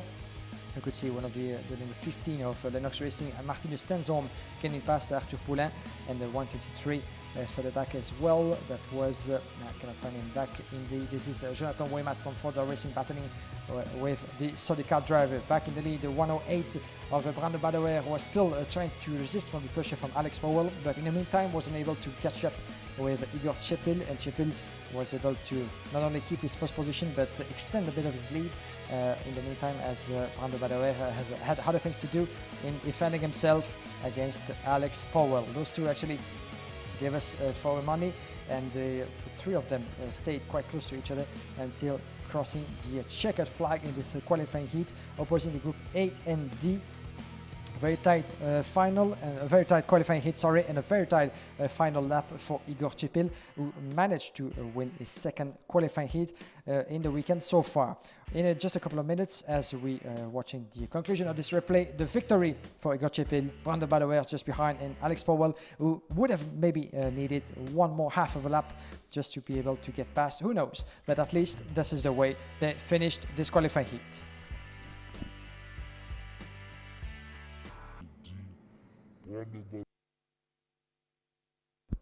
And this was the replay of the qualifying heat that we just had of the junior category. Once again, we're switching to the senior class this time around with Matheus Morgato and Kimi Antonelli on the front row of the OK class. Talking about the OK class, let's hear, before we get going for the racing, let's hear from the two-time reigning world champion Lorenzo Trovisanuto.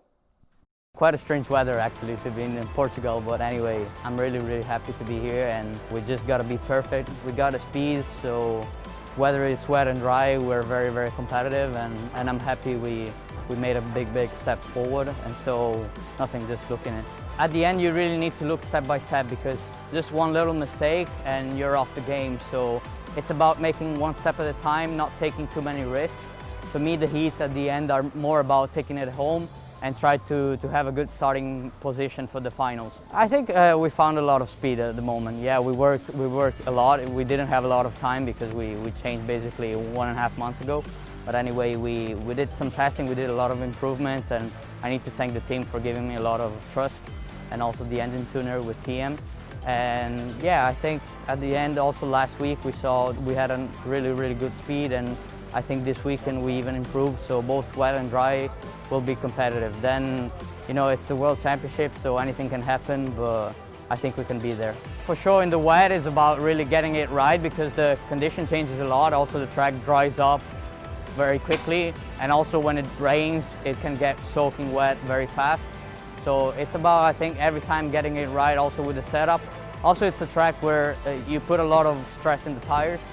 So both on wet and dry, you really need to be perfect on the driving and setup to save the tires as much as possible, as we have many heats.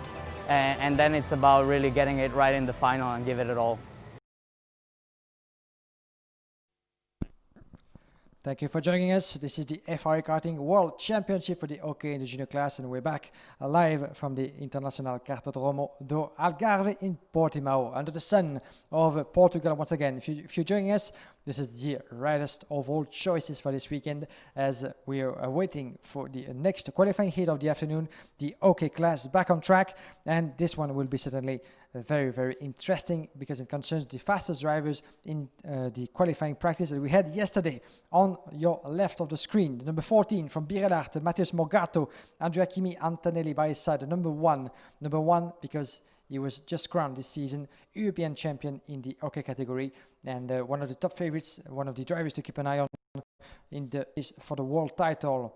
The two of them will be leading the field at the start of this qualifying heat. 10 laps, 7 for the junior, 10 for the OK, as it was the same since the start of the weekend. Lorenzo Trovisanuto, one of the men who can prevent anything from happening and maybe keep his crown, as he won the World Championship 2 times in a row for the past 2 seasons. You just heard him talking through about his expectations for this event. Of course, the dealing of the wet conditions that we had yesterday during the totality of the practice sessions, my apologies, and the qualifying sessions as well. So it was tricky conditions to deal with for the drivers, and Lorenzo Trovisanuto was kind enough to speak to us and talk us through his impressions of the World Championship to come, about the 2020 season. Quite unusual, to say the least, for all the drivers and teams involved in karting and in motorsport on a global level. Alexander Hartwig will be alongside him on the second row of the grid. Danny Kearl and Lorenzo Patrese watch out as well for row 3. Row 4, Kasper Janssen and Nico Ankte. Row 5, Marcus Kayak and Rasmus Chimis. Row 6, Michael Paparo and Axel Sarniala. Row 7, Hugo Besson and Rafael Chavez Camara, one of the fastest and on the podium of the preparation race of champions last weekend as well. We have Franz-Emil Sariyavi and Kim Arwang on row 8. Row 9, Oliver Gray and Enzo Trulli. Row 10, Florian Russorici and Miguel Ogiard. Dylan Vanthoff from row 11 with Lola Lovinfoss by his side. Lola Lovinfoss from World Racing, as well as Dylan Vanthoff, who pulled an impressive recovery in his last qualifying heat. So watch out for those two from row 11. Row 12, Arias Dökmeyan and Manuel Espirito Santo. Norton Andriensen and Christian Loven on row 13. Row 14, Alexander Partishev and Marcus Amann. And row 15, Lewis Smith and Cecilia Egvingst. One of the headlines, of course, of this in the start of this FIA Karting World Championship was the issues that Marcus Amann, the last year's European Junior Champion, went through in qualifying practice as well as in his first qualifying heat, and he's going to be starting once again from row 14 for the back end of the grid, even though he managed to overtake quite a good number of drivers into his previous heat. Unfortunately, some issue meant he had to come back to the pit earlier than expected. So we shall see what's going to happen as well from the back end of the grid with Marcus Amann, Dylan Vanthoff, and as well as Oliver Gray, some of the fast drivers that didn't get through qualifying maybe the way they wanted, and that will count on the qualifying heats to try to recover as much as they can on their way to the final, where this will be a noisy task. The starting grid for the standard qualifying heat appearing with Andrea King Antonelli by the side of Matheus Morgato. Watch out for what's going to happen, as Andrea Kim Antonelli has yet to won qualifying heat so far. To give you a bit of an update about what's been happening so far in the qualifying heat in the OK class, the first of all the qualifying races was won by Taylor Barnard. Then we had a win for Lorenzo Trovisanuto, followed by success of Josep Martí Sopraberra, win as well for Taylor Barnard, and win number 2 for the Rosberg Racing driver. And we're going to have this one as well coming up. 3 heats so far for the OK class, much less than the juniors. We have a total of 10 qualifying races for the senior category, 15 for the juniors. We have a bit less of OK driver, but still 74. Incredible success and incredible attending in this category as well for the juniors, with more than 160 drivers in Portimao. So now Taylor Barnard has 2 wins under his name. 1 win for Trovisanuto, 1 win for Josep Martí Sopraberra. And we're going to see if Trovisanuto can have another success with Italy. Can Taylor Barnard do the same later on? Andrea Kimi Antonelli, can he actually claim his first heat victory this weekend, after showing his pace all throughout the last days as well, and being one of the fastest in the pack? We shall see about that, of course, but in 10 laps time we'll have a few more answers to give you.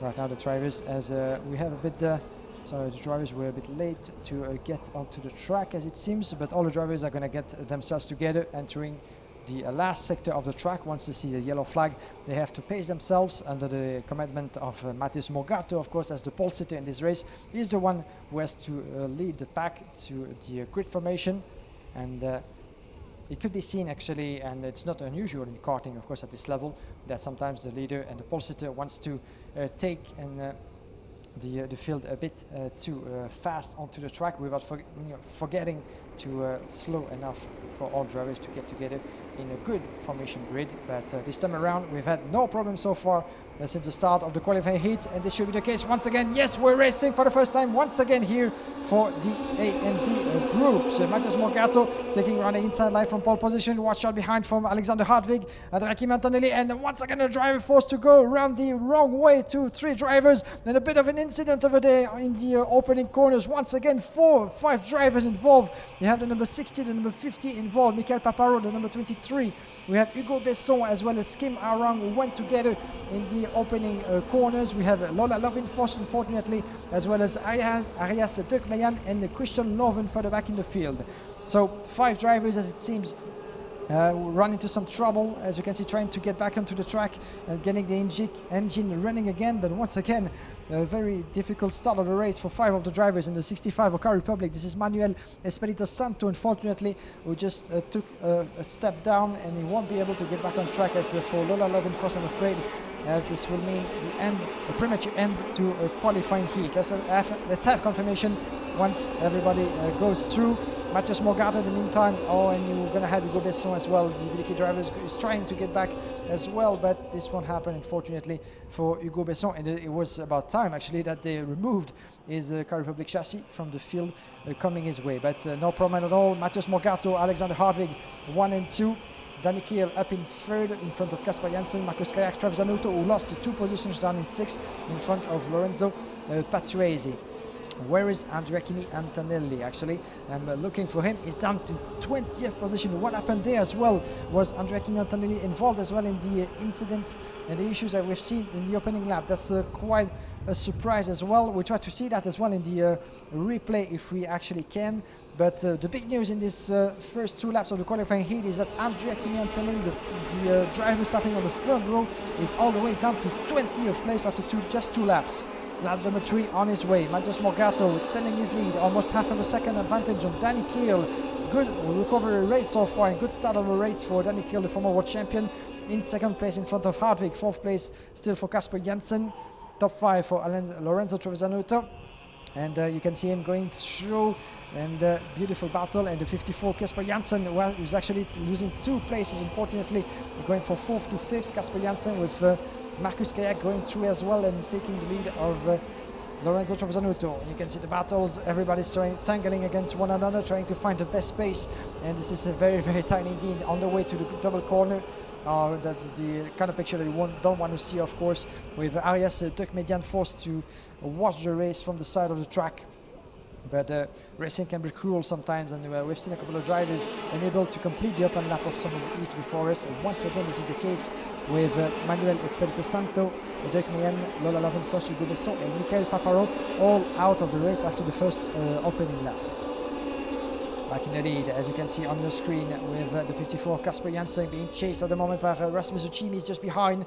Danny Kiel, the fastest on track. The number 14 is Matthias Morgato, and you can see Danny Kiel, he can feel it actually. He is on a good pace, and he's going to try to prevent himself from being overtaken by Alexander Hartwig down in 3rd place.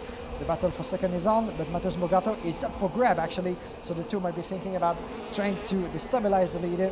Matthias Morgato, the fastest in qualifying, and it was a very disruptive qualifying series that we had 4 different groups, but Matthias Morgato managed to be the fastest in the opening series and not to be caught again in the end of the OK qualifying. But now Danny Kiel is on charge, the British driver, but we haven't seen so much at the highest level of international karting for the past few seasons, following his world title. But there he goes for the lead, and Matthias Morgato is opening the door, and is just shutting it to prevent Alexander Hartwig to get past as well. But Danny Kiel is going in for the lead. First place for Danny Kiel on lap 5. Matthias Morgato in 2nd, and going round the inside already.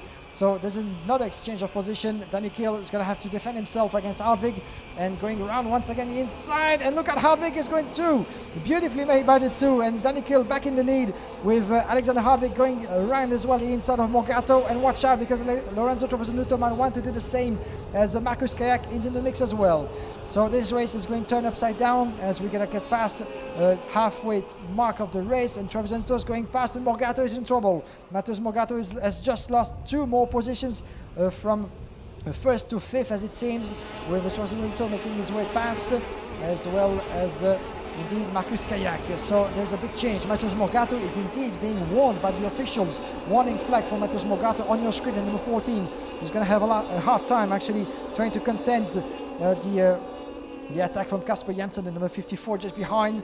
Let's see what it's going to be capable of doing, because it seems that Kasper Janssen, Rasmus Uchimi is in 6 and 7, as well as Lorenzo Patrese in 7th place. Uchimi, as I was talking about him, just lost 2 positions down to 9.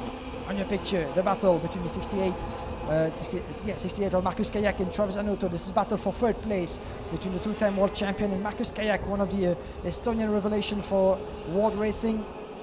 And as we are on lap 6, not much remaining into this qualifying heat, and Lorenzo Trovisanuto having a hard time trying to contend the attack from Marcus Kayak on the pace. Let's have a look at the gaps: 58.4, 58.3 for Marcus Kayak on the previous lap. So a little bit faster at the moment, the Estonian driver, compared to Trovisanuto.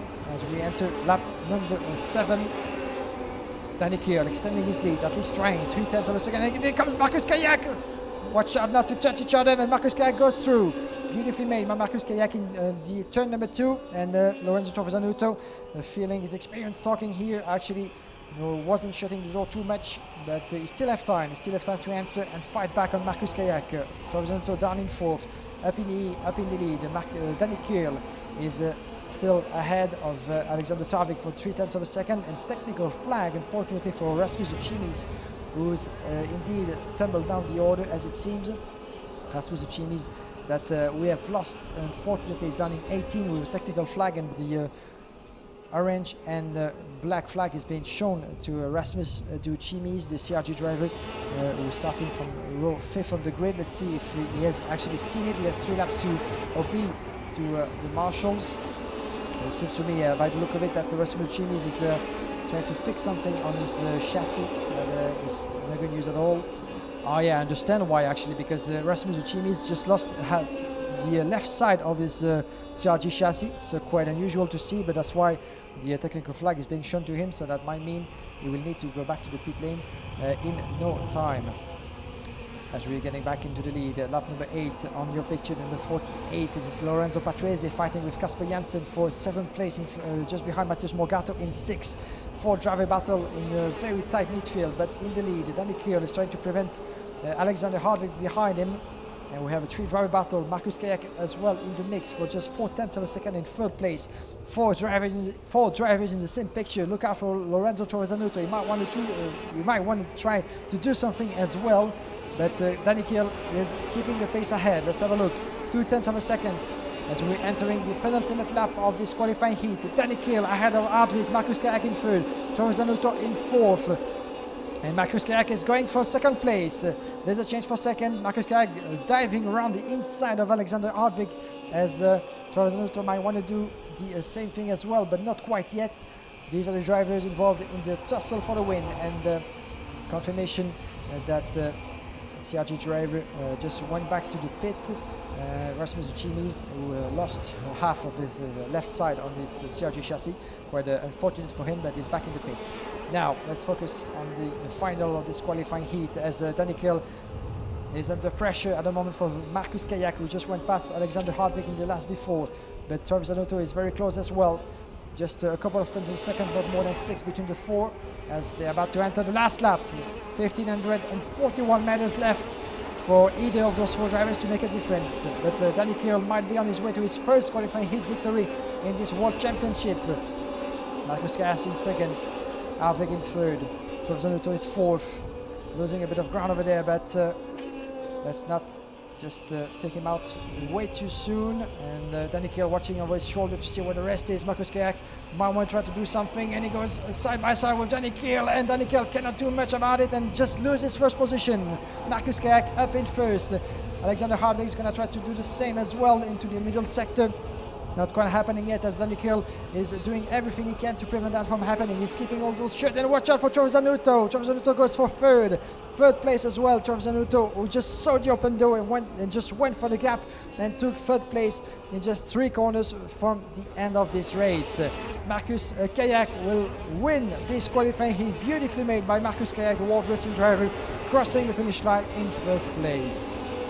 Once again, a tremendous end of qualifying heat that really kept on the edge of the seat until the very conclusion of this race. Marcus Kayak out of 10 lap out of 10 and winner of this qualifying heat in great fashion, just for 0.3 of a second in front of Danny Kier. Lorenzo Trevisanotto taking third place, fourth place for Rafael Chavez Camara, who pulled together a 10 position recovery in front of Matheus Morgato, Oliver Gray in 6th, Lorenzo Patuese in 7th, 8th place for Andrea Kimi Antonelli, who tumbled down the order but was able to make for the position he had lost in the first half of the race. And hopefully we'll be able to see what happened to Antonelli if he was involved in the issues of the opening lap. He's finishing 8th in front of Frossenville Sariyavi. Marcus Amann in 10th place. Good recovery, 18 positions gain from the former European champion in the junior class. Beautifully made from Marcus Amann in front of Kasper Janssen in 11. Enzo Trulli is 12 in front of Axel Sarniala, Mikel Hogarth, Kim Warang, Florian Russovicci, Nikos Ankte, Alexander Partishev, Lewis Smith, and 20th place for Cecilia Engvingst, followed by Christian Loven. Just 21 drivers just made it to the final lap of this qualifying heat. Let's have a look at what happened in those 10 laps of qualifying heat in the replay.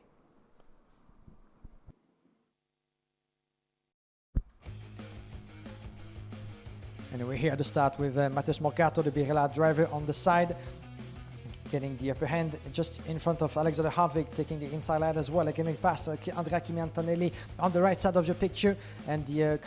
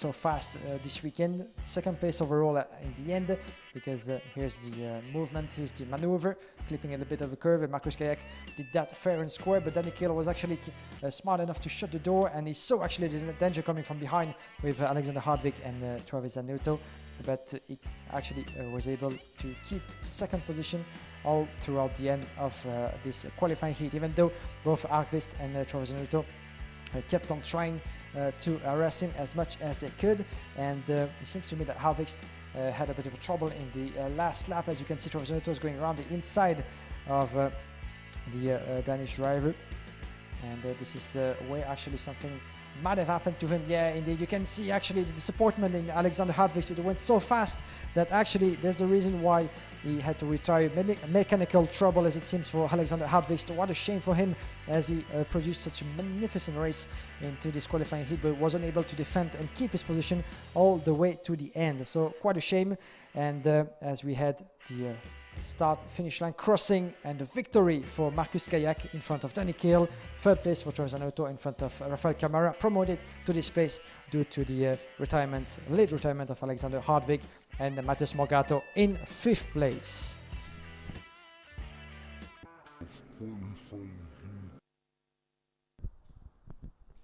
And we're back live, ladies and gentlemen, for even more excitement to come, as we're going to have once again the OK class, of course, with the D and E group, before switching to the junior category. We're going to have this time around a bit of an interview before we go back into the racing. Let's hear for the British driver from Tony Kart, Joe Turney, starting in this race from row 6. We had a good race last week in the test, but now the rain's come, so it's going to be mixed conditions for this race, which, I don't know, I think it should be good. I have experience in the rain, and the speed looks quite good, but I know it will definitely be tricky. We had a good race last week, the speed was really good, so I think this race we can do well. It looks wet for this race with some dry also, so it will be mixed but difficult. Oh, we had a good year, especially in the European, finished third with Antonelli and Barnard in front, and the speed in some of the races was really good, so we did well to come third. And no, again, the speed looks good here, so I think we have a good expectation for this race, hopefully in the top step at the end of the weekend. Now, the level's always really high, especially in the World Championship. It's the hardest race in the world. No, it's not going to be easy, it's never easy to win, so I think if we can finish on top, it'll be a really good effort from the team. Definitely tricky in both conditions. I'd say even more so in the dry, because the sprocket is so small, so to exit the corner is difficult. And obviously in the rain we use a higher sprocket, so it's more easy to exit the corner, but the level of grip is nice, and it's a nice mix of corners and elevation, this track. And we're back live, ladies and gentlemen, right on time to follow the progression of the qualifying heat to come between D and E group. Pedro Hilbrand will be starting from pole position, Morgan Porter by his side, Luigi Coluccio and Lawrence Van Open from row 2, Matti Salonen and Gio Valtanen from row 3.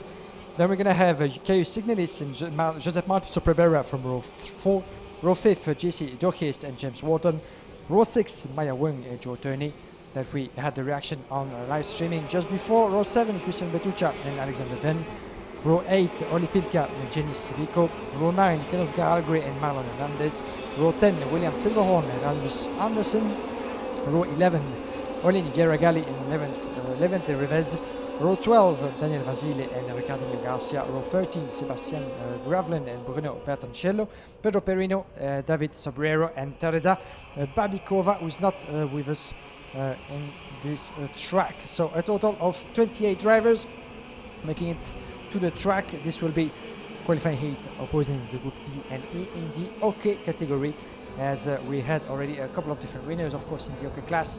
Tello Barnard, Josep Marti Soprabera on track, as we said, Travis Zanuto and Barnard once again. So 2 victories for Barnard, 1 victory for Travis Zanuto, 1 victory for Josep Marti Soprabera, and 1 victory as well for Marcus Kayak just before in the eventful qualifying heat. And eventful, this should be again the case in this race, as we have the former OK World Champion Pedro Hilbrand, former European Champion as well, Morgan Porter by his side, Luigi Coluccio, the young Italian from Cosmic, Lawrence Van Open, the fast Dutchman from the Birelart group as well.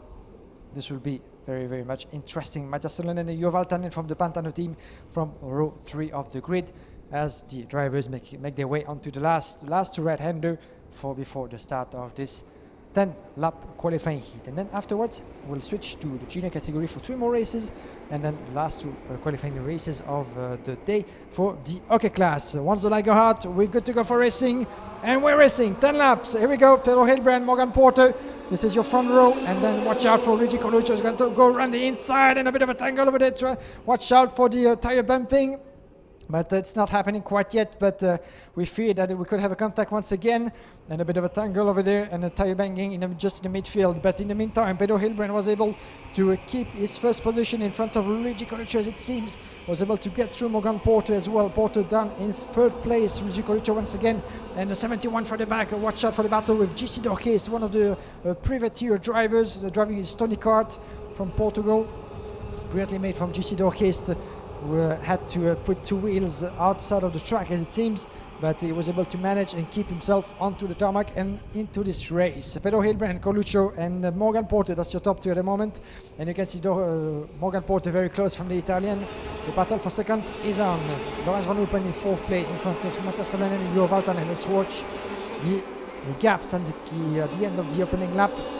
And Juho Valtanen getting past Lorenz Van Upen. Change for 4th place, as it seems. Here the Pantano Racing driver getting past Lorenz Van Upen from the Lennox Racing team.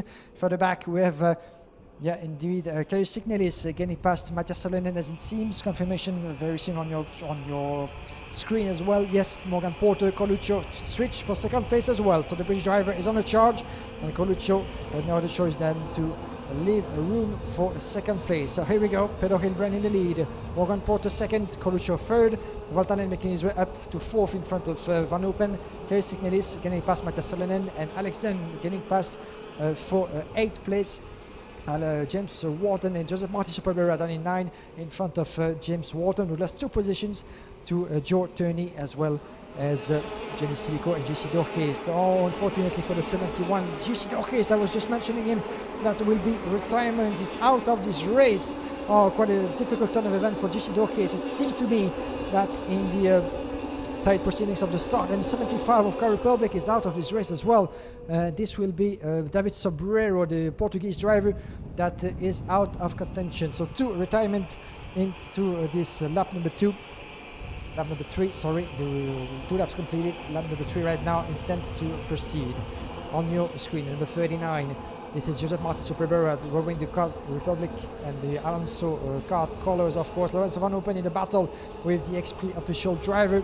Just behind him, Lorenz Van Upen and Caius Signelis, the former FIA Karting Academy winner, of course, joined the newly created experiencing team for 2020, a year of apprenticeship, of course, a year of learning for the former junior driver on his first season in the OK class. But right now he has something to say, he has something to do, and he's about to show it. Caius Signelis chasing and getting past Lorenz Van Upen. Confirmation on your screen. Van Upen has been passed by the young Caius Signelis. Let's see what he can do actually in the remaining laps of this qualifying heat. Pedro Hilbrand trying to increase his gap a bit less than 0.3 of a second, still being kept under close watch by Morgan Porter. Juho Valtanen in 3rd place, 4th place for Luigi Coluccio, who dropped 2 positions. This is your top 4. Still in the same picture, battling for the win, the potential win once again into this qualifying heat. Watch out for Alex Dunn getting past. This was just for the back, Lorenz Van Upen. Yeah, Lorenz Van Upen just lost another position to Alex Dunn, and the battle on your screen is beautifully made. And Juho Van Upen actually in a bit of tangle over there with was happening further back, but we're going to have to wait for the classification. Here they come across the start-finish line again. The number 24 on your screen, Pedro Hilbrand and Porter. There's your change for the lead. Porter now ahead, half of a second advantage on Pedro Hilbrand. 3rd place for Juho Valtanen this time around. We got it right. Luigi Coluccio in 4th place. Caius Signelis down in 5th with just a couple of meters between Coluccio and Signelis. Let's see if the young driver from the experiencing team will be able to decrease the half of a second gap that he has from the top 4. But in the lead, Morgan Porter on the pace really ever since the weekend started, and after making his way past Pedro Hilbrand, is increasing his gap, taking advantage of the fact that Hilbrand has to resist from Juho Valtanen in the meantime. James Walton, good move put together in front of Joe Turney, as it seems. And we have the battle between Coluccio as well as Juho Valtanen, beautifully made at the moment, but Hilbrand is under pressure, and Juho Valtanen has understood it and just passed the Spanish driver. So Pedro Hilbrand up down to third place, Juho Valtanen making his way up to second. And there we go, the chase for the win has started as we're entering lap number 6. Lap number 6 out of 10. Morgan Porter managed to get ahead with more than half of a second advantage. He just pull away as much as he could, waiting for the good moment, of course, and hoping that Juho Valtanen will not get past Pedro Hilbrand, since Juho Valtanen was much faster than Pedro Hilbrand just before, almost half of a second faster in the previous lap. And there's a confirmation that the Finnish driver from the Pantano team is on a charge, really putting together a great pace into this qualifying heat. And we shall see if Pedro Hilbrand is going to be able to resist from Luigi Coluccio's charge as well as the rest from the field. Morgan Porter, and you can see actually Valtanen getting close and close to Morgan Porter. Let's have a look at the respective laps as they come across the start-finish line once again just in front of us. On your picture, Morgan Porter from the Argentine Motorsport leading the way, looking over his shoulder to see where the rest is. 0.3 of a second. Juho Valtanen just pulled the gap together in 56.9, 57.1, so up to 4 tenths faster than Morgan Porter at the moment. Juho Valtanen really on a great pace, as you had the 57 on your screen. Brilliant battle as well. This is happening further back between Olivier Ragali and William Silverholm. Battle for 15th place between one of the Forza Racing driver. Up in the lead, Morgan Porter and Juho Valtanen just on his tail. This is going to be crazy, and it's going to be tight until the end of this qualifying heat. But Valtanen is on a charge, and Morgan Porter is going to have to defend with everything that he has in his organism and in his machinery to try to prevent that from happening. But right now Juho Valtanen is unstoppable and goes past Morgan Porter for first place. So here we go, Valtanen in first, Porter in second. Can he actually try to bounce back and maybe getting past again the Finnish driver from Pantano? And Morgan Porter is keeping the pace. He knows that he has to do that, otherwise Pedro Hilbrand might want to try to search for that open door. They don't want to give him, of course. Lap number 8, a bit more than 2 remaining before the end of this qualifying heat. And in a moment, Valtanen is on a charge. Let's have a look at the gap. 57.1 the last lap by Juho Valtanen, 57.6 for Morgan Porter. So there's your difference. Juho Valtanen now with the clear head and the clear track just in front of him might want to pull away from the rest of the field. It's always easier, of course, to chase than to be chased. And in the case of Morgan Porter and Pedro Hilbrand, then see the drivers that they have to attack, they see the drivers that they want to defeat. But Luigi Coluccio as well is in the mix. 4th place for the Italian driver, the fastest in the opening sector at the moment, is on the tail of Pedro Hilbrand, almost glued together. Can we see a move from the young Italian who hasn't been always lucky in the past qualifying heats? He might have a chance to actually do once again good, hopefully, and getting past first Pedro Hilbrand and maybe attack the rest of the leading field. In the rest of the ranking, Joe Turney is making his way up to 7, just behind Alex Dunn in 6th. Then you have Josep Martin Superbera, and there's a change potentially. Pedro Hilbrand getting past Morgan Porter. There's a change for 2nd place with the Spaniard from Tonica diving around the inside of the British driver who's in trouble. Luigi Coluccio might want to try to do the same. And watch out for Kirill Signelis, the Ford driver on your picture. Beautiful between the two. But Morgan Porter had no other choice than to back out. And there's a bit of a contact, I'm afraid, with watch out for Coluccio's getting past Pedro Hilbrand. Beautifully made. And Morgan Porter is losing 3 places in the process. Quite unfortunate for the British driver, but there was a bit of a tangle over there. But Luigi Coluccio saw the opportunity and just went for it, getting past the 3 drivers at once. Beautifully made from Coluccio up into 2nd, and he's taking Pedro Hilbrand ahead with him as well. Porter just dropped 2 positions. Kay Signelis ahead as well in 4th places. This is the final lap. This is the final lap of the qualifying heat here that we have. Juho Valtanen is untouchable, 1.6 seconds. But now all eyes on the battle for 2nd place. Your leader on your screen. Untouchable for the time remaining. But Coluccio still has something to say and still something to do, is keeping everything that he has ahead. So he needs to shut all the doors. But at the moment, Pedro Hilbrand, could he be actually in a position to get past? So watch out for Morgan Porter just in the back of Kay Signelis. And we have Alex Dunn actually getting involved as well. Look out for the energy driver. And this is going to be tight as we follow the leader on his way to a first qualifying heat victory for him into the FIA Karting World Championship. The Pantano team representative The last two corners, one last click on the throttle, one last click on the curb, and this will be victory for Juho Valtanen. Well put together. He was able to dominate pretty much the entire field thanks to a fantastic pace put together. Juho Valtanen 1.6 seconds ahead of Luigi Coluccio. Third place for Pedro Hilbrand. Keijo Signelis in fifth place for Morgan Porter. Alexander finished in 6th with 8 places made still since the start of the race. George Turney crossing the line in 7th place in front of Joseph Martin Superbera. 9th place for James Wharton. Matthias Salonen in 10th. 11 positions for Christian Bertuccia. Oli Pilka crossing the finish line in 12th. As going to have the official classification appearing on your screen. Just on the other side of the ranking, Jenny Civico finished in 13th. William Silverholm 14th, 15th place for Oli Pierragalli, 16th place for Lorenz van Oppen in front of Pedro Hilbrand. Pedro Perino, my apologies, in 17th. Hilbrand finished in 3rd. Then we have further back Lorenz van Oppen in 16th, Pedro Perino in 17th, 18th place for Maya Wing in front of Marlo Hernandez, Levante Revez, Kenos Garalgre, Daniel Vasile, Sébastien Gravlin, Bruno Bertoncello, Ricardinho Garcia, Rasmus Andersen, as well as 2 drivers out of this race, GC Dorquest and David Sobrero. That's the end, dear friends, of the qualifying heat for the OK class. We switch to the junior, but before, let's have a look at the replay.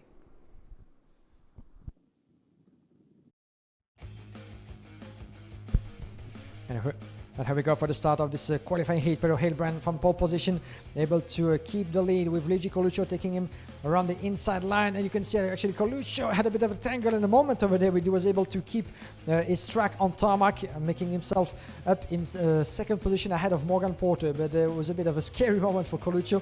He would have lost the traction and the wheel of his car. It would have been a disaster, certainly for him and maybe for some others in such a tight field. But none of which happened, and Coluccio was able to keep himself on the track and actually keeping his attack on Pedro Hilbrand. So this is the battle in the opening stages of this race, with Hilbrand, Coluccio, Morgan Porter being chased by Lorenz van Oppen and Juho Valtanen, all in the upper part of the field.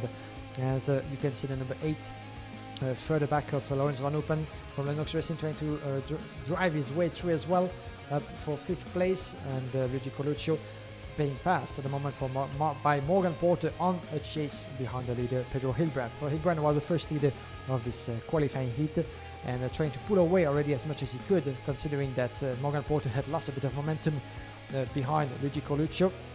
But right after he had passed the Italian driver, Morgan Porter could actually increase the pressure on the Tony Kart driver in the lead. Watch out as well for the remontada of Alex Dunn as well, who made up a total of 8 places up to 6. Unfortunately, there was a retirement in this race for GC Dorquest, one of the 2 retirements with David Sobrero. And on screen you had the battle and as well between James Wharton, who made up 1 place up to 9. Juho Valtanen was on the charge, increasing his pace lap by lap and getting past Pedro Hilbrand for what was at the moment the 2nd place of the race. And at this point we would have thought that Morgan Porter could have kept his advantage all the way through the end of the qualifying heat, but Juho Valtanen was really pretty much almost half of a second faster than the leader at some point in the 2nd part of the race. So you could see actually him, the Pantano Racing driver, getting very close to the leader, to the point where getting the upper hand at some point. There he comes with the maneuver around the inside line of Morgan Porter in the corner number 5, the downside of the track. And further back here, the battle between one of the other drivers further back into this race in the very tight midfield. Behind Valtanen, Morgan Porter tried to keep the advantage against Pedro Hilbrand, but the Spaniard went for the inside in the corner number 2. Morgan Porter just in front of Luigi Coluccio, and at this point there were the 3 of them pretty much glued together, with Keijo Signelis keeping a close watch and trying to get himself in the mix as well, as Morgan Porter is losing a bit of momentum and a few places in the process as well. But watch out for Luigi Coluccio, who did the smart move on that one, just surprising them, all 3 of them around the inside, and that's actually the decisive move that allowed Luigi Coluccio to make his way up to 2nd, way behind this man on your screen, Juho Valtanen, who drove impeccably all throughout the qualifying heat to secure his first qualifying heat of the weekend. Luigi Coluccio made it to 2nd in front of Pedro Hilbrand, and Keijo Signelis able to keep Morgan Porter just behind all the way until the checkered flag. Alex Dunn took 6th place in front of Joe Tony, Josep Martí Sopebera, James Walton and Matthias Salonen at the end of this qualifying heat.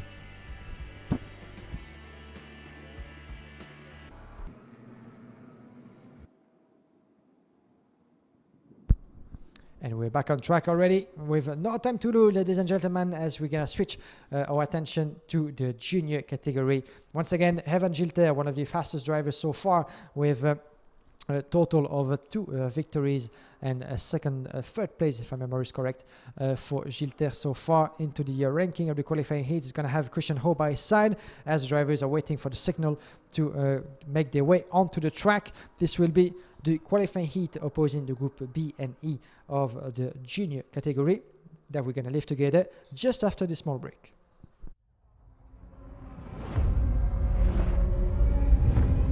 Every day, 3,500 lives are lost on roads around the world. Driving can be dangerous, but there are simple rules we can follow that will make our roads safer and save lives. Slow down for kids. Don't text and drive. Always pay attention. Obey the speed limits. Stop when you're tired. Never drink and drive. Check your tires. Rules keep us alive. Your life is in your hands. Respect the rules.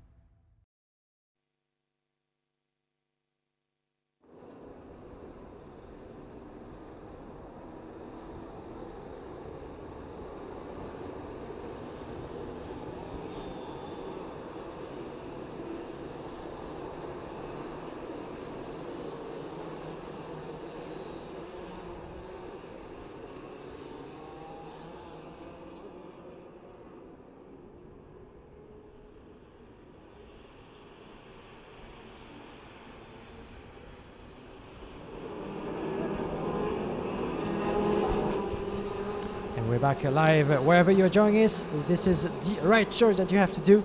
Follow with us the FIA Karting World Championship as we're getting ready for the junior category to come back on track. This will be the first of 3 more qualifying heats to have together for the junior category.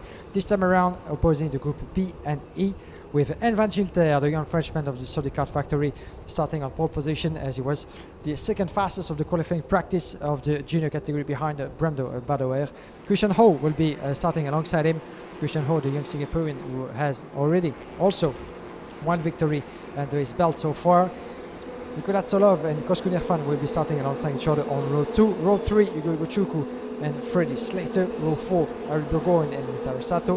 Conor Zelic and Matheus Ferreira on row 5. Row 6, Ariel Elkin, as well as Roman Andriolo, Nacho Tunon Garcia, as well as Theodore Rodmark on row 7. Row 8, Rashid Al-Dahari and Antonio Leit, Francesco Marenghi and Oscar Wurst on row 9. Row 10, Francisco Soldavini and Luca Samalisto. Row 11, Theo Eriksen and Julius Dinesen. Row 12, Karol Pazevic and Sonny Smith. Row 13, Yampu Chu and Frederic Lund. Nicolas Lacorte, Aurelia Lobels on row 14. And row 15 will be composed of Yolan Rakami and Ethan Nobels. 30 drivers on track into the formation lap after the warming up the tires. Now it's time to get together for the grid formation, making their way onto the start-finish line for the rolling start. You know the drill. This will be the junior class, the category, the group B against E.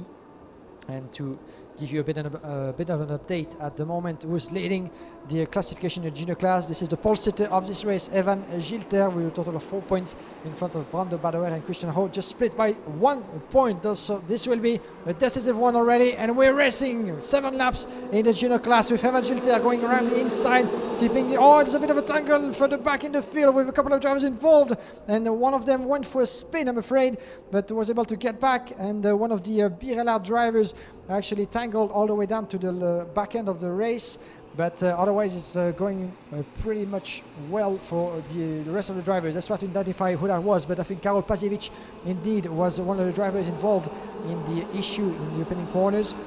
And in the meantime, Evan Gilter, as you can see on your screen, managed to stay at the front. Nicolas Tsolov took second place thanks to his inside line, but watch out for Ugo Ugochukwu. The young European champion is already on his back in third place. Ugo Ugochukwu, who once again knows that he has no time to lose if he wants to compete for a potential pole position. He needs the results, and for that he needs to get past Nicolas Tsolov for second place and actually prevent Evan Gilter to build too much of a gap. Otherwise it's going to be too late for him if he wants to catch with him. 1 lap down, and we have at the back beautiful move by Christian Ho, actually, who lost 3 places in the process of the first lap. We're trying to recover the ground that he had lost. Christian Ho, Harry Burgoyne, and I think Christian Ho just made the overtaking happen. In the meantime, yes indeed, Christian Ho on your screen, the 161, getting past Harry Burgoyne just behind, and Burgoyne in the process lost another place down to 6 with Konrad Zilic, the world racing driver, in between the two. So quite an eventful opening lap as a confirmation of the trouble for Romain Andriolo, who tumbled down 14 ranks into the classification. But in the meantime, the battle is on. Konrad Zilic on a good space as well in the opening stages of this race, chasing Christian Ho in 5th place, Harry Burgoyne all the way down into 6th. Then we have Tsolov in 3rd, Ugochukwu in 2nd, and there's a change with Ugochukwu in 2nd place, as I was saying, but further back, Christian Ho in 3rd, Tsolov in 4th, and being chased by Konrad Zilic. That's your top 5 at the moment. 2 laps completed. This is lap number 3. And Evan Gilter has built himself a bit of a gap, 0.2 of a second. That's not much at all, as we have Ugo Ugochukwu still harassing the French leader. The pressure is on, and Ugochukwu knows he needs the results, and for that there's just one way through, getting past Evan Gilter. But the same idea goes for Konrad Zilic, who's very, very close, coming near Nicolas Tsolov in 4th place. Christian Ho up in 3rd. This is the 2 teammates of the Sauber Junior Kart, and Ugochukwu goes for the lead with a move around the inside of Gilter. Once again, fair and square, and nicely done from the 2. No tangle, no contact whatsoever, and Evan Gilter might want to try to do the same as well. For that, he needs to just stay on the back of Ugo Ugochukwu and keep the pressure on as well throughout the course of this qualifying heat. But easier said than done. But Ugo Ugochukwu, as a result, put himself in the lead. Evan Gilter in 2nd. Konrad Zilic, in the meantime, just went past as well behind. Not only Harry Burgoyne and Christian Ho in 3rd place. My apologies. Konrad Zilic still in 4th place. So now transponder issue back and running. But watch out for Freddy Slater as well in 6th place, harassing Nicolas Tsolov. That's your battle on the lead with Tsolov, the 119, being harassed by Freddy Slater. This is battle for 5th and 6th, and Slater getting past. Freddy Slater making his way up to 5th place in front of Nicolas Tsolov. And for the back we have Harry Burgoyne and Rintaro Sato as well, battling hard, tooth and nail. And those two are being chased as well by Kosko Nirfan in 9th. And we have in 10th place Rashid Al-Daheri, just made his way past Matheus Ferreira over there for 10th place. We'll get back to that in just a few moments, but in the meantime, Ugo Ugochukwu is still leading the way in front of Evan Gilter. The two were just split by 0.2 of a second. And watch out for the battle. And there's a contact, I'm afraid. There's a contact between the 154 of Rintaro Sato and Harry Burgoyne. I think it was Kosko Nirfan. I think it was Harry Burgoyne, and unfortunately, Rintaro Sato just went together. Yeah, confirmation of Rintaro Sato dropping down the order as well. Oh, that's one big turn of event, and Rintaro Sato confirmation that this will be, unfortunately for him, once again another retirement, or at least can he try to get his engine back and running again into this race. But a big incident over there, at least a big contact, as Rintaro Sato was the victim of the two, as he was pushed outside of the track, and the Rick Griffin Motorsport driver trying to get back, but this one happened, unfortunately, for Rintaro Sato. Once again unlucky in the course of the qualifying heat with another retirement for him. In the meantime, watch out, and there's another move, and thanks again to the big work put together by the marshals on the track in securing the facilities, the track, and of course the drivers in as the cart was being taken out of the racing line. So thanks again, guys, for the hard work put together onto the track. In the meantime, Igor Guchuku and Christian Ho as well put themselves in first and second. Evan Gilter is trying to hold on in third place, and the young Frenchman is going for the second place around the inside of Christian Ho. Beautifully made from Gilter, who has still something to say in his race, and if he can find still a bit of energy in himself and his machinery, then anything's still possible. Less than 2 laps down from the checkered flag. Theo Eriksen is the fastest, but look out for Christian Ho, is still very much on the pace. Oh, and there's a bit of a contact, I'm afraid, or at least I think Evan Gilter almost lost the racing line over there and had to let Conor Zilic through for a 4th position, so for 3rd place. So there's an exchange with Christian Ho, Zilic and Gilter down in 4th place. But watch out for Freddy Slater, the young Frenchman is going to have to resist once again. But Conor Zilic, can he actually do like he did in the last qualifying heat in gaining 2 positions in the course of just 2 corners in the last lap? Can he actually do one last attempt and successful once again? We shall see about that. But Conor Zilic is on the pace. The 1 lap is on. Evan Gilter, Freddy Slater. This is the battle for 4th place. So watch out as well for Conor Zilic. He's just on the back of Christian Ho, and the Singaporean is going to have to defend his second place very hard into the last corner of this lap. And here comes Conor Zilic trying to go around the outside, maybe have a bit of exit of his fellow rival. Oh, that was very, very tight, and Conor Zilic had to put one wheel out of the track, and in the meantime Freddy Slater is getting past Evan Gilter for 4th place. So he's going all directions in this closing lap of the qualifying heat, but Gilter lost another position to Freddy Slater in the process. The young British driver getting past for 4th at the moment.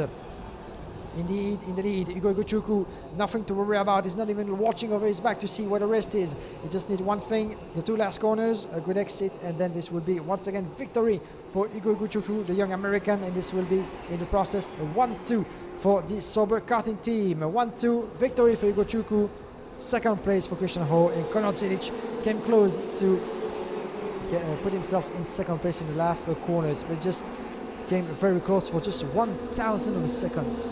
Can you imagine that? Sorry, 3/10 of a second further back Conor Zilic and Freddy Slater. That was the gap at the conclusion of this race. So Igor Guchuku, Christian Ho, 1-2 for the Sauber Junior Karting team. 3rd place for Conor Zilic. 4th place for Freddy Slater in front of Evan Gilter, in front of Harry Burgoyne. 7th place for Nicolas Tsolov. Rachel Daheri in 8th place in front of Matheus Ferreira, followed by Sonny Smith for the top 10. Classification appearing on your screen. 11th place for Francesco Soldavini in front of Ariel Elkin, Kosko Nirfan, Theodore Oldmark, Francesco Marenghi, Nacho Chidon Garcia, Jan Pucciu in 17th, 18th place for Romain Andriolo, Oscar Wurz 19th, 20th place for Nicolas Lacorte, Julius Dinesen in 21st, 22nd position for Karol Pasevich in front of Luca Samalisto, Yolan Rakamier, Theo Eriksen, Frederick Lund, and Aurelia Nobles, Antonio Late, and Ethan Nobles, and a big retirement, a big name, not able to see the checkered flag of this race. Rintaro Sato, unfortunately, a Japanese driver, a second bad luck in the qualifying heats today for the Rookie Flynn Motorsport driver, who was involved in a bit of an incident, a bit of an issue on track that precipitated him to retire from this race. Victory in the end for Igor Guchuku, and let's see how he just did that in the course of 7 laps. Here comes the replay.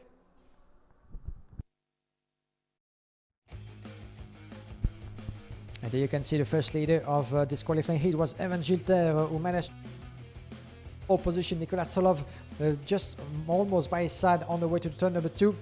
And you can see for the back some drivers involved in a bit of an issue over there with one of the Pirelart. I think it was Karol Pasevich going around the outside and losing a lot of ground as well in the process of these opening laps. One of the Sodicar drivers for the back in the classement as well was involved in some trouble over there in the opening corners. But Gilter in the meantime was able to lead coming close to the first lap in front of Nicolas Tsolov. You can see the leaders, and Gilter at this point had built a bit of a gap with 3/10 advantage, and Tsolov getting passed by Igor Guchuku, who lost no time at all around into the start of the second lap to make his way past for 2nd place. That was the start of his charge towards the leader Evan Gilter.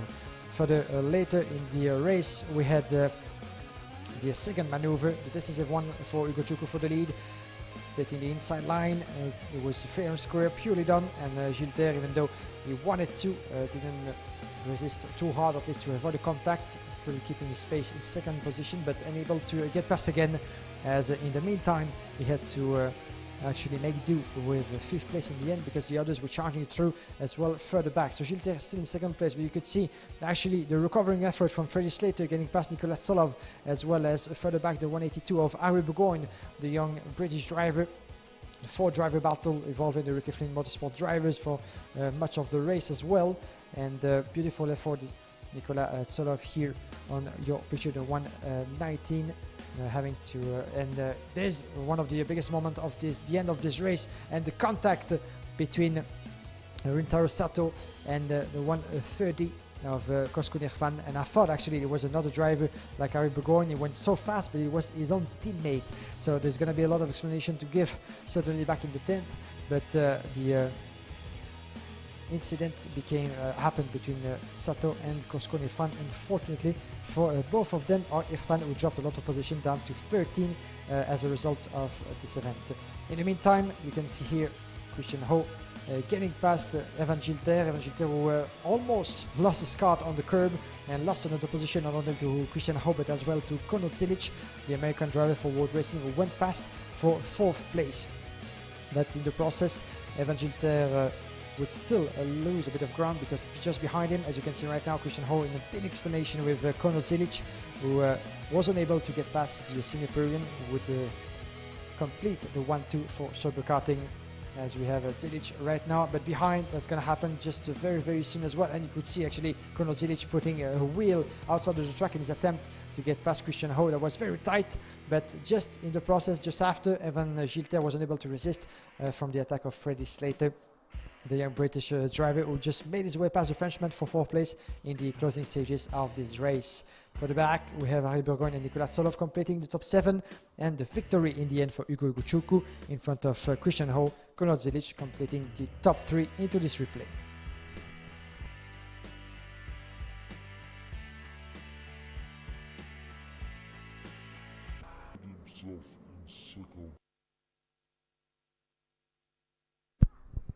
And we are back on track, ladies and gentlemen. Another grid, another excitement for the junior category. This will be the qualifying heat opposing group D and F. We're going to have Ian Ekmans and Dion Goda leading the way at the start from the front row of the grid. But before we get back to racing, just a little break on the live streaming.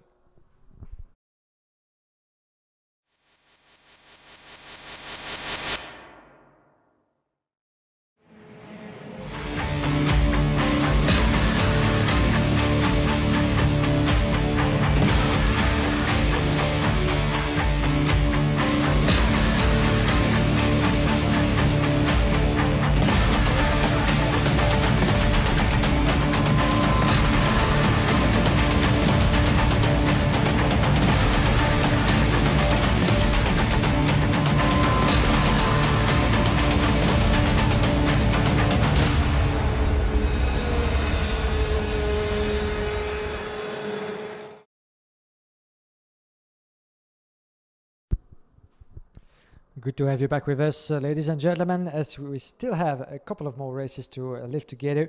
We're going to have the D and F, the two groups opposing each other in this junior qualifying heat, and we'll have three more heats after this one. One last for the junior and 2 last for the OK class. Of course, we won't be done quite yet with the qualifying races, as we have 5 more tomorrow morning, and then after that we'll have a definitive classification at the end of the qualifying races, and this classification will draw the hierarchy at the starting of the finals. So we'll know who of the 74 drivers in OK and the 89 drivers in junior, who of them will be able to make it to the final in both categories. So this will be for tomorrow. Before that, let's conclude this day once again on a high, as this has been a beautiful day of racing with a lot of fighting, a lot of beautiful battles. But I got to say that even though we had a bit of issues in the opening lap, most of the races have been run in very, very respectful conditions, even though some of the drivers and team managers might actually disagree with what I'm saying right now. But even though we had some issues happening into the opening laps, as it's often the case when the field is tight together, and especially when you have such a fast flowing first few corners, especially as the right-hander after the start-finish straight. That kind of thing, that kind of issue and trouble in the opening lap can happen, and we've seen it a couple of times. But apart from that, it's fair to say that the overtaking maneuvers, the battles have been well put together, and you can actually feel not only the respect between all those drivers from the OK and the junior class, but as well as the dedication and commitment they put into the driving, into the quality driving, whenever this comes to putting together an overtaking maneuver. So right now we're gonna see if one of those drivers in the upper part of the field can make a difference in this qualifying heat. This will oppose the Group D and F of the junior class, and so far we've had a good number of different winners into this category of the juniors, for drivers between 12 and 14 years of age. So far, 2 victories for Evan Gilter, 2 victories for Ugo Iguchuku as well, a victory for Intaro Sato, 2 victories as well for Igor Chepil. So this will be interesting, as Chepil, Gilter and Ugo Chuku all have 2 heat wins so far. 1 heat win for Brando Badoer, 1 for Intaro Sato, and 1 for Christian Ho. Of course, all the updated results available on FIAKarting.com, when you can find all the information that you need, as well as the regulations, timings, and live timing and streaming available to you as well on social media, Facebook, Instagram, and YouTube. So make sure to be with us all the way to the end of the weekend. Once again, we'd like to thank you. As you can see on the screen, everybody's wearing a mask. Everybody is keeping as much as social distancing as they can. So once again, we want to thank everyone on board, everyone involved into the making of this beautiful FIA Karting World Championship that has been running in fantastic conditions so far. And this is in a big part thanks to everybody's effort in those sanitary precautions that we've been taking in order for the championship to be run in order. So right now, in just a couple of minutes, we're going to have another grid of the junior category, the D against the F, and Ian Aikmans on the left side of the picture is driving for the Cosmic Racing department, is from Belgium, and is going to be starting from pole position with that yellow crash helmet, highly recognizable from even a far distance. Dion Gouda from Rookie Free Motorsport will be alongside him, the young Singaporean, who has a little bit struggled to being able to keep the momentum with the previous performance that he had put together. So very fast Dion Gouda into the wet in the difficult conditions so far yesterday in the qualifying practice, but struggled a little bit more in racing mode, shall we say. So that's all down to Dion Gouda to be able to perform at his best once again into this race, but this will be no easy task, as he has a lot of fast drivers behind him. Max Verbrugge, not always in luck as well, the young VDK Racing driver today, but he still has that race to try to make things up. Tuka Taponen will be on row 2 as well. Chu Dozonu and Rolin Urandini on row 3, as you can see the starting grid appearing right now on your screen. Matteo De Palo and Alfio Spina will share the row number 4. Row number 5 will see Jonathan Waymat and Maxime Rem start alongside each other, followed on row 6 by Aidan Neat, Aaron Walker, row 7 Ivan Dominguez and Matthias Jacobsen, row 8, Valerio Rinicella and Patrick Acalla, row 9 Flavio Olivieri and Maxwell Dodds, row 10 Arthur Pula and Kirill Kutskov, row 11 Carsten Morgan and Tobias Klosen, row 12 Caden Prost and Edgar Ampilogov. Then we have Rodrigo Testa, Emo Fittipaldi, followed by Luca Fruccia, GC Carrasquedo and Maxim Orlov. A total of 29 drivers making it to the track, as the green flag has just been waved to them as they make their way onto the track for the warm-up lap. As you can see, the leader on your screen, Ian Aikmans from Cosmic, with Dion Gouda just behind him. Let's see what Dion Gouda can actually make out of this race from the outside of the front row. One warm-up lap, one lap to get the quick formation in order, and that's mostly down to the driver at the front. Of course, the pole sitter for this race, Ian Aikmans, who has to pace himself once he see the yellow flag. The checkered flag will be in 7 laps. Once you see the yellow flag, then this is the signal from the marshals and the race director that he has to drop in pace and to allow everybody to get together in the third and last sector of the track. You know how it goes. The FIA Karting World Championship is already getting near the conclusion of the second day of all dedicated to qualifying races, of course. 5 more tomorrow, then the most decisive races of the entire season for those drivers in both the OK and the junior class. The final to crown the 2020 World Champion. We're not there yet. Now there might be still a few points to collect, a few victories to achieve, and maybe a couple of few tickets to get for a place in the final. This will be interesting, of course, to keep an eye on the provisional ranking that you'll find available as well online before the closing qualifying heats tomorrow, and we shall see if any of those drivers will be willing to put new tires on in the last qualifying heat to make up for some ground lost during this Saturday. This is for later, the consideration of strategy. Right now, let's go out and we're racing 7 laps, and here we go for this last qualifying heat of the day for the DNF group in the junior class. Oh, and a bit of a tussle, unfortunately, once again, just before the red-hander, and one driver out, I'm afraid, just into the barrier. A bit of a contact with the tire barrier, but not so much to worry about as it seems. But a couple of drivers were involved in yet again another issue into the opening corner, and it was one of the Tony Kart drivers as it seems. But there you go. We'll try to identify who that is. The 117, the 145 as well, as involved in some tangle. The 145 being in the ranking. Ivan Dominguez, unfortunately, the Pirelli racing driver, one of the local drivers. The 177, if it's him, one of the Car Republic drivers, we're going to see. Yeah, this is Aiden Neat, the 117 confirmation. Aiden Neat from Tony Kart, who was actually pushed outside of the track and against the wall, but he was able to continue. Let's see if yeah, he's still on track, Aiden Neat, but further down the order. Let's have a look at the gaps as they complete lap number 1. This is lap number 2nd. As you can see, the battle raging. Jan Ekmans in the lead, being chased by Maxence Verbrugge. And further back, we have Dian Gouda, Alfio Spina, and Tuka Tapanen. All together, we're in a still very, very tight midfield. Right now on your picture, the 124 of Dian Gouda is going to try to make up for maybe the bad luck that he had in the different qualifying hits before. But he's on a good pace in 3rd place. Alfio Spina just behind him with Tony Khan. And then watch out for Spina, is going to try to go around the inside. Oh, that was tight. Maybe another attempt. But he's not getting through yet. Alfio Spina, who just came close, very, very close to the tires of Dian Gouda. But everything still goes fine. To Tapanen and Erolin Nirandini. Nirandini getting past Tapanen for 5th place confirmation on your screen. Tapanen down in 6th in front of the 143. Chu Donzono in 17th place in front of Aaron Walker. Mata Jacobson is 9th, and 10th place for Maxime Rem at the moment.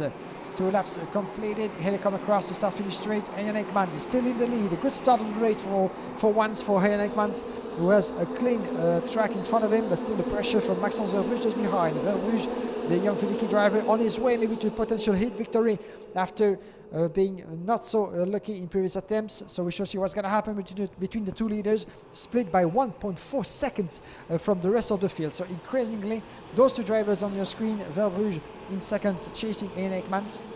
The Belgian, I guess the Frenchman, were able to really pull away from the rest of the field. Of course, a field still very tight to each other and battling tooth and nail for 3rd place. Dian Gouda still in 3rd. Alfio Spina chasing him just behind. Then we have Erolin Nirandini under the pressure of Tuka Tapanen, the 3rd best of the European Championship. And he goes through to Tapanen. That was very close as he was just went on the curb, clipping a bit the curb over there in the corner number 5, but he just didn't go through yet for Tuka Tapanen. Still behind Erolin Nirandini. This is the battle for 4th place at the moment. On to the start-finish straight. Further back behind, Aaron Walker trying to keep Jonathan Waymat behind him as well. Then we have in 9th place, just out on the edge of the top 10, Matthias Jacobsen and Matteo De Paolo. This hasn't changed so far, but in the moment, Jan Ekmans is still your leader, with just 0.2 of a second faster. Jonathan Waymat, the fastest on track, 59.1 at the moment, confirmation on your screen. And right now, this is the observatory moment between the 2. You can actually see Jan Ekmans and Maxence Verbrugge pulling away from the rest of the field.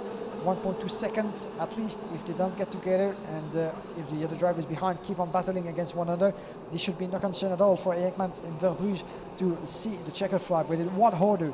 That's the main question, obviously, as Ekmans has at least one chance to grab a heat victory this weekend, as well as for Maxence Verbrugge to make up for some of the bad luck that he had before. But look out, because the field is getting pace and the field is getting near, as it seems. Let's have a look at the gap, 1.2 seconds still, quite a big gap over there. So that seems unlikely that such a gap will be actually made up in the course of the less than 3 laps that we have. Lap number 5, less than 2 laps before the checkered flag. But at the moment, the battle for the win is still very much uncertain as Jonathan Waymat pulls together another fastest lap in 58.7. But at the moment, Dion Gouda is able to keep his opponents behind. Alfio Spina in 4th, 5th place for Erling Nurandini, and 6th place for Tuka Taponen. Tuka Taponen getting ahead of Nurandini in 5th place. Of course, one thing to take into account is the tire wear, and as all the drivers only have one set of tires allowed for the qualifying practice and qualifying heats before putting on new tires for the final, they want to decide to go for a fresher set of tires in the last qualifying heat in order for them to save themselves and maybe getting one ticket for the final. So be it. But most of them, of course, are trying to keep the last set of tires fresh for the final to make a difference. So that's a factor to be taken into account, because the tires have been put under a lot of pressure, especially on this track. Talking to a lot of the drivers on the paddock, they told me that because of the fast flowing layout of this Kartodromo International, the tire are put under a lot of pressure. Certainly one of the biggest pressures from the entire FIA Karting season so far in terms of length and performance from those tires. So that's something to take into account. And at this point of the qualifying heats, with one last qualifying race to go tomorrow, of course the tires have been through a lot already, and that might affect a bit of the pace from some of the drivers out there. This is still in theory, of course, as we have a beautiful battle close to each other, and this is going through indeed for the 120. This is happening for the back of Alfio Spina and Dion Gouda. It just happened that Dion Gouda just lost a bit of a momentum over there, but Alfio Spina still battling against Gouda. This is Tuka Taponen, my apologies. Dion Gouda still in 3rd place, but Tuka Taponen and Alfio Spina side by side as we are still the battle for the lead in 1st place, and I think that Taponen is going around as well. Alfio Spina going through, but Taponen is fighting back. A beautiful battle between the two. This is actually for 5th place at the moment, at the advantage of Tuka Taponen in front of Alfio Spina, but watch out for the rest of the grid as Erling Nurandini as well as the other drivers behind. Who do we have? Matthias Jakobsen as well as Aaron Walker, all getting involved in the mix as well in that very, very tight midfield. This is the battle for potential 5th place as Jonathan Waymat made his way through to 4th. Dion Gouda is still in 3rd, and Ian Ekman still leading Maxence Verbrugge. Can Maxence Verbrugge, the young Frenchman, do something in the very last corners of this race? Just 2 left, 2 right-handers left. And it's going to be very hard, but one last kick of the throttle for Ian Ekman is going to win this one on a very, very tight finish, almost photo finish. Victory for Ian Ekman for just 1/10 of a second on Maxence Verbrugge and Dion Gouda, completing the top 3 just behind. 2/10 of a second between those 3. Wow, what an end of a race that was. But Ian Ekman had actually quite a hard of a moment over there as he had to keep Maxence Verbrugge behind him for the totality of this qualifying heat, but Dion Gouda was coming back at him very, very fast. One more lap and we could have had like a totally different top 3 at the end of this qualifying heat. But in the end, win for Ian Ekmans in front of Maxence Verbrugge, with 3rd place for Dion Gouda. His best results for all those 3 drivers at the end of the day. Then we have in 4th place Jonathan Waymat as the classification appears. 5th place for Tuka Taponen. 6th place for Alfio Spina in front of Aaron Walker in 7th, 8th place for Matteo De Paolo, 9th place for Valerio Renicella, 10th position for Duccio Tozzono, 11th position for Flavio Oliveri in front of Kirill Kutzkov, Maxwell Dodds, Matthias Jakobsen, Erling Nurandini, who lost a lot of ground done in the closing stages of this race, Tobias Klose, Emo Fittipaldi, 18th place for Edgar Ampilogov in front of Canon Prevost, Rodrigo Testa in 20th place, 21st place for Patrick Akala in front of Lucas Fluccia, JC Carrasquedo, Maxime Rem, Carson Morgan, Maxime Orlov, Arthur Poulin, Aidan Neat as well, all the down at the 28th place of this classification. And we have Ivan Dominguez. Unfortunately, you could not see the checkered flag. You just briefly saw Aidan Neat getting back into the pit lane after a difficult race. Let's have a look at what happened into this qualifying heat.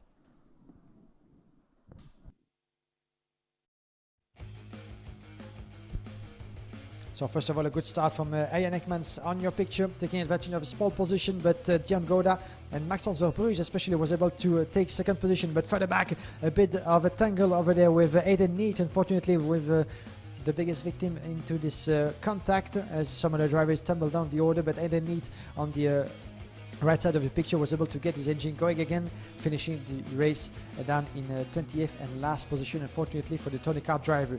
Otherwise, it just happened, and another contact over there for the battle for 4th place, as it happened between Aaron Walker, Alfio Spina, some of the Tony Kart and drivers as well. Aidan was able to get going again onto the track, but very last, as you can see, the very tight midfield. But some of the Tony Kart drivers got together just into the opening corners. You can see right now the 120 of Alfio Spina battling tooth and nail with Tuka Taponen, and the 124 of Dion Goddard was trying to keep himself together down in 3rd place at the moment. But we had Erolin Nirandini as well, the 171 making his way through.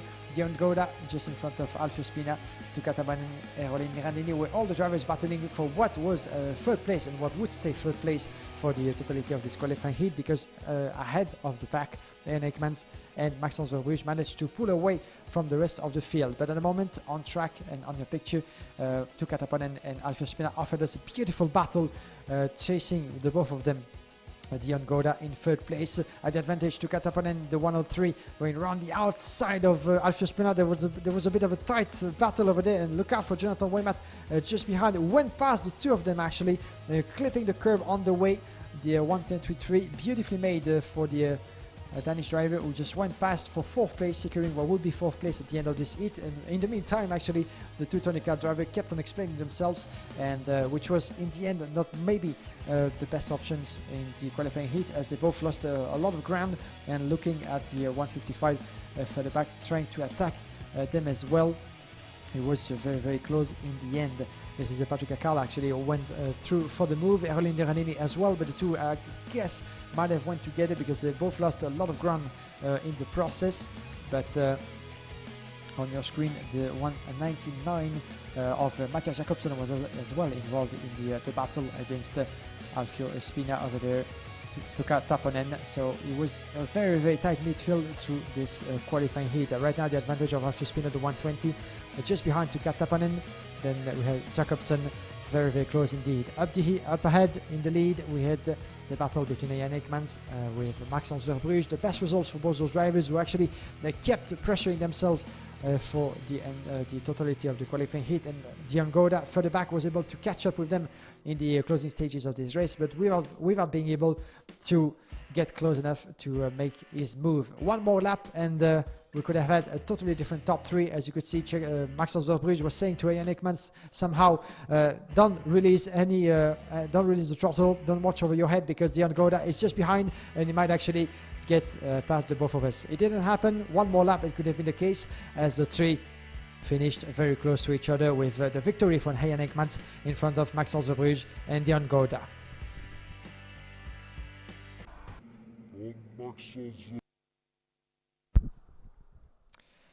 So, ladies and gentlemen, my best friends, we have one more junior heat to go together for this one. This will be the race between Brando Badoer and Timotheus Kucharczyk, between the 108 and the 112. These are the group A against C, as we're gonna have just a short break before getting back to the drivers getting ready for the last junior qualifying heat of the day, and then we'll switch back to the Eco class just after this.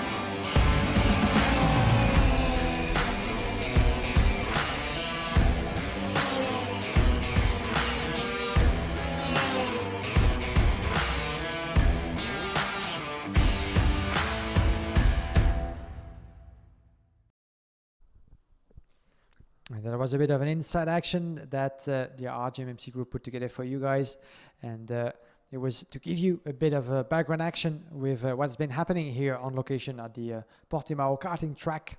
the location chosen by the FIA Karting Federation for the World Championship. We weren't supposed to be here in the first place, but we're still very happy that we've been able to find a solution and being able to compete with all of you guys and more than 160 drivers. So a beautiful achievement. That's the result of month and month of hard work put together in the background to make sure not only that this event will be able to take place in the perfectly chosen location, which is Portimao in this case, but as well respecting the sanitary precautions. And so far so good, and once again we have to thank everybody involved into the making of this beautiful event, as well as for respecting the sanitary rules put in place for the running of the event. The wearing of a mask and the social distancing, avoiding social contact as much as possible, social distancing of 1.5 meter as much as you can wherever you are, inside and outside the facilities, as well as in the restaurant and cafeteria of the Portimao karting track, especially as well in the paddock. So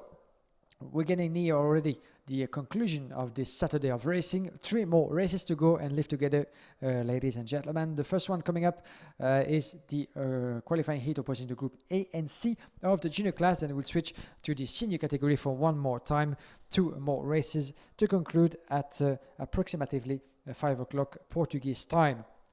Then it's worth remembering you guys about the timetable for tomorrow that you can find obviously on fiakarting.com as well. We'll be back live at 10:40 for the first qualifying heat, back live with the live streaming, of course, just a couple of minutes before 10:40 Portuguese time. 5 more qualifying heats to go through in the morning. Then we'll have a bit of a break, and the entire afternoon will be allocated to the junior and the OK final.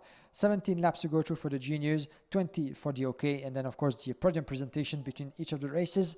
And make sure to tune in and to be with us for the entire duration of Sunday. This will be of course worth watching, worth staying with us. We have 3 more races to go for this Saturday of qualifying heats, and the first one of those 3 races coming up is the junior category. Brando Badoer, the 108 on the left side of the picture, is about to get onto the track, leading the rest of the pack in 1 minute as the board is being shown to the drivers. Timotej Kucharczyk, the Polish driver, by his side. Matteo Cappietto and Alex Powell will be on row 2. Row 3, Marcus Luzio and Alexander Kubenko. Augustin Bernier and Igor Shepil on row 4.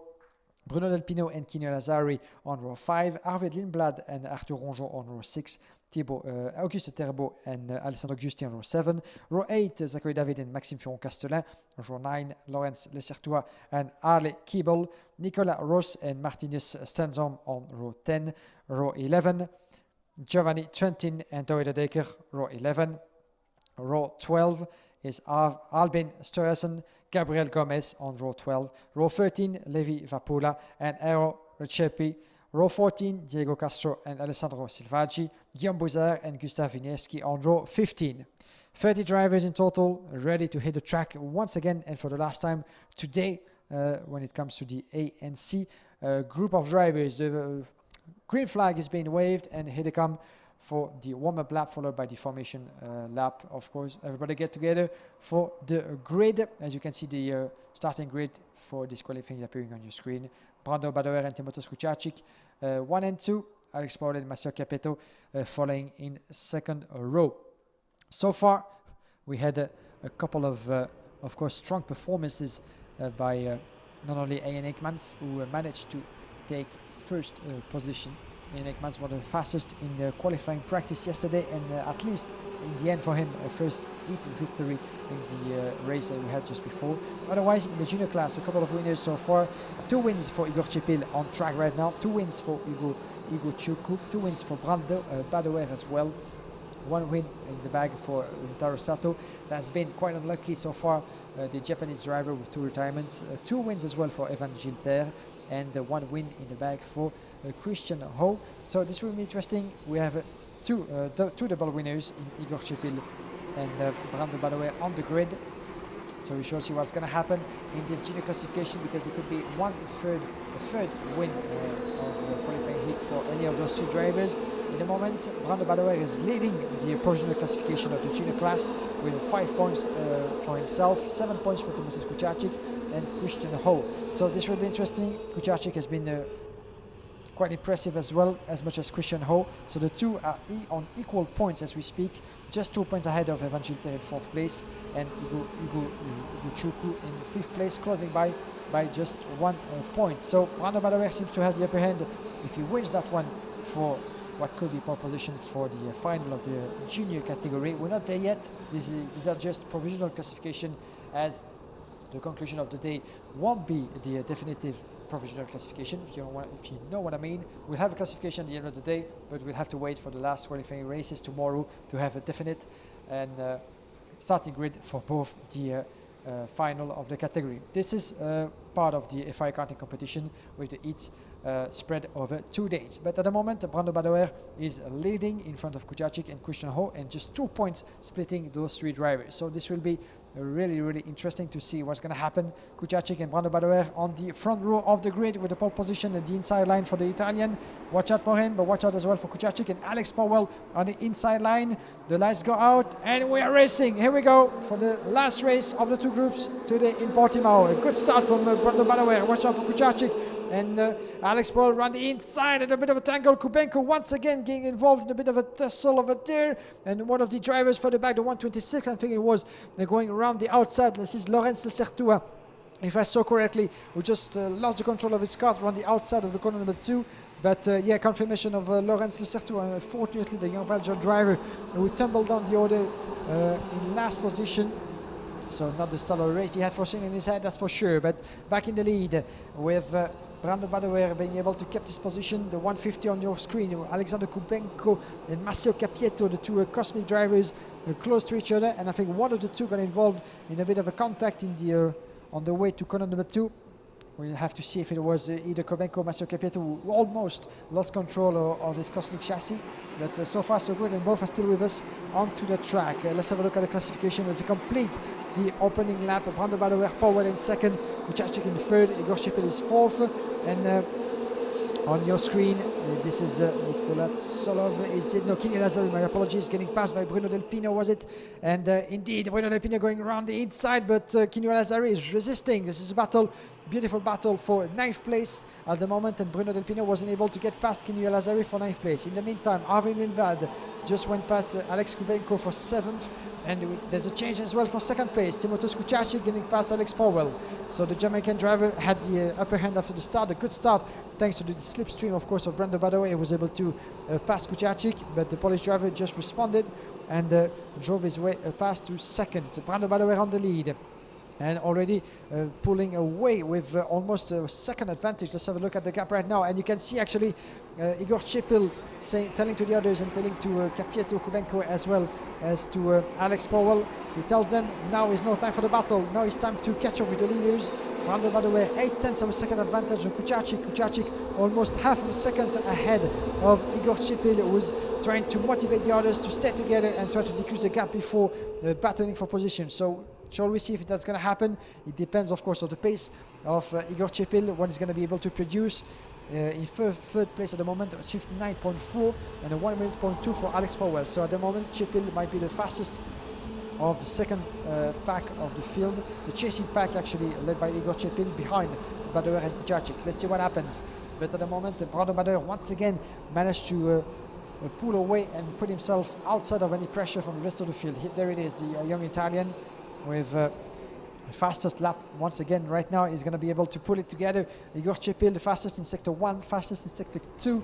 Let's see if he can confirm in sector number 3. But Igor Chipil, the young Czech driver from Czech Republic, is on the charge, and he's getting closer to Timotheus Kujacic. Right now on your screen is the battle between Massimo Capieto and Alex Powell. Capieto, the Cosmic driver, trying to go around the inside of Powell, and Powell is opening the door, at least not resisting. He's doing the smart thing in this case, because otherwise that could end up in a contact.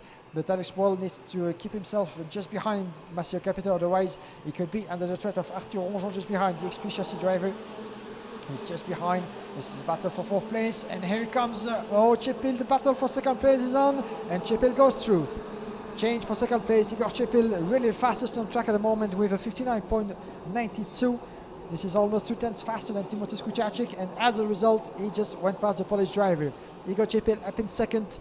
Now the question is, can he actually catch Brando Badauer in the time remaining? We are on lap 4. as we can enter the next lap number 5, and the clock is ticking once again. You don't have that much of a space and that much of a time to be able to do any difference in those qualifying heats of the junior class, and they know as Arthur Ronjon is making his way past Alex Powell. Beautifully made by Arthur Ronjon, up in 5th in front of Powell. From the back, Arvin Lindblad is 7, Kubenko is 8. We have Bruno Delpino in 9 and Kenyu Alazari in 10th place at the moment. Lap number 5. As we're getting near the checkered flag, Igor Chepil once again the fastest on track, less than 7/10 of a second. And then come the 3 leaders with Brando Badoer, Chepil and Kucharczyk almost in the same picture, as Brando Badoer is going to have to watch over his shoulder just in a few seconds if Igor Chepil keeps on his pace and is being able to catch up with the Italian driver. We shall see about that. But further back, Arvin Lindblad, look at him. Arvin Lindblad in the back of Alex Powell and going through the Jamaican driver. Arvin Lindblad getting past Powell for 6th place. And not really the race that Alex Powell had expected, the AKM Car Republic driver, as he just dropped another position to Arvin Lindblad up in 6th. The battle for the lead is on. This is the penultimate lap. The penultimate lap of this race out of 7 rounds. Brando Badoer, just 3/10 of a second advantage. He had pulled away up to 8/10 before, but Igor Chepil is the fastest on track. Fantastic performance from the Czech driver, which really has no rival in terms of pace so far in this qualifying heat. And look at him go, actually just behind the leader. Brando Badoer is going to have a hard time. This is a bit more than a lap before, and there comes a change. Igor Chepil putting himself ahead of Brando Badoer. Change for the lead. Igor Chepil is your new leader. Brando Badoer in 2nd, and Timotheus Kucharczyk might want to try to do the same actually, because he's coming back very, very fast as well. 58.9, 58.7. 59.1. So at the moment, Timotheus Kucharczyk was faster than Brando Badoer on the lap before. Let's have a look right now as they come into the last lap, closing lap of this qualifying heat, the last one for the juniors today. And Igor Chepil just 3/10 of a second ahead of Badoer. Badoer under the pressure for Kucharczyk. Master Capito on his own in 4th place. Ronjon and Arvin Lindblad battling on your screen for what could be 5th position for the French driver of Experiencing team. And look out, because Arvin Lindblad is going around the inside. This is the battle on your screen. And Ronjon's keeping the inside line, but not enough to prevent Lindblad from getting through. Arvin Lindblad going through Arthur Ronjon for 5th place. And Ronjon might want to watch behind him, because Alex Powell is not far behind in 6th position. Up in the lead, Arvin Lindblad, Badoer, Kucharczyk, your top 3 at the moment. Shall it stay the same for the closing corners of this race? Badoer under immense threat, and Kucharczyk goes through. Kucharczyk goes through for 2nd place and closes the door, and Badoer is unable to fight back. Shall we see something happening in the last corners, because there was a crossing of line that Badoer is unable to get past? Watch out for the 2nd place battle, and it stays the same. Kucharczyk in 2nd place, beautifully made by the Polish driver, who finished in 2nd behind Igor Chepil. And what a race from the Czech driver, really the fastest of them all on this Portimao track in this qualifying heat. Was able to pull away from the rest and secure that win in the last lap. Timotheus Kucharczyk just didn't never give up in this race. He never gave up, and actually was able to get past Brando Badoer in the closing stages in just a few corners from the checkered flag for a well-deserved 2nd place, but beautifully made as well from Brando Badoer. 3rd in this qualifying heat. We'll have to count on those drivers for the battle for the pole position until the end of the heat. Your classification on your screen: Igor Chepil 1st, Timotheus Kucharczyk 2nd in front of Badoer, Capieto, Lindblad, Arthur Ronjon, Axel Powell, Kubenko, Delpino, and 10th place for Kenyu Alazari. Outside of the top 10, Stenzom is 11 in front of Luzio, Bernier, Riccieppi, Terbo, Gomez, De Decker, Furon, Castellin, Kiebel. 20th place for Sturesen in front of Winieski, Buzar, Lichartua, Zachary David, Trentin, Giusti, Silvaggi, Rose, Castro, and 1 driver out of this race, unfortunately, is Levi Vapulla. This was the end, ladies and gentlemen, of the junior class for today, as we're going to find the junior drivers back, of course, tomorrow for the last qualifying heat, starting at 10:45 local time here in Portimao.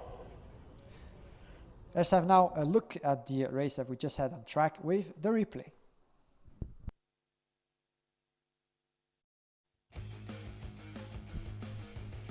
And from pole position, Brando Badoer at the start was able to keep advantage with Alex Powell on his slipstream. And we saw a bit of a moment with Timotej Kucacic, the Polish driver, who was actually pushed out on the external line coming to the corner number 3. So it was very, very hot between those, but not as lucky as Laurens Lecertua. As you can see, the Belgian driver. Unfortunately, bad luck for him, as he was pushed all the way down the classification after a bit of a contact into the corner number 2 and 3. Quite unfortunate for Laurens Lecertua. In the meantime, the battle was on, and you could see Timotej Kucacic trying to drive his way past a lot of Car Republic drivers as well, involving, of course, Igor Chepil making his way through, Alex Powell in the mix as well in the opening stages of this race. But Brando Badoer in the meantime was able to keep first position and trying to pull away. He actually did with 0.8 of a second, as we have the 102 of further back doing a great overtaking maneuvers over there. It was Arvid Lindblad in his recovery effort. Further up the ranking, you had Brando Badoer increasing his pace, trying to pull away for what could have been a potential victory. Further back, Master Capieto, the 150, and the 110 further back of Alex Powell had a bit of a tangle and explanation at the advantage of the Cosmic driver, who would end up at the advantage ahead of Alex Powell. 4th place in the end for Capieto, and 7th place for Alex Powell. In the lead, Brando Badoer was put under immense pressure from Igor Chepil. Really impressive performance from the young driver of Car Republic, who was actually lapping faster than anybody else, lap after lap into this qualifying heat. And this is the moment where he made his way past Brando Badoer, not to be seen again, and pulling away up to 0.8 of a second on the start-finish straight. But in the end, Kucacic had a lot to do. In the meantime, Lindblad on his way to 5th place in the end, getting past Arthur Ronjon on the closing stages of the race.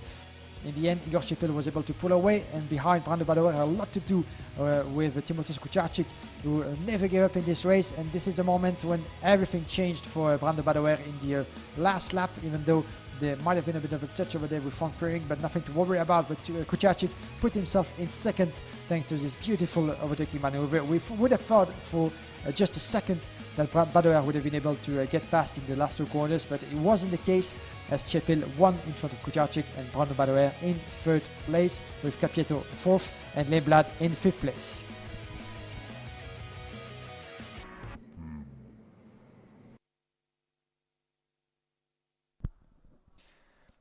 Thank you very much. This was the replay of the last qualifying heat for the junior class that we had together. 2 more qualifying heats to live together to conclude this beautiful day of racing here in Portimao. As you can see, the lightning is decreasing slowly but firmly on Portimao. We'll have enough time and lightning, don't worry, for the last 2 races of the OK class before getting back onto the track for the race opposing the Group A and C. Let's hear from the marketing manager of the Parolin Racing Kart Racing team, Marco Parolin.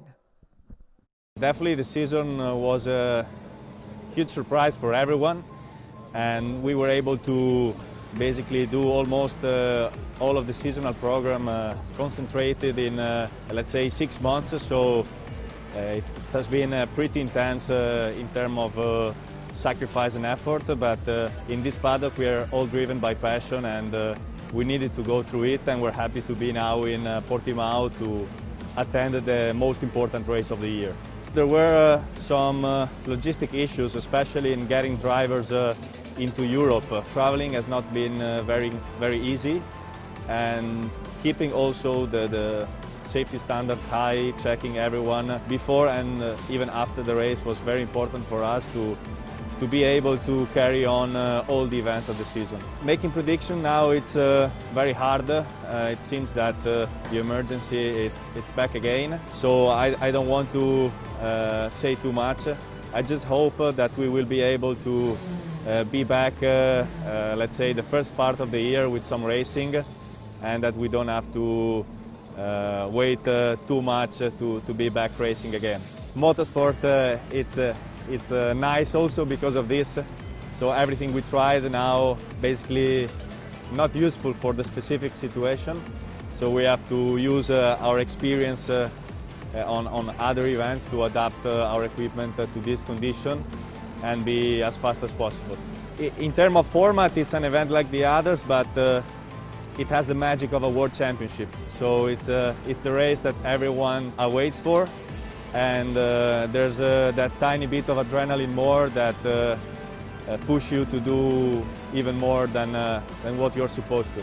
I think it will be very important to keep the focus and do less mistakes as possible, because the field is very large, and you know, in this condition at DNF weighs a lot, so it will be important to keep calm and manage your way to the final in the safe side, and then give everything you have in the final. And we are back on track live from the International Kartodromo do Algarve in the beautiful region of Algarve. Thank you so much to Marco Parolin, team manager and marketing manager of Parolin Racing Kart, for talking to us yesterday. We had the chance to talk to some of the team managers from some of the biggest teams and factories competing in the FIA Karting World Championship. You'll get the occasion to hear from them more tomorrow as well. But thank you to Marco Parolin. All those interviews were made yesterday, as you might have guessed, a day that was illustrated by a lot of rain, pouring rain from start to finish pretty much, even though we had a bit of a qualifying practice. In the end of the day, still run on a very slippery condition track, but with no more rain, even though the day has been absolutely perfect so far, and we're about to conclude on the same manner as well with the two last qualifying heat for the OK class. So what's the situation at the moment in this senior category, with 74 drivers entering the World Championship? Taylor Barnard, the young British driver you're going to have on track right now, starting from row number 2 on the grid. Taylor Barnard is leading the provisional standings as we speak with 0 points, which means he had 2 consecutive wins. Might be a third one, as each of those drivers have 4 qualifying hits to go through in order to have access, if possible, to the final on Sunday. 5 qualifying hits for each of the junior drivers, and this time around Taylor Barnard managed to win his first 2 qualifying races. Lorenzo Trevisanotto is close in second, in front of Callum Bradshaw, Marcus Kayak, and Rafael Camara. That's for your provisional top 5 at the moment. We're going to have to wait, of course, for those 2 more qualifying races to have an even better and more clear idea of the classification to expect for tomorrow, with the last qualifying races to take place, of course, in the morning. So nothing is sure yet, even though we might have seen some of the protagonists, including Taylor Barnard, of course, emerging from the rest of the pack. Barnard victorious twice, victory as well for Marcus Kayak, Juho Valtanen, as well as Lorenzo Trevisanotto and Josep Martí Soprabera. These are the winners so far. The A and C qualifying heat is on its way, as we're going to have Matheus Morgato, who is yet to have to win 1 qualifying heat, even though he started from a pole position after his fantastic performance in yesterday's qualifying, the opening series, through the elements, and he was able to master in such a difficult condition the karting track of Portimao, even though it's going to have a lot to do with Callum Bradshaw by his side, Alexander Hardwig, who ran into a bit of a trouble in the previous heat, but still have 2 races to make up for the ground he lost. Taylor Barnard as well on his way to a potential 3rd victory. That would be, of course, a big option for the pole position to take coming to the final. Danny Kiel and Nicolas Pirtilati on the row 3. Danny Kiel, that we have seen back on his best level in one of the previous qualifying heats, that he finished in 2nd place.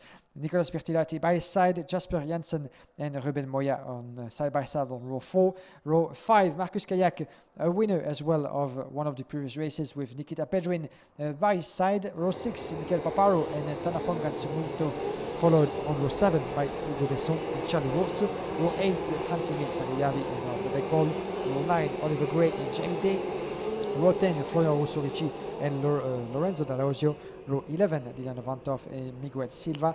Row 12, Arias Dirkmedian and Thomas Guedes. Row 13, Norton Andrensen and Cole Morgan. Row 14, Alexander Partishev and Andrei Piedescu. Row 15, Lewis Smith and Maximus Meyer.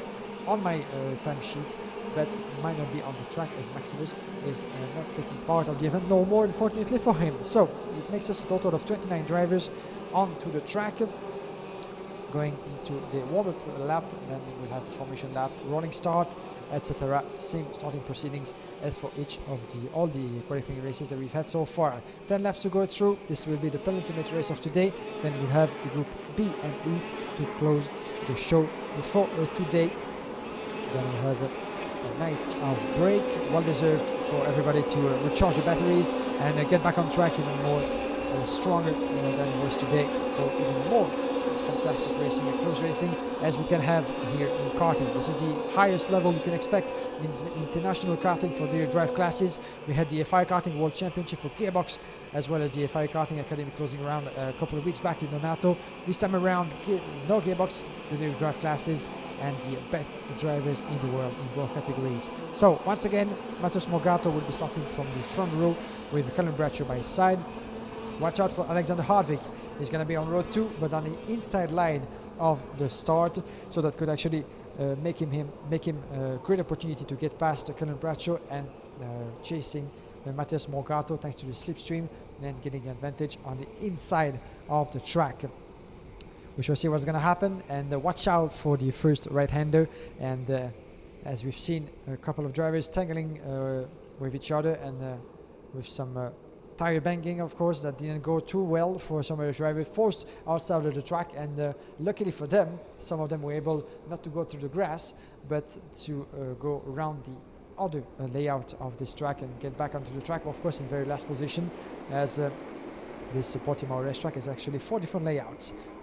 Now, once the light go out, we go racing for the penultimate time around, and here we go, racing 10 laps. Matheus Morgado, Colin Bradshaw, north front row, is going pretty well onto the corner number 2. Watch out for the braking zone, and no tire banging whatsoever. And one driver is out, and a bit of contact, 2 drivers in. Unfortunately, the number 18, I'm afraid, over there, this is Nicolas Pertilati. Nicolas Pertilati is out of this race, unfortunately.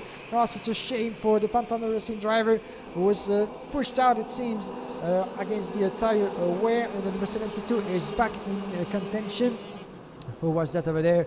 Number 72 trying to identify. This is Andrei Pielescu, the Romanian driver of World Racing, that was another victim of the tangle in the opening meters of this race. In the lead, Matheus Morgado up front, with just in front, just behind him, Telo Barnard. Another great start from Telo Barnard, who was able to get past Colin Bradshaw and Alexander Hardwick up into second place. And watch out for just behind Danny Kiel as well. Great start as well from the 2 British drivers attacking Matheus Morgado. And Telo Barnard is going for it, and Danny Kiel as well run inside. And watch out, it's going to be difficult for Matheus Morgado, and Colin Bradshaw is through too. 3 places down, unfortunately, for Matheus Morgado. Was leading on the opening lap, but fell down to 4th, with now in the lead Telo Barnard taking Danny Curl and Colin Bradshaw with him. So that makes 3 British drivers ahead of the Brazilian in 4th. 5th place, you have Casper Janssen in front of Alexander Hardwick, who didn't have the best of opening laps, with 3 positions down for Casper Hardwick. Casper Janssen, my apologies, done in 5th. Alexander Hardwick as well, done in 6th. Marcus Kayak in 7th. Ruben Moya is 8th in front of Tana Pongan Cemento. And Nikita Berin in 10th place, still unchanged for the Russian. This is the opening lap and confirmation of the trouble affecting Nicolas Pertilati, as well as Andrei Pielescu, down in 28th position. Quite unfortunate as well for Pielescu, but Pertilati is out of this race. So, as you can see, Telo Barnard is already increasing his gap up to almost 9/10 of a second after lap number 2. Here we go into the third one. Telo Barnard with the fastest lap on track. This is very logical, 57.2 as we speak. But at the moment, Matheus Morgado is in even more trouble, as Colin Bradshaw and Casper Janssen getting past. Oh, and a bit of a trouble, unfortunately, for another driver over there. Let's try to identify who that is. This is number 12, can it be? Or was it the number 72? Briefly so, what happened? This is Andrei Pielescu, the number 72, unfortunately. Or was it Norton Andrensen? It was Norton Andrensen, the number 12. It was out of this way, the Swedish driver, unfortunately. On your screen, the number 46, and this is one of the drivers that got tangled in the first lap, Alexander Portashev. Unfortunately, it's going to have to make way for the leading drivers of this race. And yes, he does in the start-finish straight. So no worry at all for the leading drivers. A bit more for Alexander Portashev, who's going to try to see check a flag without to be too much in the way. 3 laps completed, lap number 4. Let's have a look. 1.1 second advantage for Telo Barnard. Telo Barnard is pulling away, is being absolutely untouchable so far into the start of this qualifying heat. It's going to be much more interesting behind. Watch out for Matheus Morgado under the rising pressure for Ruben Moya behind him. Ruben Moya getting past as well with Morgado. Oh, and a bit of a tangle, and 2 drivers involved, and one who just went out of the track, one of the ex-Chassis driver, I think, Charlie Wurtz, and was it Michael Paparo got involved over there, as it seems. We're missing Charlie Wurz as well and Alexander Hartwig. This is Alexander Hartwig, unfortunately, who just went out of the track in his battle for what was a potential 8th position against Charlie Wurz, as it seems. So an eventful qualifying heat all the way through the field, and you can see the change. Oh, beautiful between Marcus Kayak and Callum Bradshaw. Kayak is through. Marcus Kayak is making his way up to 3rd place in front of Callum Bradshaw as we speak right now. Telo Barnard increasing his gap lap after lap. 1 second advantage on the Danny Kiel in 2nd place. Marcus Kayak up in 3rd, and look out as well for Casper Janssen, Matheus Morgato in the battle, the 22 on your screen. Callum Bradshaw battling as well further back with Matheus Morgato, Ruben Moya as well trying to catch up with the rest of the ranking. The 34 on your screen, Casper Janssen making his way past Callum Bradshaw for 4th actually, and Callum Bradshaw just went past again. So beautiful battle between the British driver and Casper Janssen further back. The Swedish driver is going to try again, maybe to destabilize, who knows, the Tony Cat driver. Watch out about what's going to happen, because Telo Barnard, Danny Kiel, just 9/10 of a second. Telo Barnard on his own planet. And can we actually see on after lap number 6, Danny Kiel trying to decrease the gap, even though it's going to be very, very difficult. What's going to happen behind is certainly worth paying attention, because Marcus Kayak has up to 1 second advantage on the Callum Bradshaw as we speak. But Bradshaw is under intense pressure. Marcus Kayak on the fastest lap on the race right now, done in 11. Danny Kiel, Marcus Kayak is on his way, and I think we're going to see the Estonian driver trying something against Danny Kiel. Here they come on your screen. The driver is in 2nd and 3rd position. Danny Kiel is trying to prevent himself from being overtaken, but in the meantime he cannot actually quite catch up with Telo Barnard, and there goes Marcus Kayak through Danny Kiel around the inside of the British driver. Change for 2nd place. Marcus Kayak on a very good rhythm since the start of this race, as he made up now 7 positions up to 2nd. So we're gonna see, let's see what's gonna happen, because up in front, yes, indeed, the gap is decreasing. So Telo Barnard is unable to pull any more actually. So the gap went from 9/10 of a second to down to 6. As we can see, Marcus Kayak and Danny Kiel are getting closer to Telo Barnard. Shall we see a complete reverse of events in this qualifying heat? This is lap number 7. We're getting close to the checkered flag, but Telo Barnard, as you can see, is up for grab, as it seems, from both Marcus Kayak and Danny Kiel. If Danny Kiel is being able to keep the pace of Marcus Kayak, we could see actually quite a big change in the final ranking. What's happening to Telo Barnard? I wonder. He put a lot of effort and energy into the early part of the race to pull away as much as he could, but of course there's a bit of energy being taken out of the driver himself, but out of the tires as well, as this has been a long day for the machinery, for the tires as well. So that could also explain why Telo Barnard is being able to pull away as much as he would have liked. Otherwise, he's maybe keeping just his foot, he's lifting his foot just a bit on the throttle, just to make sure not to give too much too soon. That could be probably the strategy, as Matheus Morgato is battling right now with Casper Janssen, down in 6th place. 5th place for Matheus Morgato, who is not having the time he wanted, starting from pole position, not able to fight for the upper part of this place. And here we have another beautiful this is Michael Paparo. Michael Paparo getting past Casper Janssen for 6th place, beautifully put together by the Praga Racing Team driver. Paparo up in 6, Casper Janssen in 7, and he's struggling to keep his position. Watch out behind for Nikita Bedrin, as well as number 16, Dylan Avantov. Another great recovery from the Forza Racing driver, Dylan Avantov, who's starting all the way back in the grid and made up 13 places as we speak. So let's watch where he's going to finish, actually, the fastest man of the Forza Racing team. But right now he's making his way up into 8th position in front of Jamie Day. And Casper Janssen might lose a couple of positions in the process as well. Confirmation on your screen. Matheus Morgato up in 5th.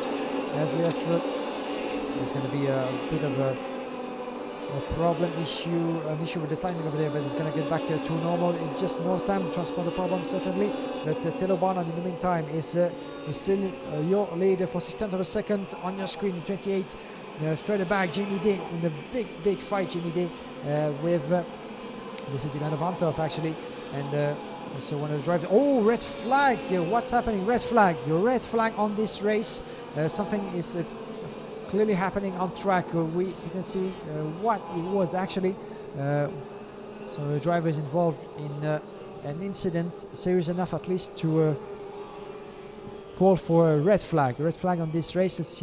Let's try to see what happened over there. in the course of this race as we're getting here to the checkered flag. So I'm trying to watch outside of my speaking booth to see where the trouble is coming from, if it involves a couple of drivers, and wondering what happened over there. But it's going to be a red flag, and all the drivers, as you can see, are being called back onto the starting grid. Red flag is on, and since we were just less than 2 laps from the checkered flag, I'm not sure that this race is going to get going again. Let's wait for further information from the race director. As soon as we are being informed, we'll keep you posted. But in the meantime, this is the red flag on the penultimate qualifying heat of the day, and we're not sure yet for what particular reason, but let's try to see what happened. But certainly involves the driver indeed, as the ambulance is making his way onto the track to see if hopefully everything is fine. Let's cross fingers, and we'll keep you posted as soon as we have information.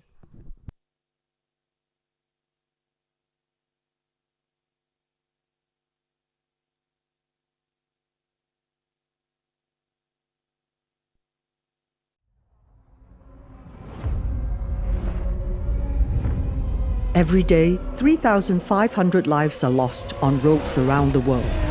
Driving can be dangerous, but there are simple rules we can follow that will make our roads safer and save lives. Slow down for kids. Don't text and drive. Always pay attention. Obey the speed limits. Stop when you're tired. Never drink and drive. Check your tires. Rules keep us alive. Your life is in your hands. Respect the rules.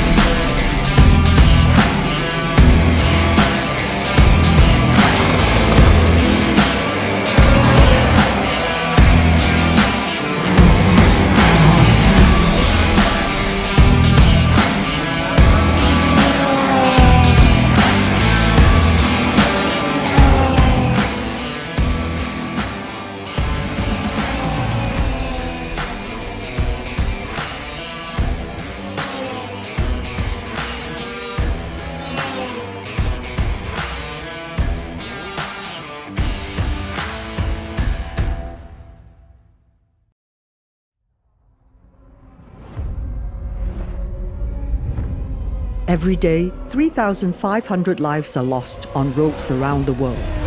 Driving can be dangerous, but there are simple rules we can follow that will make our roads safer and save lives. Slow down for kids. Don't text and drive. Always pay attention. Obey the speed limits.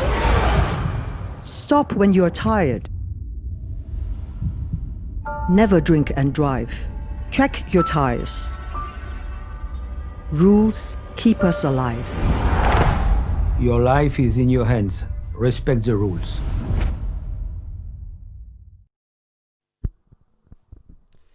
And we're back on track here on the International Cartodromo do Algarve. As you can see, we had a red flag for the last qualifying heat, the penultimate qualifying heat of the day. And we haven't been informed yet about the state of the driver, because this is what it's all about. And as a result of some of the incidents that we had, a driver was being taken to the medical center, as it seems, but I haven't had any more information to give you for the time being, so I won't rush into conclusions, and we'll have to wait a bit further to have more news, hopefully positive, about any of the drivers' safety and health in what happened on the previous qualifying heats. Now, ladies and gentlemen, let's focus back, because we have one more race to go to conclude this day of racing here in Portimao. Quick update about the classification that you can see on your screen. That was, of course, freezed at the end of lap 9. Through the lap 9, actually, we were getting near to the checkered flag, but red flag was pulled out, and the race was definitely stopped, and the drivers made their way back into the wet scale and the parc fermé, so we won't get back again. Right now, let's focus on the last race of the program. But Telo Barnard was leading the flag in the race just before. Telo Barnard in front of Marcus Kayak, Danny Kill, Callan Braccio, Martus Morgato, Michael Paparo, Jasper Carson, Nikita Bedrin, Jimmy Day, and Dylan Ovantov. That was for your top 10. Just before the red flag being waved and the race being interrupted and then concluded on this red flag. So we shall have the definite classification coming up on FIAKarting.com. Make sure to check out the updated results. Now we're going to focus ourselves back for this last qualifying heat of the day. We've been through 20 qualifying races so far. The last one for the OK class, and this will be certainly one to worth watching to conclude this program on a high. Andrea Kimi Antonelli will be starting from pole position on the left side of the track. Antonelli in the OK class that has not yet won a qualifying heat. Can you imagine that? As we've been through different winners so far in this category. One of the fastest on track, the second fastest of the qualifying practice in the OK class, but no victory yet for him so far into the chase for the world title. So let's see if he can actually make up for the lost ground during the past few heats before. This is the third qualifying heat for the drivers in those two groups, the B and E. Then there will be one more, a fourth and last one tomorrow in the morning. But Andrea Kimi Antonelli is going to have to watch his back as well, because Morgan Porter will be alongside him, the British driver from the Argentine Motorsport, the number 43. We're going to have Lorenzo Trevisanuto, winner on one occasion in one heat before. Lawrence Van Hoopen by his side on row number 2. Row number 3, Lorenzo Patrese and Gio Valtanen once again has a win under his bag for the Finnish driver. Josep Martí Soperbera, one win as well for the Spaniard from row 4 with Nico Ankte by his side. Rasmus Jimis and James Morton on row 5. Row 6, Axel Sarniala and Joe Turney. Row 7, Rafael Camara and Alexander Dunn. Kim Warwang and Jenny Civico on row 8. Row 9, Enzo Trulli and Marlon Hernandez. Row 10, Mikael Ogard and Rasmus Andersen. Row 11, Lola Lovinfos and Levante Revez. Then we have row 12, Manuel Espirito Santo, Ricardinho Garcia, Christian Loven and Bruno Bertoncello. Row 14, Marcus Amann and David Sobrero, as well as Cecilia Engvingst. Your starting grid appearing on the screen, and here we go for 10 laps, and a bit of a trouble just behind the classification on your screen. Who is that from one of the CRG driver, I'm afraid. This is the number 21 that is having some trouble getting onto the track. The number 21 being Rasmus Uchimis.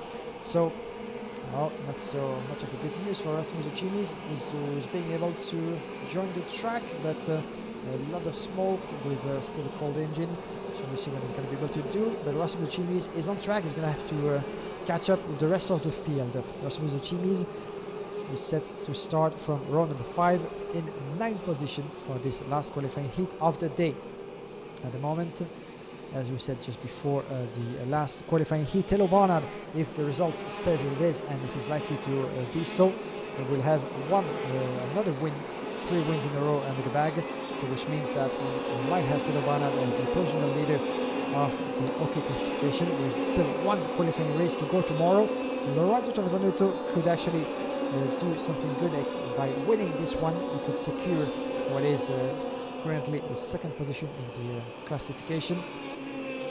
Fabio Braccio in third. Andrea Antonelli, as by the look of it, is down in 18th place at the moment, 18th place overall in the classification of the OK class. So there's ground to recover for Andrea Antonelli, who hasn't been the happiest of drivers in the outcome of his two previous qualifying heats. Let's see what he's going to be able to do in this last qualifying race of the day. Andrea Antonelli, Morgan Porter, Trevisanuto, Lorenz Van Open, Lorenzo Patrese, Gio Valtanen, Nico Ancle, Joseph Martin Superbera, Rasmus Uchimis, and James Wharton. That's for your top 10. As the drivers are about to complete the formation lap, making their way onto the start-finish straight for the last time this Saturday before getting back on track, of course, for 7 more races, 5 qualifying races to get your final ticket within the best of the best for the final of the OK in the junior class. This will be for tomorrow afternoon. In the meantime, let's have a look at what's going to happen in those last 10 laps of the day. Here we go, racing. And not quite yet, actually. I was kind of disturbed. This is one more round, one more lap for the formation of the grid. So actually this is actually the first time at the last race that we have that happening, and the formation of the grid got dissolved indeed coming to the start-finish straight. So one more lap to get everybody and everything in order. But so far it's fair to say that most of the formation grid have been well respected, well put together. So we actually never needed up until this point to go for one extra warm-up lap. So this is the first of today, and it's worth noticing is that it allowed us obviously to stay on schedule, which is not always easy in such an event with so many different races and so many different external factors that can get into play, and such as, for instance, the red flag interruption that we had on the race before. But so far, let's conclude this day on another high. 10 laps to decide one last race winner for today. Can Andrea Antonelli break the spell that has permitted him so far to take a win in the World Championship? Can Morgan Porter take once again finally a win as well? Can Trevisanuto go for a double score? And here we go, racing. This one is a good one, and green flag is on. Here we go for 10 laps of the day, with the best start from Andrea Antonelli. Morgan Porter, Trevisanuto by his side. Let's try to go run the first corners all together. Marcus Amand further back as well in the last ranks of the grid. He's going to try to recover as well as he did previously in the heat number 2. It's going pretty well for most drivers, as you have Trevisanuto getting past Morgan Porter quite expectantly, since Trevisanuto had the inside line, and a bit of a moment for Morgan Porter, who just lost almost the control of his car on his way to the corner number 6. I think it was a bit of a moment over there, but Lorenzo Patrese was very close to get past Morgan Porter, as Trevisanuto is ahead. We have Patrese, number 45, up in 4th, and it just came close to gain one more position, but Morgan Porter was able to keep control and stay on track and stay on course until the end of this qualifying heat, hopefully for him. So let's have a look at the gaps. Just half of a second for Andrea Antonelli on a good start and a good opening lap. Watch out for Trevisanuto, able to get past, and Trevisanuto is making his way past Morgan Porter. Change for 3rd place with Patrese, the other Lorenzo of this group. Patrese up in 3rd in front of Morgan Porter, and we have further back Nico Ante. A good start as well for Nico Ante in 5th place. Lorenz Van Open in 6th, Gio Valtanen in 7th, Rasmus Gini is down in 8th, James Wharton in 9, and Joseph Martin Superbra in 10th. So these are the opening laps. It's still very tangled all between together.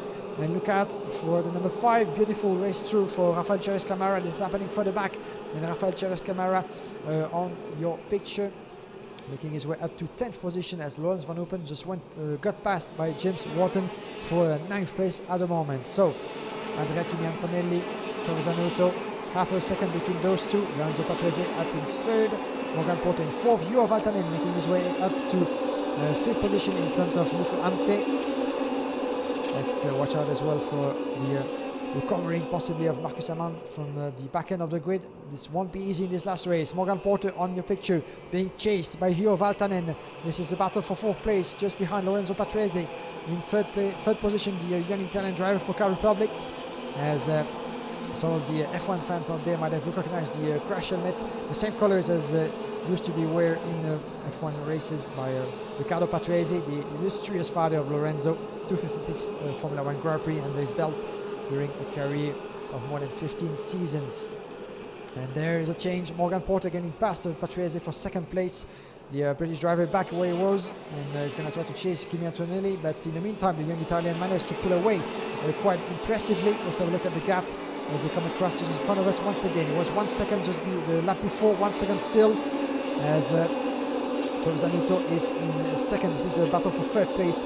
Morgan Porter up in 3rd, Lorenzo Patrese in 4th, being chased by Valtanen. On your screen is number 45. This is happening further back. Lorenzo Patrese, Juho Valtanen. This is the battle indeed for the upper part of the field, as we have Rasmus Uchimis at number 21, who seemed to have a bit of a trouble leaving the pre-grid, but is back in contention. A good pace for the number 21. Look at that, 4 drivers side by side already, as we have this happening further back. Rafael Chavez Camara battling tooth and nail for what to be a 9th position.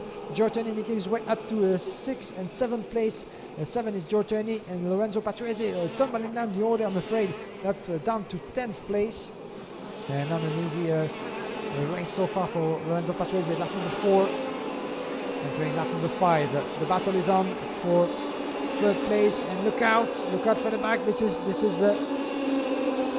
what do we have here? Yeah, number 3 of Joe Turney, and we have just in front of him Nico Ankte. This is a battle for 6th place. At the moment, further up, we have the battle between Morgan Porter and Juho Valtanen. Valtanen watching over his shoulder to see the rest is.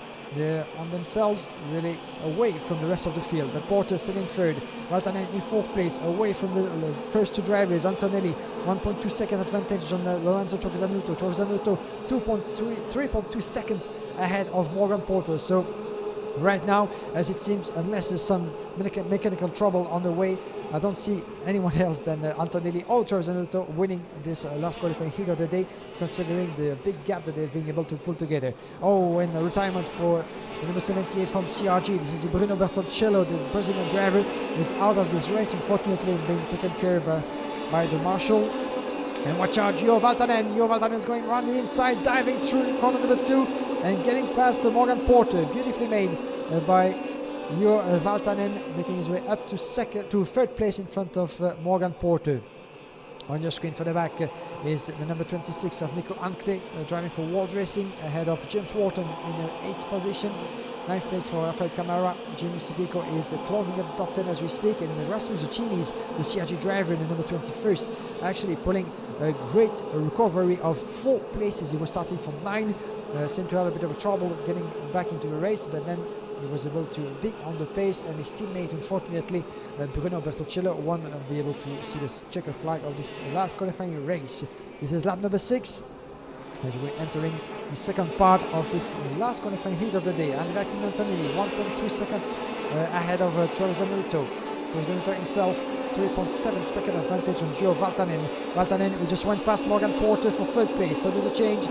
Porter down in 4th, Valtanen up in 3rd, and in the meantime, Joe Turney was able to get past Rasmus Uchimis for 5th place. There's your battle on screen. And further back, we have James Wharton, who just went past Nico Ankte, as it seems, for 6th place as well. So a couple of battles otherwise happening through the field as well. Further back, Rafael Chavez Camara, Jay Sibico, 9 and 10. On your screen, the battle is on.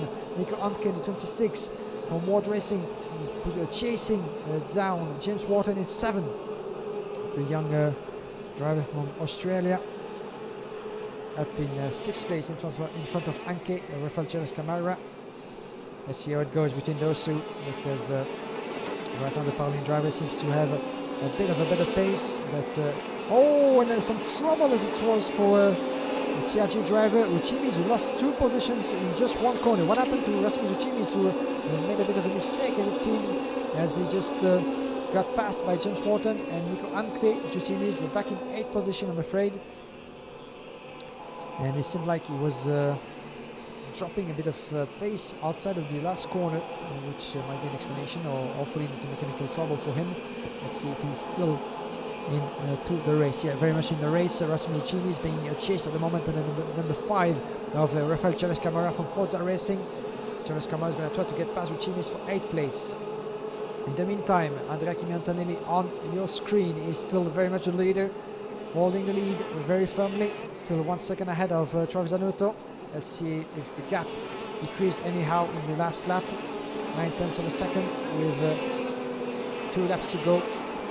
This is lap number 9 out of 10. Andrea Kimi Antonelli still firmly holding the lead. 9/10 of a second advantage on Travis Zanotto. 57.0 for Antonelli on the last lap. 56.9 for Travis Zanotto. Pretty much equal lap times from both the leaders.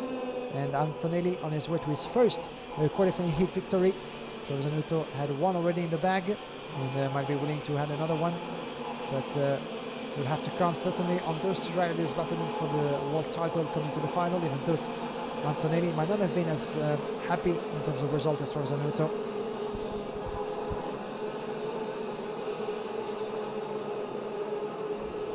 Right now, Morgan Porter still in 3rd place. The 2 leaders on your picture. Porter in 3rd, James Wharton in 4th place at the moment, 5th place at the moment, and Antonelli is back in your live timing. Final lap for the young Italian of Car Republic. Travis Zanotto in 2nd, 3rd place for Valtanen, Porter in 4th, Turney in 5th. Watch out, because seems to me that Jordan indeed is very, very close. And number 3, just on your picture, trying to get past Morgan Porter. We could see another switch of position between the 2 British drivers, as we're going to follow Antonelli all the way to the end. In the first position, Andrea Kimi Antonelli, backed by the Mercedes Junior program, of course, and potentially on his way to do some single-seater race next year, unless he chooses to do some season in KZ, as it might be the case as well.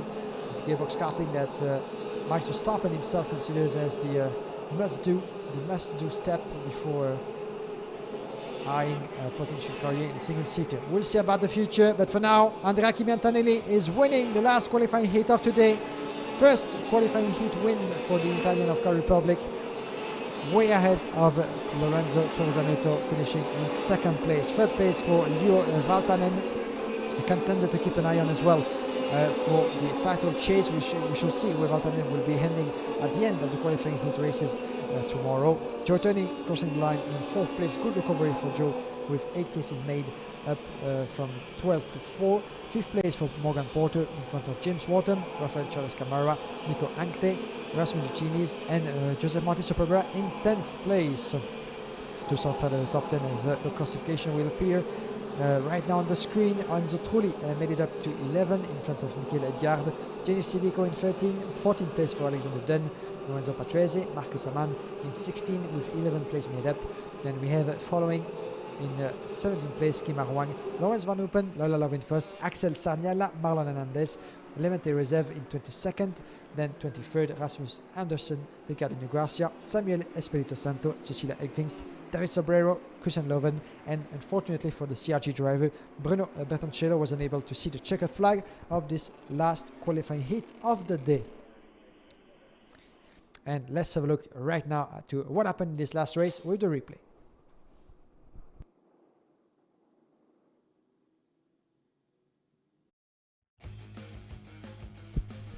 So this last 10 lap race of the day smiled upon Andrea Kimi Antonelli as the young Italian built upon his race with first a better start than the rest of the field, of course, keeping advantage from his pole position. You could see Travis Zanotto taking his slipstream behind him, and from the inside line getting himself up into 2nd position in front of Morgan Porter, down in 3rd. The opening laps, of course, in the opening corners going pretty well for most of the field. As you could see further back, one of the Lennox driver, the number 8 of Lawrence Van Hoopen, who was actually in the upper part of the field before dropping down all the way to final classification of 18th place. The number 45 over there, Lorenzo Patrese, putting together a beautiful move over there on Morgan Porter as well. Patrese finishing in the end way down the order, actually down in 15th place, so a better first half of the race than the conclusion for the young Italian. And you can see here beautiful picture of up to 7 drivers battling for the same position, beautifully made, as on track the 75 briefly, as Patrese being chased by Morgan Porter, with Juho Valtanen number 7 as well on the charge, as that will lead him to 3rd place in the end of this qualifying heat. And this is the start when Patrese, number 45, lost first position to Morgan Porter for 3rd place, chasing Travis Zanuto and Antonelli. And then after that, unfortunately for him, Patrese would lose a lot more places, all the way down to 15 in the end of this qualifying race. Starting with James, not just Morton, but Nico Ante, the world racing driver in number 26, getting past Patrese, and after that some more overtaking. In the lead, you could see Morgan Porter being chased over by Juho Valtanen, as well as Nico Ante being overtaken by one of the Tonica drivers, Joe Turney, number 3, going around the inside of the driver from World Racing, beautifully made by Joe Turney, who made his way up to 4th position, an 8th position recovery for the British driver. Up ahead, another intensive and decisive moment in this qualifying race. Juho Valtanen getting past Morgan Porter around the inside of the corner number 2. And not quite easy to pull that off, actually, because before the braking zone of the 3rd corner, you just line yourself quite clearly to be able to find the gap. But so Juho Valtanen did it successfully. Further back, we have a good recovery race as well from one of the CRG drivers, the 21st of Rasmus Uchimis, who ended up in 9th place in the end after being in 26 in the end. So those are the last pictures of today, and this beautiful run of 20 qualifying hits were concluded in great fashion by this young man on track. And on your picture, Andrea Chini Antonelli, who made it to 1st position for the first time, as we have Lorenzo Trovasanuto finishing in 2nd and Juho Valtanen in 3rd. This will be the last pictures of today, ladies and gentlemen, the last replay of this Saturday in Portimao. We'll find you back tomorrow, of course, with the first of the last 5 qualifying races starting at 10:45. Thank you all very much for watching on the race winning performance of Andrea Kimi Antonelli. We'll see you back all tomorrow for the last qualifying races and the finals of the FIA Karting World Championship. Bye-bye.